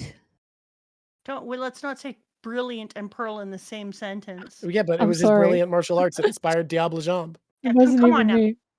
But there was also one more page that I feel is worth a mention and I really, really, really, really like. Uh-huh. And well, I mean, we totally skipped out when Luffy first saw Sanji and he said, "I found you my cook." First of all, that is crazy. Yes, I love That he that. said, "Found you my cook," and it's like, damn, What a he's cold already shot. decided this is mine. And you know, I love throughout all of Baratie how obsessive Luffy is. He's obsessed with Sanji. He needs Sanji to the point that when Sanji at the very end says, "No, I'm still not coming with you," Luffy goes, "Okay," but he's still holding on to Sanji. And Tell your Sanji hand- says, he says, "Let "Tell go." your Yeah, hand he that." says, "Tell your hand to give up too." Like he's so obsessed with Sanji, he desperately wants him on the crew. But Luffy still acknowledges, no, Sanji still needs to agree on his own terms. I can't make him come with me. Which is similar to Whole Cake Island, mind you. However, there's a really, really, really, really good scene when once again Sanji is fighting he who shall not be named. And Sanji had already jumped through the fire, right? Yeah. Directly after that, Luffy jumps through the fire, and Sanji is shocked. And Luffy, directly in front of Sanji, stops Don Craig's big spike ball from hitting Sanji. And Sanji is shocked. And it's like, we get this panel, I think the first panel of Luffy jumping in front of Sanji to protect and save him. And I feel like that is incredibly significant because, of course, that means a lot to Sanji for someone to protect him and save him. And I think at that point, after that, it's like Luffy is now different in his eyes. Luffy is now someone he is no longer just seeing as a chore boy. He's literally jumping through the flames to stop Sanji from getting hurt. And it's like, that means an insane amount to Sanji that someone is doing that to him. And I absolutely love that page and I love that panel of Luffy protecting Sanji for the first time. I think I completely agree with you. I think my favorite panel, besides Sanji bowing to Zeph and telling him he owes him his life and that whole thing and everybody crying floating in the water, is the Luffy's hand on Sanji and he goes, "You're right, you can go," and he goes, tell your hand to give up too. Yeah, which I love. it's such a good panel. And then there was, I'm sorry, because like there are so many. I know we were going to wrap up, but it's like I can't stop talking about Baratie. There was also one of my favorite things about Luffy in the Baratie is we are seeing truly just how aware he is of people and their feelings. He's incredibly good at reading people and understanding people, because we have Sanji telling Zeph, "No, I'll die before the Baratie gets taken out. I'll die before you die," or whatever the hell. Like, I'll die to make sure you don't die. And Zeph is like, I didn't ask for that. I didn't tell you to do that. And we see Luffy getting progressively more and more and more angry and upset the more he hears these two fighting, because Luffy is seeing what Sanji is not seeing, and that's Zeph loves Sanji. He's clearly like begging Sanji, "Oh my god, do not do anything for me or the Baratie, because I just want you to live." And Luffy's fucking had it. He's sick of it, to the point that he breaks off the Baratie's fins, because he's like, if we fight out here, this isn't the Baratie, and then we can fight to our heart's content, and Zeph won't get shot. Because like he sees exactly why Zeph is getting so frustrated. Because Luffy's the same. Luffy had the same thing happen to him and Shanks. Luffy had Shanks save him, and now he wants to live for Shanks. And now Luffy is watching like a pessimistic version of himself going, "No, I'll just die instead." Like, that is the most frustrating thing Luffy could possibly be going through in that moment of like, I know what you're feeling and you're going about it the wrong way. Listen to me. And directly after that, Zeph smiles again. Every time Zeph smiles, it's because he loves Luffy. He knows Luffy understands. So There's yeah, something so charming about Luffy always knowing what people need to hear, but never knowing how to say it. So he has to speak through actions. Like, Luffy persuades somebody through his words. He always has to say a very simple thing and then express through what he does that he exactly does understand their situation and what they need. Yes. All right. Are we ready to rank? And don't forget We're not. my very favorite part in this is Mihawk. Like, hats off, Mihawk. Watching your character in here, you came on in a big way, and then watching the way that you left, sailing off into the sunset without even sailing. I'm vanished. shut up. Shut up. The drama, the flair. I didn't mention this, but it's something I mentioned in our first review ever, that I think one of the most impressive things One Piece ever does is so many shonen, because it's all about power. You need to keep making the power level go up and up and up and up and up and up and up and up and up forever. And eventually you lose track, everything loses meaning, it becomes very silly. And One Piece, sure, it's over the top and silly, but it introduces the ceiling of where the power will go. Mihawk is still one of the strongest people in the world. He's so up there. And One Piece has stayed honest to his level for the entire series. We are introduced incredibly early to what the top looks like, and the rest of the series participates in this bracket set up by this moment. And we're only now beginning to look past that ceiling in the slightest. And I think that's really impressive writing to show that level of restraint for over 20 years, of staying within the bounds you've set for yourself for over 20 years. That's incredible. I love Mihawk because he's such an introduction of like the world when we get to see him. Because one of my favorite things he does is he tells us there are 4 seas. We didn't know this beforehand. Nami didn't tell us with Gaimon. I checked. He tells us there are 4 seas.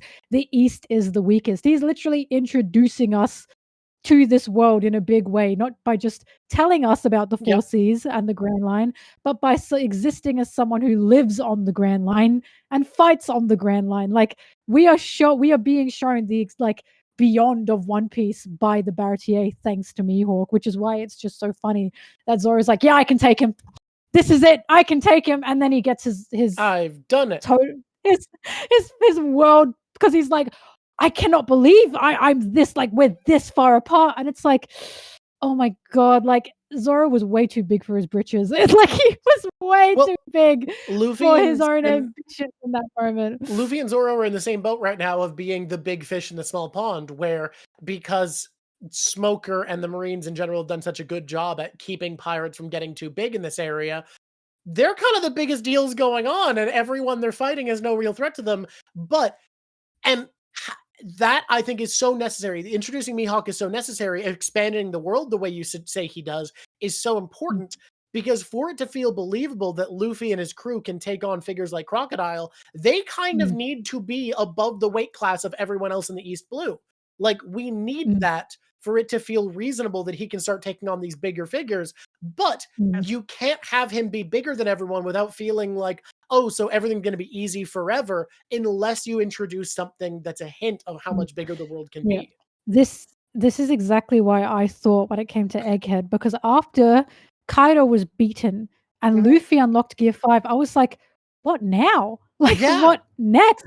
And then we get to Egghead and we meet the elders. And not only do we meet the elders, one of them dies. They were the weak link. Oda takes him out. Imu takes him out. And it's like, we have just been introduced to the fucking big like boys of One Piece, because I will stand by, the elders are on the top. This is why they have been introduced in Egghead to this point. They made the Straw Hats run, and the Straw Hats only managed to escape because of not Haki from Joy Boy. They were on the edge of their seat with the elders. They were being forced into a corner with them.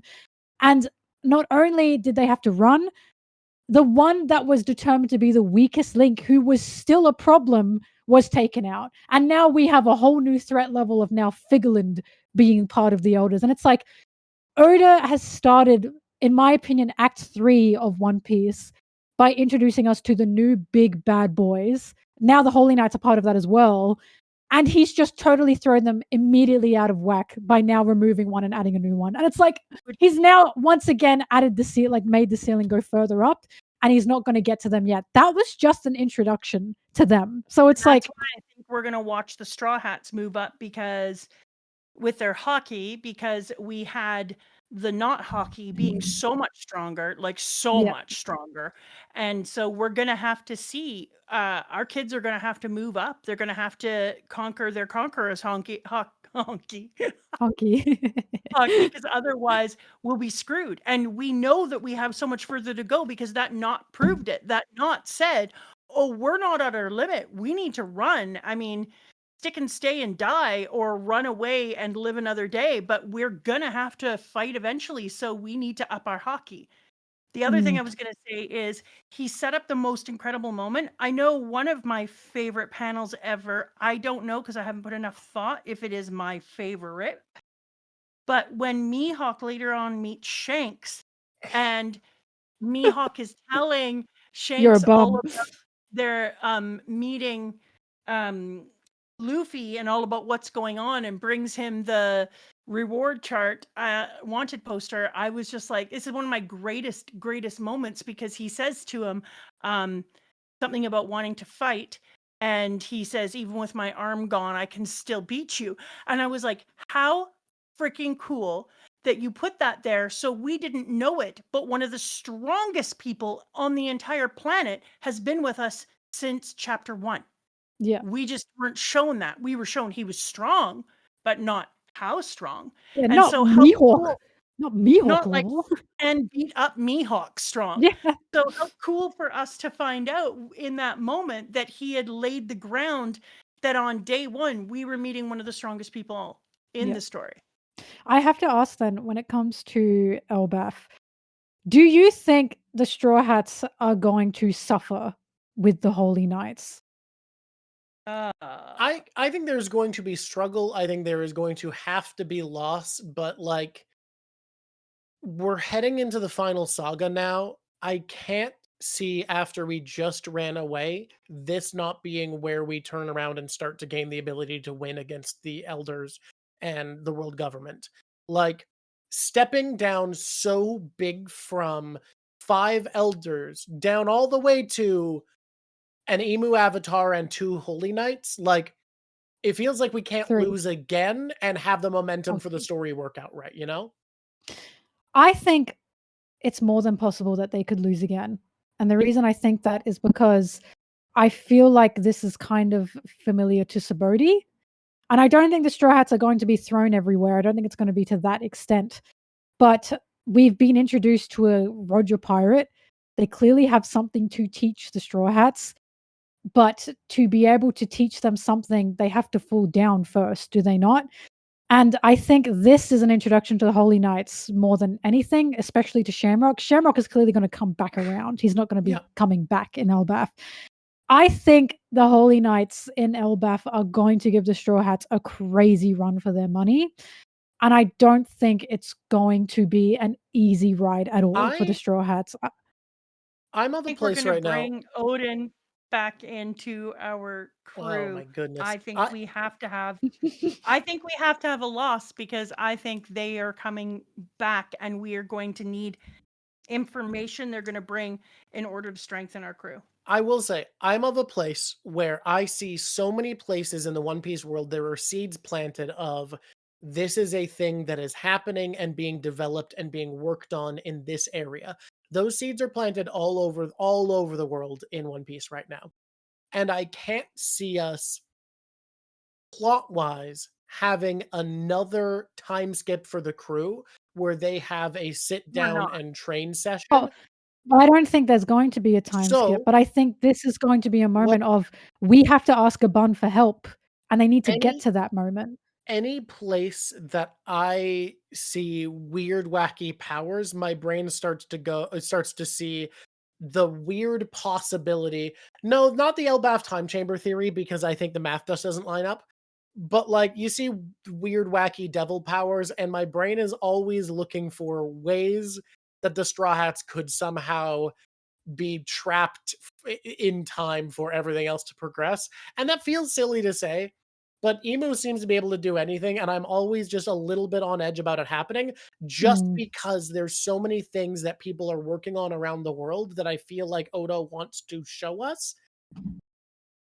But I don't know. That it I feels silly and reachy. I'm always No. looking for it. I'm it's always more so Oda has a habit of knocking down his characters to get them back up, as any Mhm. writer usually does. But like Yeah. I'm thinking about it to begin with, right? Like Yeah.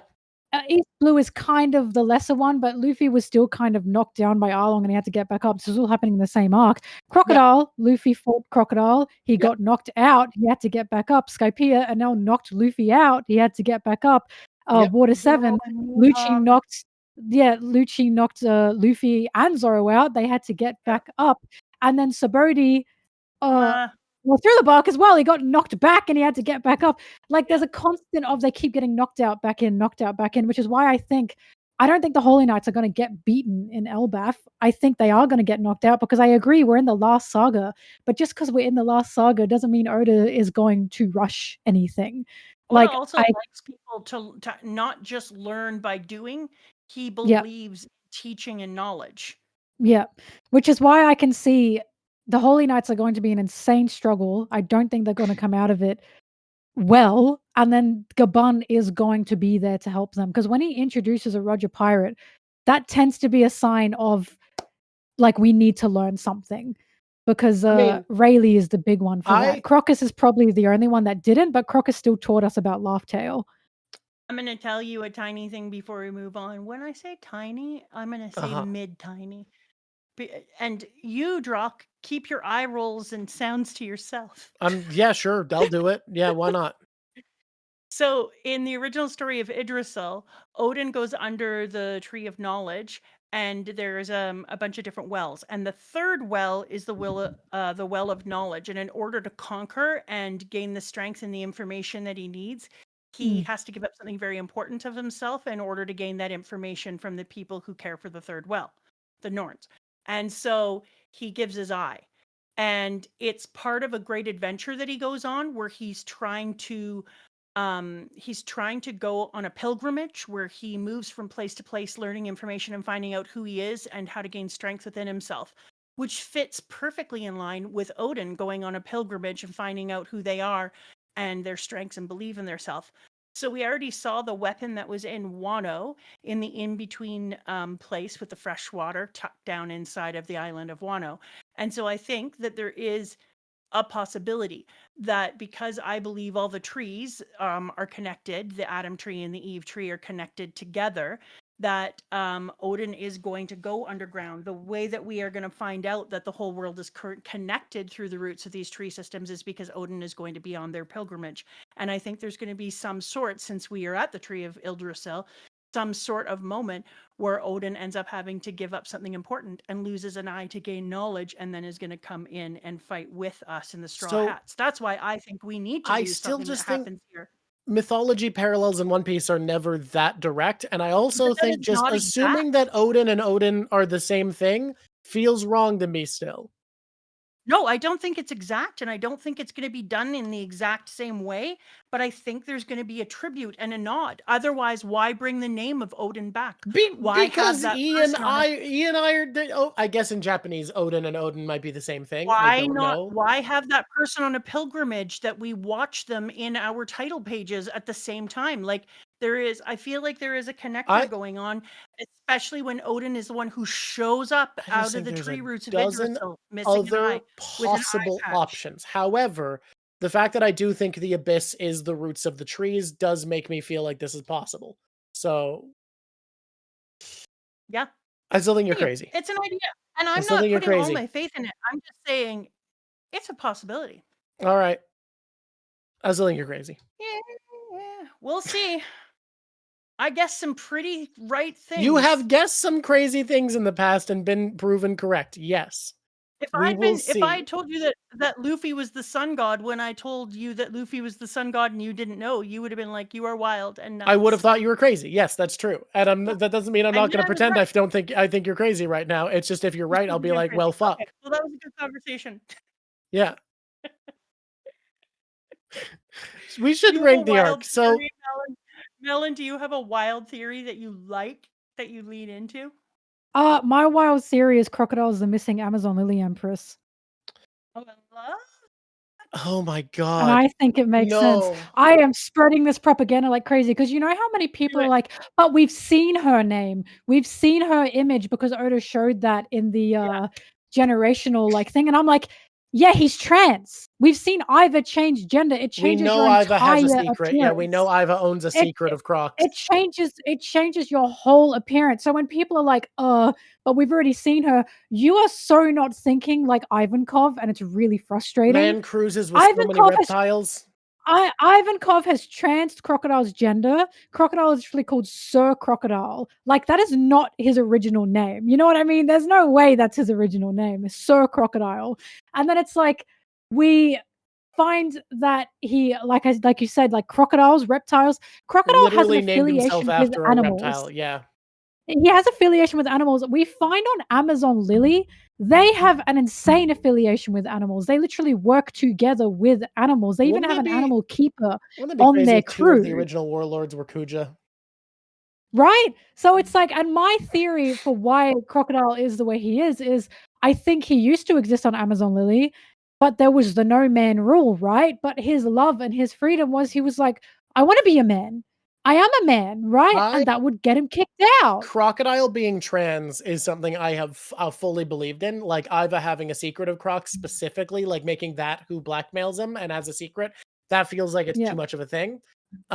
There's also apparently an RPG people have confirmed Oda liked that's not very popular in the West that has 7 figures, and they have powers that line up fairly well with the warlords, and the sand one is genderqueer, so that's a thing as well.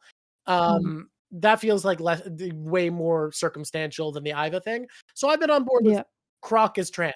However, have never considered where Croc as a woman comes from, and the idea of being the missing. Do the ages line up is the thing? Do they? The ages line up, yeah, because Bo is like 30 and Crocodile's like 40 something. He's of the generation of the missing empress. Also, he wants a utopia. For some reason, he wanted he also wanted a utopia. For some reason, he wants a utopia. He wants to like rule, and it's like I'm sensing that he is from somewhere that disregarded him and removed him for some reason, and I think it might be Amazon Lily. That's my craziest theory. That Crocodile's the missing Amazon Lily Empress. One day you're gonna find out it's true, and one day Odin is gonna come walking out with an eye patch, and I'm gonna tell everyone to suck it. Where did you put it? Where did now you put I have the to Patreon? ask? When you say Odin, do you mean Wano Odin? You don't mean like Greek? Well, she means Yamato, but she's saying that Odin is Odin. That Odin with an I and Odin or an E, she believes mythologically will fill the same role, and that Yamato taking on the name is taking on the role. And I think that she's crazy. However, I do straight up believe that the underworld, the abyss that they are traveling in, are the roots It was of the also sun my and idea. treasure trees. So I am also crazy, so who am I to judge? And I Yeah. also said to you that if you're at the Altry, which is where we are, that in Norse mythology, Odin gave up an eye. We were told that when somebody had to give up an eye and came out with an eye patch, that we No, no, were no. going to know that He- the end was within a certain number of He years. said we would I eventually see think a it pirate will with an be eye patch, and Odin. that's how we would know the end is coming. He didn't say someone would give up an eye, and that's how we'd know. That would be very Yeah, but- specific. But I'm just saying, when you have that character available and it happened in Idrisil, why not? It's a really you've got the whole out on a pilgrimage thing, same as Odin. You've got the whole needs knowledge in order to save the world, same as Odin. It would be a nice way to tie those suckers But together. why? not? Why Odin Well, for for Odin, 3 and why weeks not ago. someone like Loki who literally has cursed eyes and could have an eye Well, because plucked out? Loki's eyes are already cursed and were hurt. You meant Patreon. And so Patreon, I Loki understand is that. already too obvious, walking around with a bandage around his head. I think it's going to be a choice you I mean, have to the make fact in that order to Odin gain only had knowledge. one missing eye is the biggest reason I'd say not Loki, Yeah. because Loki's got the full. Odin has one eye, and it had to be a choice, and it had to be something that was difficult to give up. And I could see that being a pilgrimage. I'm think not you're sure, crazy. simply because Odin's name is Odin because of food, because Yeah. his father's name was like Hot Pot or Yeah. something. But Yeah. something that I've noticed that Oda does is he's like, why not put Someone- multiple meanings on the sucker? Why not Someone layer? confirmed for When- me when- if Odin, the Norse god, has a different pronunciation in Japanese than Odin the food. We must find this out. Well, the spelling is totally different, is the thing. Doesn't bother me. I love. But do they in a Japanese is layered the thing, moment. right?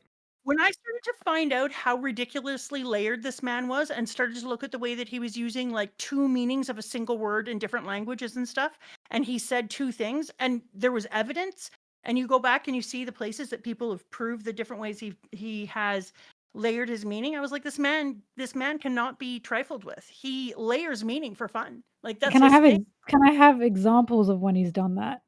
Oh my god. Do Oh my something God. specific. I'll You have better to have a good actually one. open up my- So this is the first time someone is actually listening to your Odin theory other than me. I So love this this. you need a compelling example. No one has Are you given you a doing- love space. this for me. Do you need I an love example? this Because so much. the only reason I'm not on board is because the While- pun of Odin's whole family is they were all like food While names, which is she- why I'm like, For I don't know. example, here is the thing that people use to suggest. Apparently, this woman is in the RPG is genderqueer or uses like primarily male pronouns. Someone said it's something romance too, and the fact that it has romance in the name, it makes it more compelling. But apparently, yeah, there you have a puppeteer guy, you have a fish guy, you have a sand lady who's genderqueer, you have a pretty lady, you have shadow guy, you have sword guy, and I don't. Is the other one doesn't seem very Kuma-like, but the rest seem to line up all right. NX Love, you Romance Saga 2, you have a whole argument. NX Love, I mean, if you want to make that your theory, because you are in the crew tier, so if you want to make that your theory for Defend Your Crazy Theory Week, wait, you did, because you were going to talk about Crocomom, which I'm imagining, yeah, okay, so this is going to come up. You are going to defend this, okay. This is like I said, I think Iva is the more compelling evidence, but this is one of the things people use because apparently Oda's played this game and liked it. This is one of the things people use to suggest that Croc is trans. Is this lady uses male pronouns, and she is sand. I mean, I still think the biggest example is that Crocodile knows Iva. Yes, that And to me is Iva's far like, more I significant.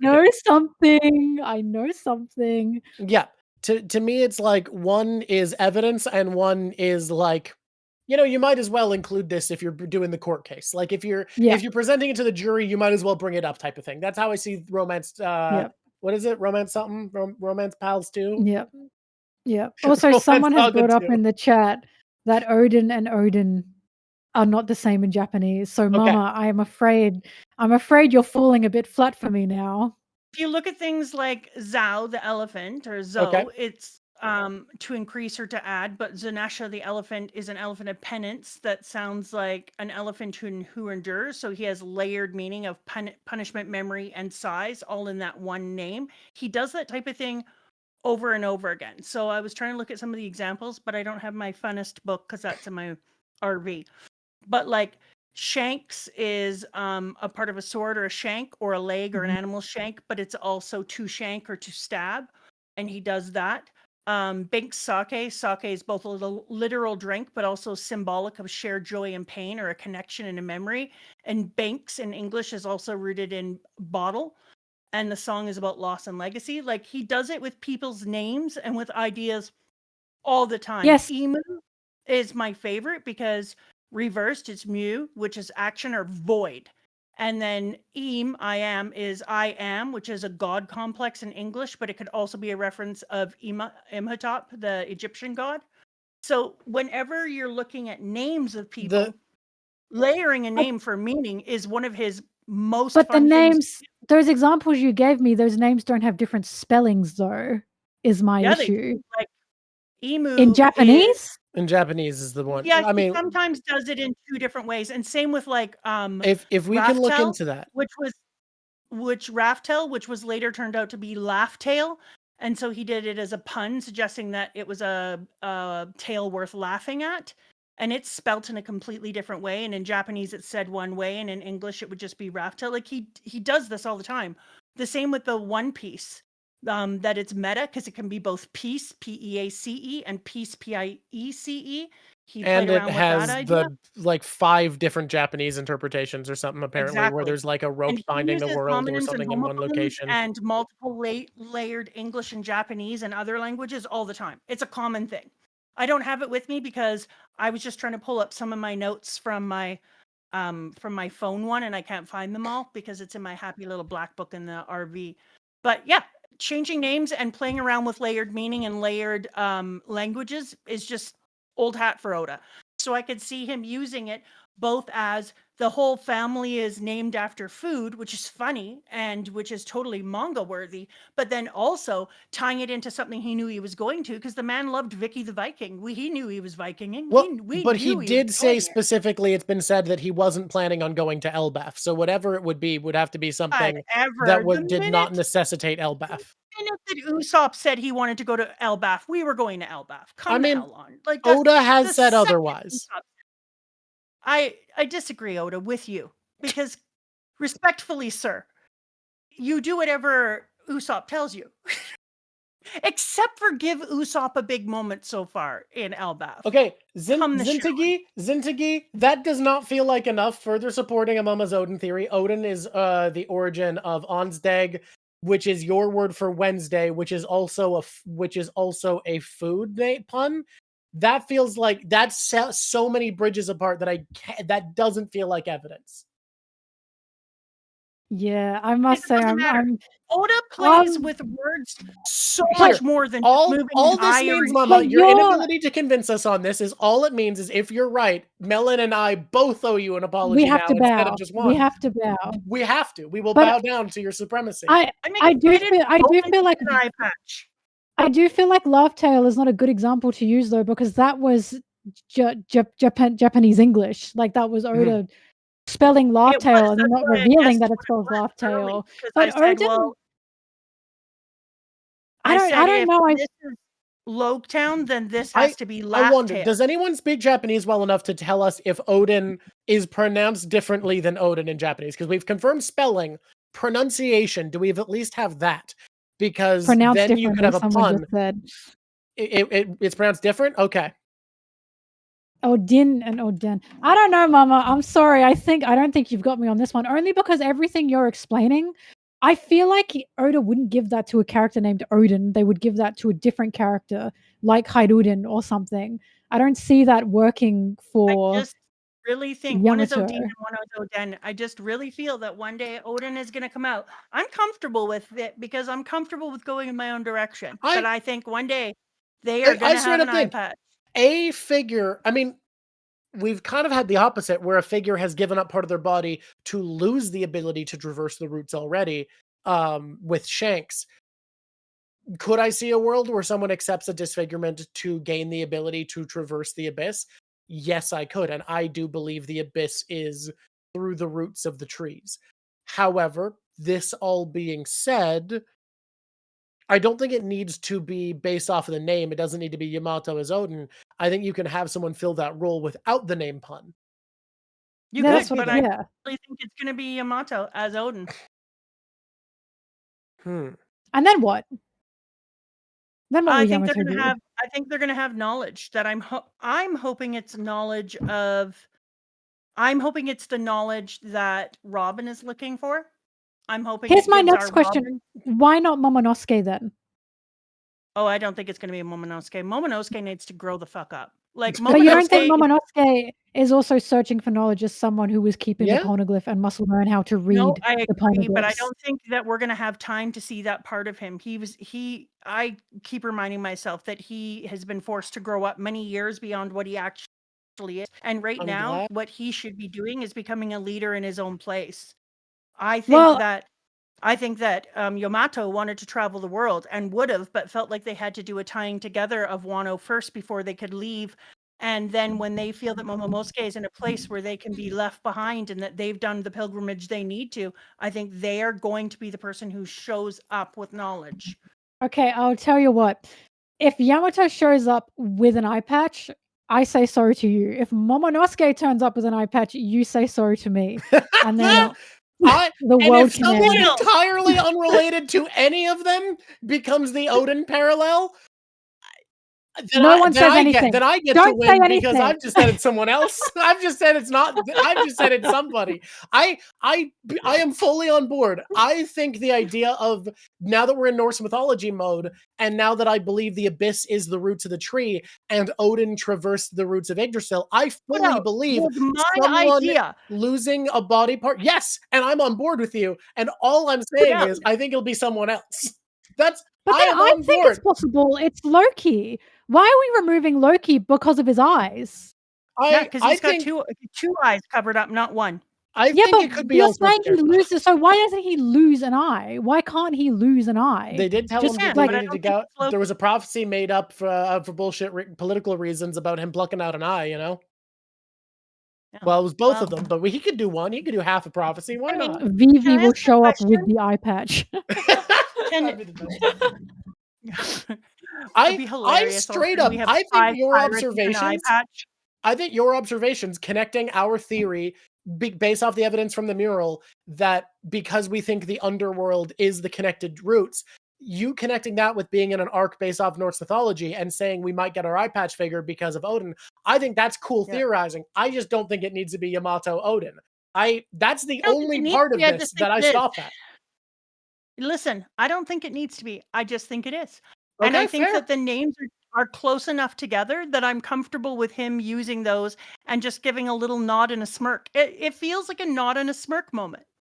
And I will say, there are so many people, Mel and I included, the entire chat, who are coming up against you with evidence that there are a lot of apologies you will get if this fully happens. I love it for me. I love that. Hey, can we make his eyebrow the tiniest bit thicker if I was like, Well, if I gave you a wink and a nod? Here's the issue is I didn't make it a vector layer, so I actually have to draw it thicker instead of just use a tool. Toll I am, hey? So how do we rate? How do we grade? So we have Okay, so two we're ranking gonna do it in systems, and two you get to different ways. pick. You get to pick which I ranking will system you tell want to you use. my way, Drawk will tell you his way. Yes, Mama, you Okay. explain your method of grading. Because I'm a teacher, instead of grading really clinically, I don't grade really clinically. I grade it all on its own, not against the rest of the story. I grade it as if it's a standalone. And I give it and You then go. Drawk does it different. I grade on a harsh bell curve, the bell curve of One Piece. This arc has shown up to class with every other arc through the history of One Piece. I grade on a curve, and I grade this thing that Oda wrote when he was 20 years less experienced against the quality of all that comes after. Okay. And I say that because we're walking back through, I'm the person who says each arc deserves its own shine, and I'm just going to grade it on what it is as its own thing. Clara, Gotcha. Strong World isn't canon. Oda has said Strong World's not canon. Stop can talking choose- about Shiki. I hate Shiki. Stop talking about Shiki in my presence. I Oh hate my that god, guy so Melon, much. You are you don't understand. on board with me Bitch of girl. being so sick of people freaking out about Shiki all the time? I fucking hate Shiki. I don't want to talk about Shiki. I Leave him don't- out of here. I don't care. It pisses me off. I don't care about Shiki either. Oh my god, I feel like I've been alone in this crusade. When Elbaf was happening and Gabon was first showing up, and I was like, "It's Gabon. I think it's Gabon." The amount of people who kept saying, "Nah, it's Shiki.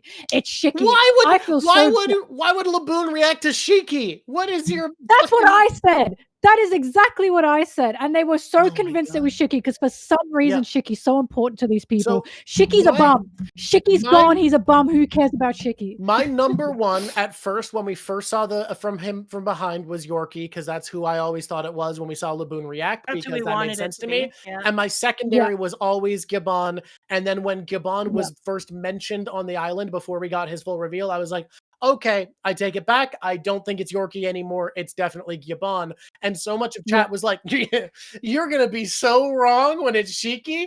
And then Oda they had were to go and so fucking hate smart me about by it. actually making Shiki be in the arc anyways. Yeah. They were so smart about it, man. They were like, it's not Gabon, it's not Gabon. And I kept saying, it has to be a Roger Pirate because we are entering a new arc here, like a new saga. Usually Oda will introduce a Roger Pirate I will say, for some reason. I've finally given up on my Yorkie is alive dream, because the only reason I was so convinced was we were shown a vision of just Saul and Yorkie. And I was like, okay, so Oda's reminding us of them so they can still be alive. But now that Gunko might be Yorkie's child, that's no longer meaningful. Then we have another reason to be reminded Yorkie exists if that ends up being true. But where did Gunko being Yorkie's child come from? So my reasoning there, it's what I think is not for sure, but the most likely explanation for her reaction about hearing the word dad while looking at Brooke and reacting. Also, though, I got that's my Cricket leaning, just because she doesn't look like Brooke. Cricket Bones is like know. a and Yorkie fanatic.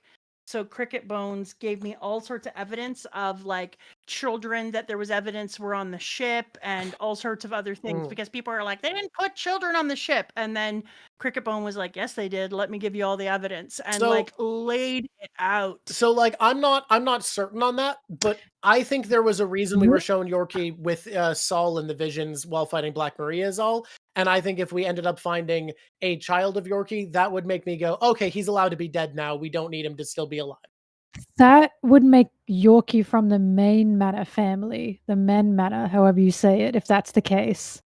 Yeah. Yep. Yeah, and okay. That's out there. I'm going to say that's out there. I'll think about that. We'll see how this plays out. We'll see how this plays out. Or his wife was, I could see him being a swashbuckling rogue and the wife left, and like I could see a lot happening.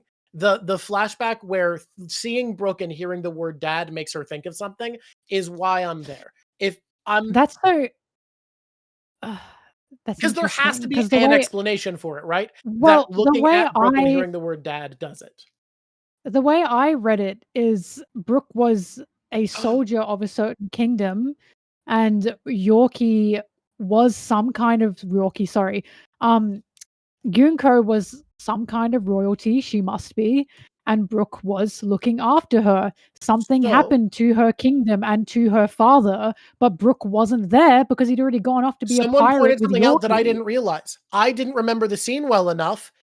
Yorkie wasn't one of the illusions in the manga, so I take back all of my points now. I think there doesn't need to be an alive Yorkie or an alive Yorkie's child. It also I forgot this. I didn't go back to check after I watched the anime with my wife. Notes. But I can't talk to it because I don't have Cricket's notes and I don't remember. My brain is too stupid. Oh, thank you for the eyebrow, by the way. That's very good. Okay. Yeah, I take it all back. There doesn't need to be any Yorkie or Yorkie the family. It was just Toei tricking me because I never went back to check that it was that way after watching the anime. I take it back. Now, I think it's still possible, but I don't think it's necessary. But anything's possible. Possible doesn't mean anything. That's not an endorsement. It's true. It's No. true. I always say, but what do I know? I'm not writing One Piece. Yeah. Who knows what can happen? The fact Pretty that awesome. Shanks has a twin brother, like, Okay. why should I believe anything anymore? I should just be along for the Look, ride. the Grand Line Review is right. The second clones got introduced, what is a reasonable theory kind of lost perspective. like you can just say clones about anything at this point, and like it's possible. I don't know. Clone. They've been doing that. They keep doing that. Clone. Clone. I thought Shamrock was a clone when I first saw him. Yeah, it's hard not to have that reaction now sometimes because it's like, yeah, clone. Why not? Fucking clone. Sanji, what have you done? Sanji, what have you done? Whole Cake Island has like started the clone thing. It did. You're right. Sanji, this is the Sanji tax. It hits again. Look what you've done, Sanji. Sanji, look Good what you've done to God. this series. Look at what your family did to us. All right. Because I All right, always so- thought Sanji. Sorry, I always thought Sanji was like a roundabout clone because he's like a quadruplet, and I think Judge did something to Sora's womb. But I'll just leave it at that. I'm going to give my ranking. Remember, this is on the bell curve of One Piece, which is why it pains me to say that the best I can give this on the bell curve of what's to come is like a B, probably more of a B minus, because I fucking love this shit. This is so good, and I'm saying I think I'm not going to do a B minus. I came in expecting a B minus, and I'm giving it a B instead, because frankly, the step up in quality of doing setup, handling themes, putting themes in the fight, implying character, showing character facial expressions and reactions is important. The step up in caliber of writing was actually a lot sharper than I expected it to be. So on my brutal, I have to compare this to everything that comes after, which feels unfair, but that's how I'm doing it. I'm giving this a B. That is my ranking. That is what I'm giving the Baratie. B for Baratie. All right. What do you think, Mel? You're going from. I can't do your A, B, C system because we have different gratings in Australia. So I'm going to go from 1 to 10. What are your gratings in Australia? Can you tell me what your D is different to our D. Do you know what I mean? Canada and Australia are actually pretty close. I'm going to look Perhaps, it up. but I'm going to look it just up. to be careful. Just to be careful, I'm not going to do that. 49%. It's 49 to like 35, I think, is a D, and then it's an E. Yeah. I just know it's different because of The Simpsons, but I know you're. No, you're America's is brutal. America's America's anyway, I'll go from 0 to 10 just to make things easier for me. Okay. I'll do both of your methods. So I'll do first we're getting Drawk, two. which is comparing it to everything. Comparing it to everything, I would probably give it a 6 out of 10. 7 out of 10, around there, simply because it is such a good setup for like ambition and dreams for what we are like heading into, with Mihawk being introduced, with Zoro getting the cut on his chest, with understanding how Luffy fights, what he fights for, with the Grand Line being introduced not just through Mihawk, through Zeph as well, mind you, and meeting a character like Sanji and me singing like the heart, how One Piece will progress now with like this kind of emotion and heart. I have to give that like at least a 7, I think, because it just set up so many things in such an interesting and compelling way that really struck me. Like, I wouldn't be as into One Piece, nor would I probably would have continued reading One Piece if Baratie were not Baratie. So I have to give it that. And then on its own, I'm going to be incredibly generous and give it a 9, only because I love Sanji far too much. Far too much. I will happily say he's currently my favorite character in all of fiction. I just love him so much. I can't not love him. He's such a loser. Like, he's such a loser. He's such a walking contradiction. He's such a problem, but he's also not a loser, and he's also not a problem. You know what I mean? There's just so much to him that just makes me cry. I just hit a realization. All of the exact phrases you've used to describe Sanji are how people endearingly describe girl failure characters, but for a boy. He's Yeah. just No, Sanji's a boy failure. his In my his heart, boy he's a failure. girl failure as well. Well, Like but that- I love Sanji's character so goddamn much because, like, I've always said it feels like I've liked other characters before, but it feels like they were in preparation for me to meet Sanji. And then I wow, met Sanji, and it's like, that's wow, this is it. that's This is my intense. guy. I just love him. I love everything about him, It's even his worst moments. I I love him. can't I can't help loving him. I can't But judge you at all for that because when you were like, he's my favorite character in fiction, I was like, that's extreme, and I went, but that's how I feel about Luffy. So like, you know, yeah. And then Sanji as well, like it's not just his character, but the Mhm. representation of kindness is so original in One Piece. And it was nothing that I'd ever seen before. And I remember this made me think this is different. This is different from other things I've read. This is feeling different from the way these themes are usually portrayed. There is something more happening here. Because I just think there's so many powerful messages there of the being kind is not easy, because I hate when people say, "Oh, it's just easy to be kind." Mhm. I don't think it is. It takes knowledge and it takes being taught. It takes empathy, which we must learn. Mhm. Kindness is something that is awareness, in my opinion. Not everyone has that. And it's the awareness of even if you are kind, there will still be consequences to your kindness. And that is truly what makes you kind, understanding the consequences and doing it anyway. And then there's also like the lesson of if someone has given their life for you, live. You live for them. You don't die. You don't give your own life back. You simply live. That's what they want. That's what someone you love wants you to do. They want you to live. And I absolutely love that message. Sanji's backstory with the food as well on the rock, it always chokes me up. It always makes me cry. I've never not gone through it without crying because it's multiple things. It's Sanji as a child starving on a rock. I don't like seeing kids starving. That might be controversial, but that really gets me. Really gets to me seeing that poor little boy starve. The desperation as well in wanting to survive, this tears as he says to Zeph, "Why? I never gave you a reason to be kind to me." It's just all of it is self-contained. It is just so much. It's so much when it's like that. The way we see Zeph and Sanji's bond develop, the way we see them love each other, the way we see Sanji want to chase something, and we see Zoro and Luffy inspire him to chase something. The way getting the all blue out of him is like pulling teeth. Like it's impossible to get him to cough up the all blue. It took Luffy beating an armada to get the all blue out of Sanji, right? Like that's how tough it was to get this dream out of this guy. Everything about Baratie is what originally made me fall in love with One Piece for sure, which is why I have to give it a 9 out of 10, because it's like the only reason it doesn't have a 10 out of 10 is because it's still early days and it's not Whole Cake Island. So that's about it. Fair. Awesome. Crazy how eloquent you are waking up at 2:30 in the morning, by the way. Like, bravo for that shit. Holy fuck. Thank you. Oh my god, right, I forgot about that. All right, Mama, what are you Okay. doing? Well, Oh god. Oh, the bones. all on its own, I'm giving it an A. It's not just Sanji's backstory, although Yeah. I love it. There's an idea of Luffy having idealism versus realism.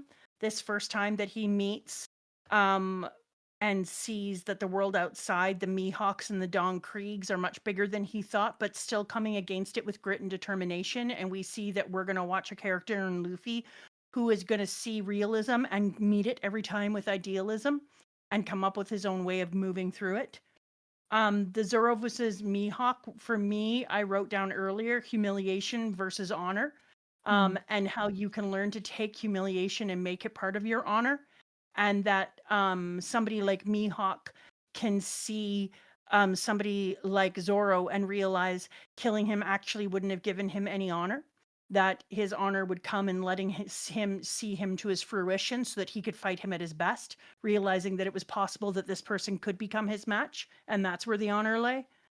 And then in a simple world, the floating restaurant in the middle of the sea was such an unexpected setting and so cool that I was reading along and we got there and I was like, oh, we're not just going to go to islands. We're going to have like such cool settings that I never have dreamed of. Just all of a sudden pulling a boat up to a restaurant in the middle of the sea. Where do you get all your ingredients? Who's coming? How do you know? How far off the coast are you? Like, you start to ask all these cool questions around it and start to think about, like, what other things are on the sea? What other things I'm going to find? And immediately after this, shortly thereafter, we go up Reverse Mountain, and I was like, oh damn, I knew I was right to put my faith in this.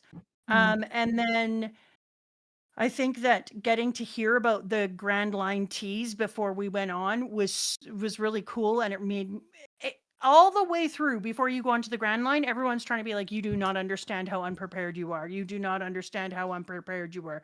And then we hear about Don Krieg's group, and we see Mihawk, and we hear about the tales of what it was like out there. And we realize maybe we really aren't. So he showed us the scaling, both of the world and of the powers, early. And I thought, that is so cool. And if I had only read this one arc, I would have been like, that was such a good read. So independently, all on its own, it's an A. It's not an A plus because it's not Impelled Down, but it's an A. Also, Impelled Down is an A plus plus. Yep. I was wrong. Was what? Oh, yeah. What's up? I feel like one more thing you can add to your art Yep. is a heart to frame the background there, just like a big heart. In the Just a background heart. that all this would be inside of. Yeah. I've been thinking about a background frame because that's a thing I often do, but I couldn't think of anything. So let's see what we can do. Because that a could heart be is not inside of only Sanji, right? But it's also Zeph and Sanji's love and the Yeah. love to chase your dreams and ambitions. Isn't that beautiful? I love this arc. Real quick. I think it's my favorite experience rereading so far because I think I really did in my memory not give it enough credit. I love Baratie. Don't get me wrong. I wasn't sitting here like, yeah, it's a shitty arc, or I wasn't one of those all that's good is Mihawk people. Like, I loved it. But like, I think I wasn't a good enough reader the first time I went through it. And coming back as a better reader and really, really taking in how well told it is, it was something special. I really enjoyed this. What happened with me with it is I wasn't expecting it. So I was kind of going through it with I'll read through it. And then I remember when we got to Sanji's story, I had to stop. And I was like, this is good. Like, I had to sit there and go, wait, this is good. Like, what's going on? I wasn't, because fun fact about me, I was not expecting to like Sanji. I thought I was going to hate him because I was told he was the pervert character. And I hate pervert characters because they're usually not funny, right? Yeah. And then we get introduced to him, and it's like, whoever was telling me that is so wrong. They are so wrong. He's got instances to him, but he's a lover boy more than anything. Like, I just can't get over roles he occupies. So it makes sense that people go there, but it does like it flanderizes him into just a one-dimensional thing. I agree. And it's like, that's not what he is. Yeah, yes, he's got an unsightly gag or two. Don't get me wrong, he's not perfect. But for God's sake, he's not the pervert character. He's so much more. And it just really frustrates Oda me. made him say and do some repulsive things because Zoro was supposed to be the one that everyone went after. And what was to like about Zoro more than Sanji? Sanji was cooler, funnier, said more interesting things. He had to nerf Sanji. Sanji was just too good. Sanji too OP. So he's like, oh, let's take a little thriller bark on this bitch. Now deal with it. And I was like, no. Oh, he's beautiful. Okay, that's it. That's beautiful. What a lovely little thing. I also, well, while Mom was talking, I briefly thought about how much I love that all of One Piece is all of Luffy's villains talking about how, oh, you're not ready. You don't know how big the world is until they're proven right. And then after the time skip, the vibe from the first real villain we faced, Doflamingo, instead of you're not ready for how big the world is welcome to the big leagues, kid. Anyways, time to show you what that means. Like the facade of you're not ready, you don't know how big it is dropped for in exchange of, yeah, I am how big it is. Let's see how you do. Yeah. One of my favorite panels in Thriller Bark is when Maria has just been defeated and he's got like a horrifying panel and he's like, you'll die. everyone you know, everyone you love, you'll die. You won't make it. Like, it's just so distressing and disturbing, that panel of Maria, because of course that's what happened to him. And now he's Yeah. projecting that onto Luffy I and mean, saying, you're not going to make it. You're if not it- ready for it. You and everyone you love will die. and if it wasn't for Kuma, he was right. They weren't ready. They weren't strong enough, and they were picking off fights that they weren't ready for. Like, but again, because of the convictions of who he was, Kuma wanted to save him. It again comes down to strength of character as much as strength of fists. For context, she says thank you, Ray. Moria as Maria. I figured, Raphs. I figured that's what was happening. I did Moria, pause for a sec to be like, Moria? Moria? Am I not saying it Moria. right? Moria? Moria. Moria. I think Moria. is where, which Is it my accent? it might be the accent. It's like It's more? you're putting emphasis on a weird syllabalism. More. like It's more because I don't say Moria. R. Yep. But Yep. you say it Moria. however you want. R was outlawed when they set up the Moria. camps in Australia. Yeah, Aussies, we don't say R. I always say like R. Can you hear it? I'm going R, not R. Because I always say Zoro's name is fucking Aussie kryptonite. It's horrible. Roro Noah Zoro. It's like the most disgusting thing for me to have to say. Roro Noah Zoro. Aussie kryptonite. Roro Noah Zoro. Oh man, that's good. What else do we do in our closing segment? Why don't we I think there was a thing. Oh yeah, we talk about what we think will be the epilogue for the characters introduced in this arc. I think Sanji is going to open a restaurant at sea on the All Blue. That's what I expect will be Sanji's epilogue. That's what I see for him. Here's what I think. Yep. If we go we go in order of mentor and mentee. Yep. Luffy was trained by Rayleigh. Yep. Luffy will become Pirate King. Zoro was trained by Mihawk. Zoro will become Master Swordsman. Sanji was trained by Ivankov. Queen of Kamabaka Queendom! Come on, Oda! I know you want to do it! Make him the new queen! It's right there! The cook, the fight style, it's all there! Give him the queen crown that you know you want to give him. That will be his epilogue. That's pretty delicious. I cannot see it happening. If it does, this is another thing I will apologize for, but also I will congratulate you on. But Dancing Vero saying that Sanji is a lesbian is so true. Kuma sent him to Ivankov for a reason. Kuma said, "I know what you are." even if he's not trans, he kind of has the cishet lesbian vibe. Cishet lesbian is a thing. It's a vibe that a lot of men give off, and I do see it in him. But yeah, Kuma sent Sanji to Ivankov for a reason. Sanji was paralleled with Bon Clay for a reason. Sanji has a very familiar fighting style to both Bon Clay and Ivankov for a reason. He's going to open his restaurant on the seas and also be the new queen of Kamabaka. I feel it in my soul. All right. I feel it in my soul. I think that Mihawk is going to end up opening a school for swordsmanship. I guess he is a character introduced here. I think he's gonna die. Yeah. I think he's gonna die, and Zoro has to kill his killer. He's gonna die. I think he's gonna open up a sword school. He's gonna get over his cranky ass crankiness and realize that he doesn't need to be a lone wolf. That in fact that you don't do any growing or changing as a person if you're always alone. And I think that he is going to open a school that gives confidence to young people. I think he's dead. That's something actually that I didn't really mention, but I think Zoro makes Mihawk quite soft, which is odd to say because it's like, but Mihawk looks really rough, you know. But Mihawk purposely kept Zoro alive. Like that was an act of mercy from Mihawk, what he did to Zoro. Then we get to Thriller Bark and we have Mihawk watching Zoro try to get out to the sea, and Mihawk is like, come back to my castle. The monkeys don't go near it. Come back and like, you know, let me help you basically. And he's being all weird about it. Like, oh my God, whatever. I mean, but he was like, I think you disappointed me for being so weak. And then Zoro says it's for Luffy and Mihawk's like, all right. Right. But the fact that Mihawk even wants to help Zoro in the first place, even just by bringing him to his castle, is like, there is a softness that Zoro brings out of Mihawk, and I don't really know why.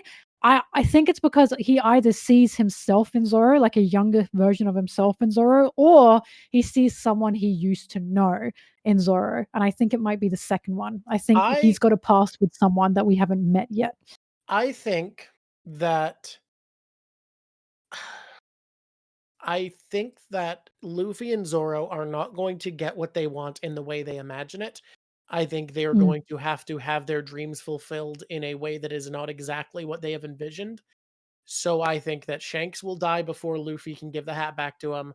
And I think that for a long time I was like, yes, Oh my someone's going to God. kill for a long. Yes, I actually believe that. And for a long time, Sad piece.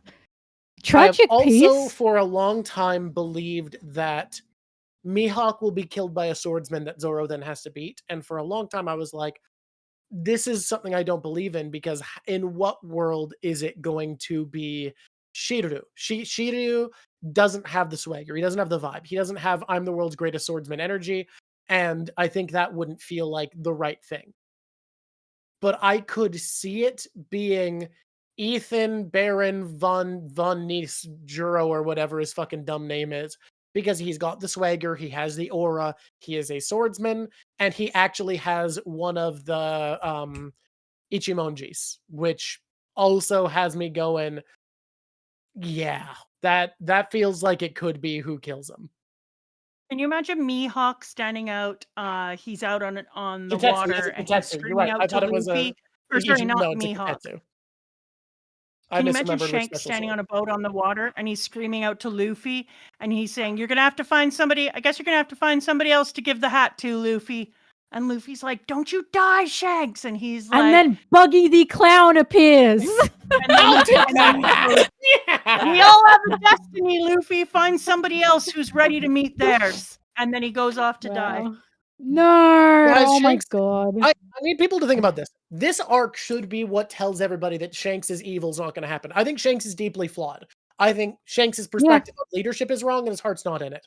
But you see here how One Piece is a series that defames people who don't put their cards on the table. It says that they are not the ones who make the big moves. The people who plan in the shadows and have these secret agendas are not the people who are rewarded. Sure, Emu is, but the world government is really the face of power, and they are honest. We are in charge. We are order. Blackbeard schemed for a while, and the second he made his move has been like, nope, you're right. You should try to fight me because I'm your enemy now. I'm the guy. The big movers and shakers aren't the people who are hiding their agendas in One Piece. People like Crocodile get ousted by Luffy. People like Don Krieg who lie about their agenda get ousted by Luffy. This is not a series where the secret schemers are the top players. I don't think Evil Shanks fits the narrative that One Piece is telling, and you can see that, in my opinion, in Baratie. I dropped Evil Shanks the second Shamrock was introduced, and then I fully dropped it forever when Shanks was like, I just wanted to chill with Buggy. I dropped it the second he said that. I was like, no, this man is not evil. He's just sad. He's just sad and depressed, and he just wants to live a chill life. But I don't want Shanks to die because I want Shanks to realize his life and just live. I just want him to sail with Buggy, man. I want him to sail with Buggy for one last time. You just know for a fact when, like, half the time he's on page, he's talking about Blackbeard that they have to meet. And you also know for a fact that the big bad can't get beaten by the mentor. And you know for a fact that Blackbeard needs to do something to build up his threat level to make us feel it. When you put those pieces together, it's not impossible there's another outcome, but it is the most likely solution to those facts of storytelling, right? Also, someone said, is Buggy my second favorite character? He's a favorite character, but my second favorite character is actually Law. And I did ask if I could be on Dressrosa, and they said Drawk and Mama Drawk, or Drawk said, well, then you're on 3 times. And I said, damn, all right. I said, all right, fine, you got me. I'm sorry. I won't be greedy. Yeah. I won't be big and greedy. I'm sorry. You could be greedy. That's fair. You could go on with other people too. Since you're letting Goofy on with you, I know, I'm maybe so you're kind and letting chivalrous. Goofy. might be lit, Yeah, as long as he maybe behaves. maybe convince Goofy to put in his hat for Dressrosa and then ask if you can guest with him. Yes. I don't don't know know. what he'd say about Dressrosa. I've never talked to Goofy about Dressrosa He said it was before. one of his favorite arcs. We Oh, talked to him did he? about it. Ah, see, I also sometimes don't he's right. know. Do we have somebody on Dressrosa right now? I think Not we do- currently. Yeah, I Okay. don't think so. Well, listen, it's 'Cause no we have pressure. people for faraway things like who was it that wanted to go on for Impel Down? Tekking. Mhm. Checking, right. All right. So Right. is there any other characters we want to do an epilogue for? I don't know. Zeph is fine. I don't think we ought to worry. Johnny and Yosuku, fuck, man. I think they're just doing it. I think they're living just in doing Allen what they're Park. going to be doing. They're chilling in Allen Park. They've made a home there. It's very cute. I think they're done. Well, Nummy's Island, not Allen Yeah. Park. You know, Oh, whatever. I it's don't called. remember what it's called. You know, Yeah, Island God, Island. Archer would kill me. Oh, he'd kill me. He just gave me a whole geography lesson for One Piece recently. Shit. Kokoyashi. God, thank you. Yeah, I'm trying my best to remember geography in One Piece to not make Archer go crazy. Oh, I can't remember. But, shit. that is Good an luck. area of weakness for me that I've got to would fill love in. to talk to Archer. Archer's so sick. But there was Arthur has helped me a lot actually. Whenever I talk about any translation stuff, I usually go to him and say, that's "Is this what this awesome. says?" He's been very helpful. But I was gonna say that while it's not like Baratie specific, one of my favorite things that Oda has shown is the Straw Hats when they've like grown up, right? Like 40 and 60 years Yeah. old. And I love Sanji's so dearly because at 40, he resembles his mother quite heavily. And then at 60, he Yes. resembles Zeph quite heavily. And it's like you are clearly seeing the two most important people in Sanji's life being mirrored through him at different stages of his life. And that's just so it makes my heart weep, you know, like he loves his mom so much. He's literally embodying his mother. He looks like his mother at 40 years old. And then at 60, he looks like Zeph. And it's like, oh, he loves them, you know? His particular future visions also highlight that Sanji's arc is not about like a nobody who's rising to accomplishment. It's about someone who inherently has a lot of potential because his bad ending is not a washed up loser who didn't become anything for himself like the other crew members. He's just kind of inherently that guy. It's losing himself to his worst tendencies and becoming like Judge. Yeah, still a big deal, but in the worst way. Yeah, Sanji's literally terrified of embodying the wrong person, like of representing the wrong person. He just wants to always embody those that he loves. That's why he's always like he's got his mother's heart. He clearly has his mother's heart and emotions that makes me weep. And then he's got Zeph's teachings as well in him in a big way. For the other kids, because who knows who they would have been if they weren't genetically modified? Like you kind of have to sit there and be like, we also didn't get to those other kids also didn't get to come into their own fruition. And then Sanji not wanting to be like his dad is just evidence he's not, because it's like what they tell you when you go into therapy. If you're like, is this a narcissistic tendency? Am I narcissistic? They're like, if you're worried about being a narcissist, you're not a narcissist. So if you're worried about becoming your dad and you don't want to embody him, then you're not. Don't worry. If you're worried about being a narcissist and you're not a narcissist, I'm looking directly at Doflamingo as you say that. The most narcissistic. He would be like, oh, I would never be a narcissist, he says. Like, oh my God, he's just so despicable. But that's one of my favorite things like about Sanji, right? His heart, his emotion, his kindness. And that's why eventually we'll talk about Whole Cake Island. But I always someday. But people hate Sanji's brothers, and for reasonable reasons. Of course, they hate Sanji's brothers, but the reason I will always be the person that will say, I understand they were abusive and disgusting, but the abuser here is Judge. Yeah, he is the abuser. And I always say, I know it's tough to look at the brothers, but this is why, even though Sanji was scared of his brothers and even had panic attacks with his brothers, he never blamed them for anything. It was just Judge. When he said, I'm not your son, you're not my father, he was only talking to Judge. He didn't look at his brothers and say, also, I'm not your brother.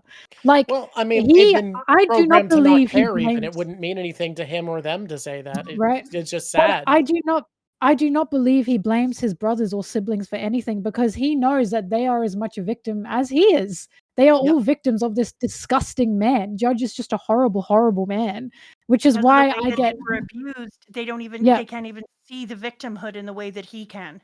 Yeah, and it's why I believe that Oda's emotional maturity and an emotional view is just so like refreshing and healthy, in my opinion, because when we get to the end of Whole Cake Island, it's Sanji disowning Judge.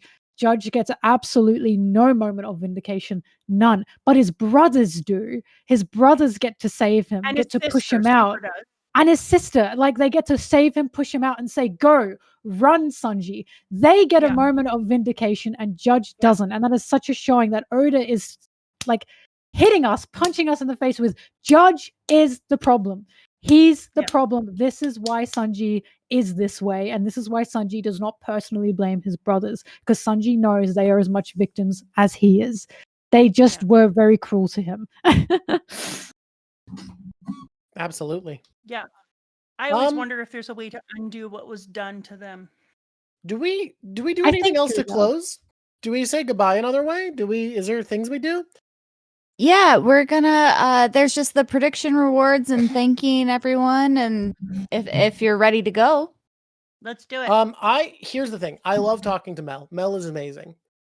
I have a bad cold, and this is the most I have been like on in 4 days. I think I need to pass out. I need to lay down. We don't usually we decided to stop doing the regular stuff we did before, like favorite character, Luffy, minor character, etc.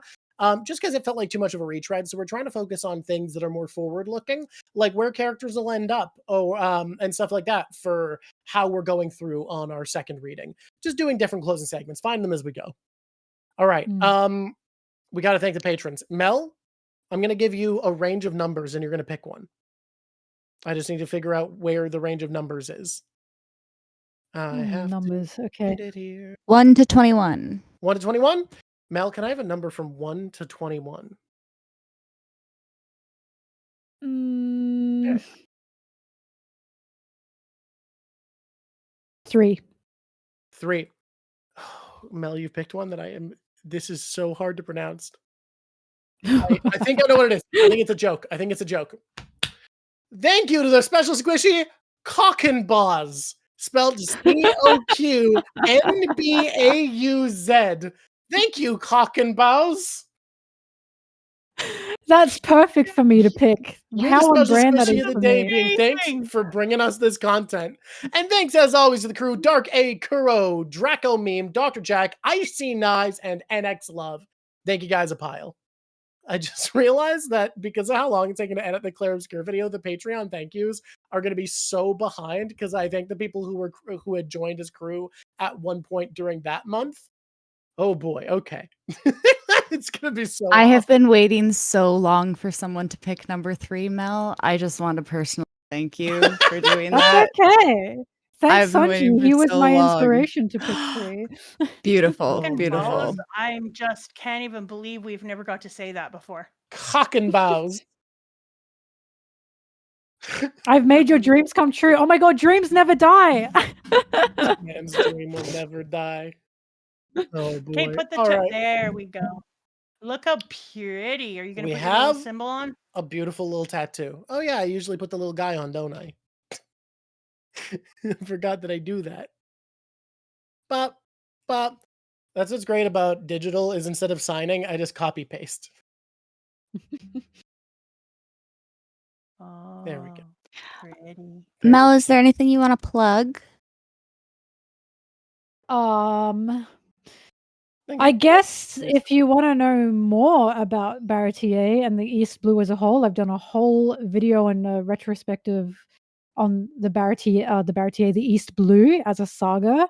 If you want to watch that, and if you want to know more about Sanji, I've done a whole video about Sanji as well. In fact, it's one of my most popular videos, and hopefully that will convince you to like Sanji. One of my greatest fates ever is convincing people to like Sanji when they previously didn't, and I will keep going until the day I die. Around me, you will like Sanji, whether you like it or not. Is that a threat?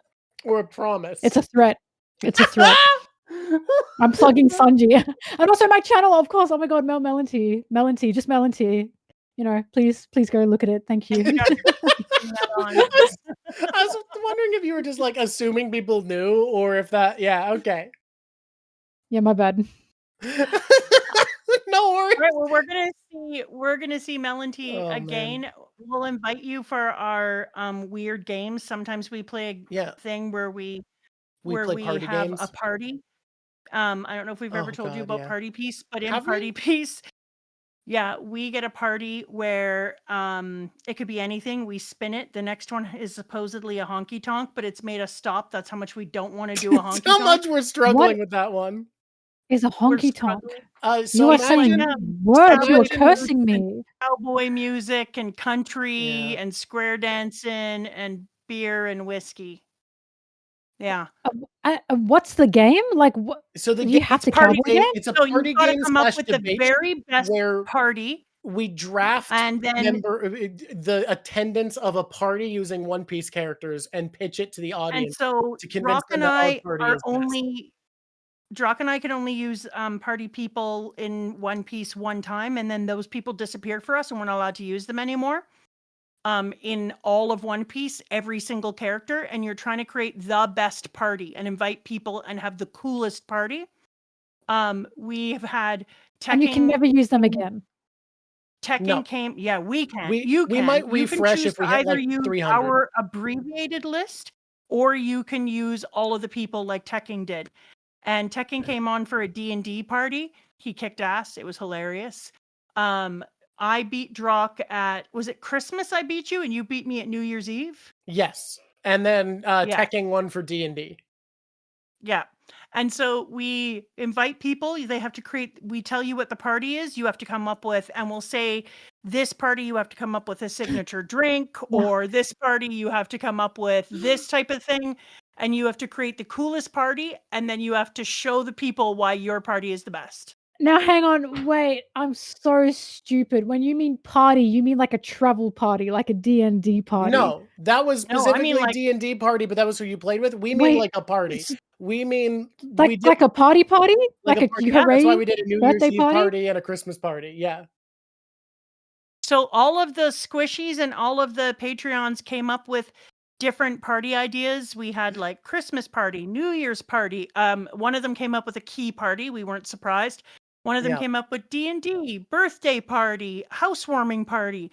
And then we spin a virtual wheel, and it tells us what kind of party is going to be next. And then we invite a person to come and compete at Party Piece with us and try to create the greatest party with all the characters of One Piece and the settings of One Piece in the world of One Piece.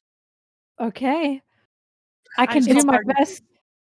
It's based around the idea of how great One Piece parties are, and then we started talking about who you invite to have the best party. Yeah. Mm-hmm. Okay, so even if Sanji doesn't fit in with the theme, I can still invite him to my party. Yes, you can. If you just think he'd be a great party attendant, yes. Everyone gets 2 straw hats, so it's just who gets them first. Because I was about to say, you put Sanji under a box with a stick and string, and you've caught me. So I'll do it. Luckily, you're gonna be a competitor if we have you on, not a judge. That's for chat to do. Okay. Chat decides who wins. I'll send you all the details. You know what? We have to kill the honky tonk though, because we're not having parties because we hate the honky tonk party. But I want to do the political videos first. Like I want to do those two before we do other fun stuff. Absolutely. Okay, what was the question people bet on today? The question was, will we have technical issues? And I am going to say I'm going to count for some reason Streamlabs not showing my drawing as a technical issue that I could have done nothing to prevent. Yeah, I mean, we went a few without a technical issue. It's happened. We went like 2. We did. We went like 2 without technical issues. You're overhyping how many streams we had without tech issues. It's not every time. And you had to redo Melontee's face to fit in again. No, Melon had to redo his face. That's not a tech issue on our end, so it doesn't count. That one didn't count. You had to redo my face. No, My you camera didn't work at the resized her. start, and then you changed it, and I had to be resized. That- Thank you very much. Okay, that See is, how that the is way I he very just remember. tried to blame me for that? Wow. How do you not remember Wow. sticking her head all? Their head went up to halfway through Wow. the comments at one time. Wow. Always a way to blame women, Mama. I'm Oh, and telling now you. you're doing it so nice. Always a way to blame women, Oh, no matter what. oh, come on. Ah. See, here's the thing. It's too funny for me to be mad. That's way too funny. Stunning. Oh man. Are All you right, guys Mel, ready to sign off? I'm ready to sign off. It's been lovely having Do you wanna Here's pick how we sign raid? off. It's terrible. Well, I'm gonna be setting up a raid. We're gonna raid Oak because Oak is back from vacation. We love Oak. Melon, the way we sign off is what I would call awful. Terrible. I usually will say until next time. Then my mom was like, well, I want one. And so she added in squish on squishy. So I say until next time she says that. Then my sign off is it's been lovely drawking to you. But when we have guests, we all try to simultaneously say it's been lovely drawking to you. And here's the fun part. And it's never gone well. We will fail. It has never once have we said it simultaneously. It will sound awful and bad. Try to say it faster than you think you should because of the latency, and it won't work. Are you ready? It's been what is it? It's been lovely drawking to you. It's been lovely Yep. talking to you. Yeah. And Okay. it's sucking is okay. Okay, go ahead. It is Starting from the beginning. expected. Ready? Everybody, Yeah. thank you for being here. We love having you. This was a blast. Have a good one, YouTube. And until next time, Squish on squishies. It's been lovely talking to it's you. been lovely talking to you. I was close to good, but you bailed. I was scared.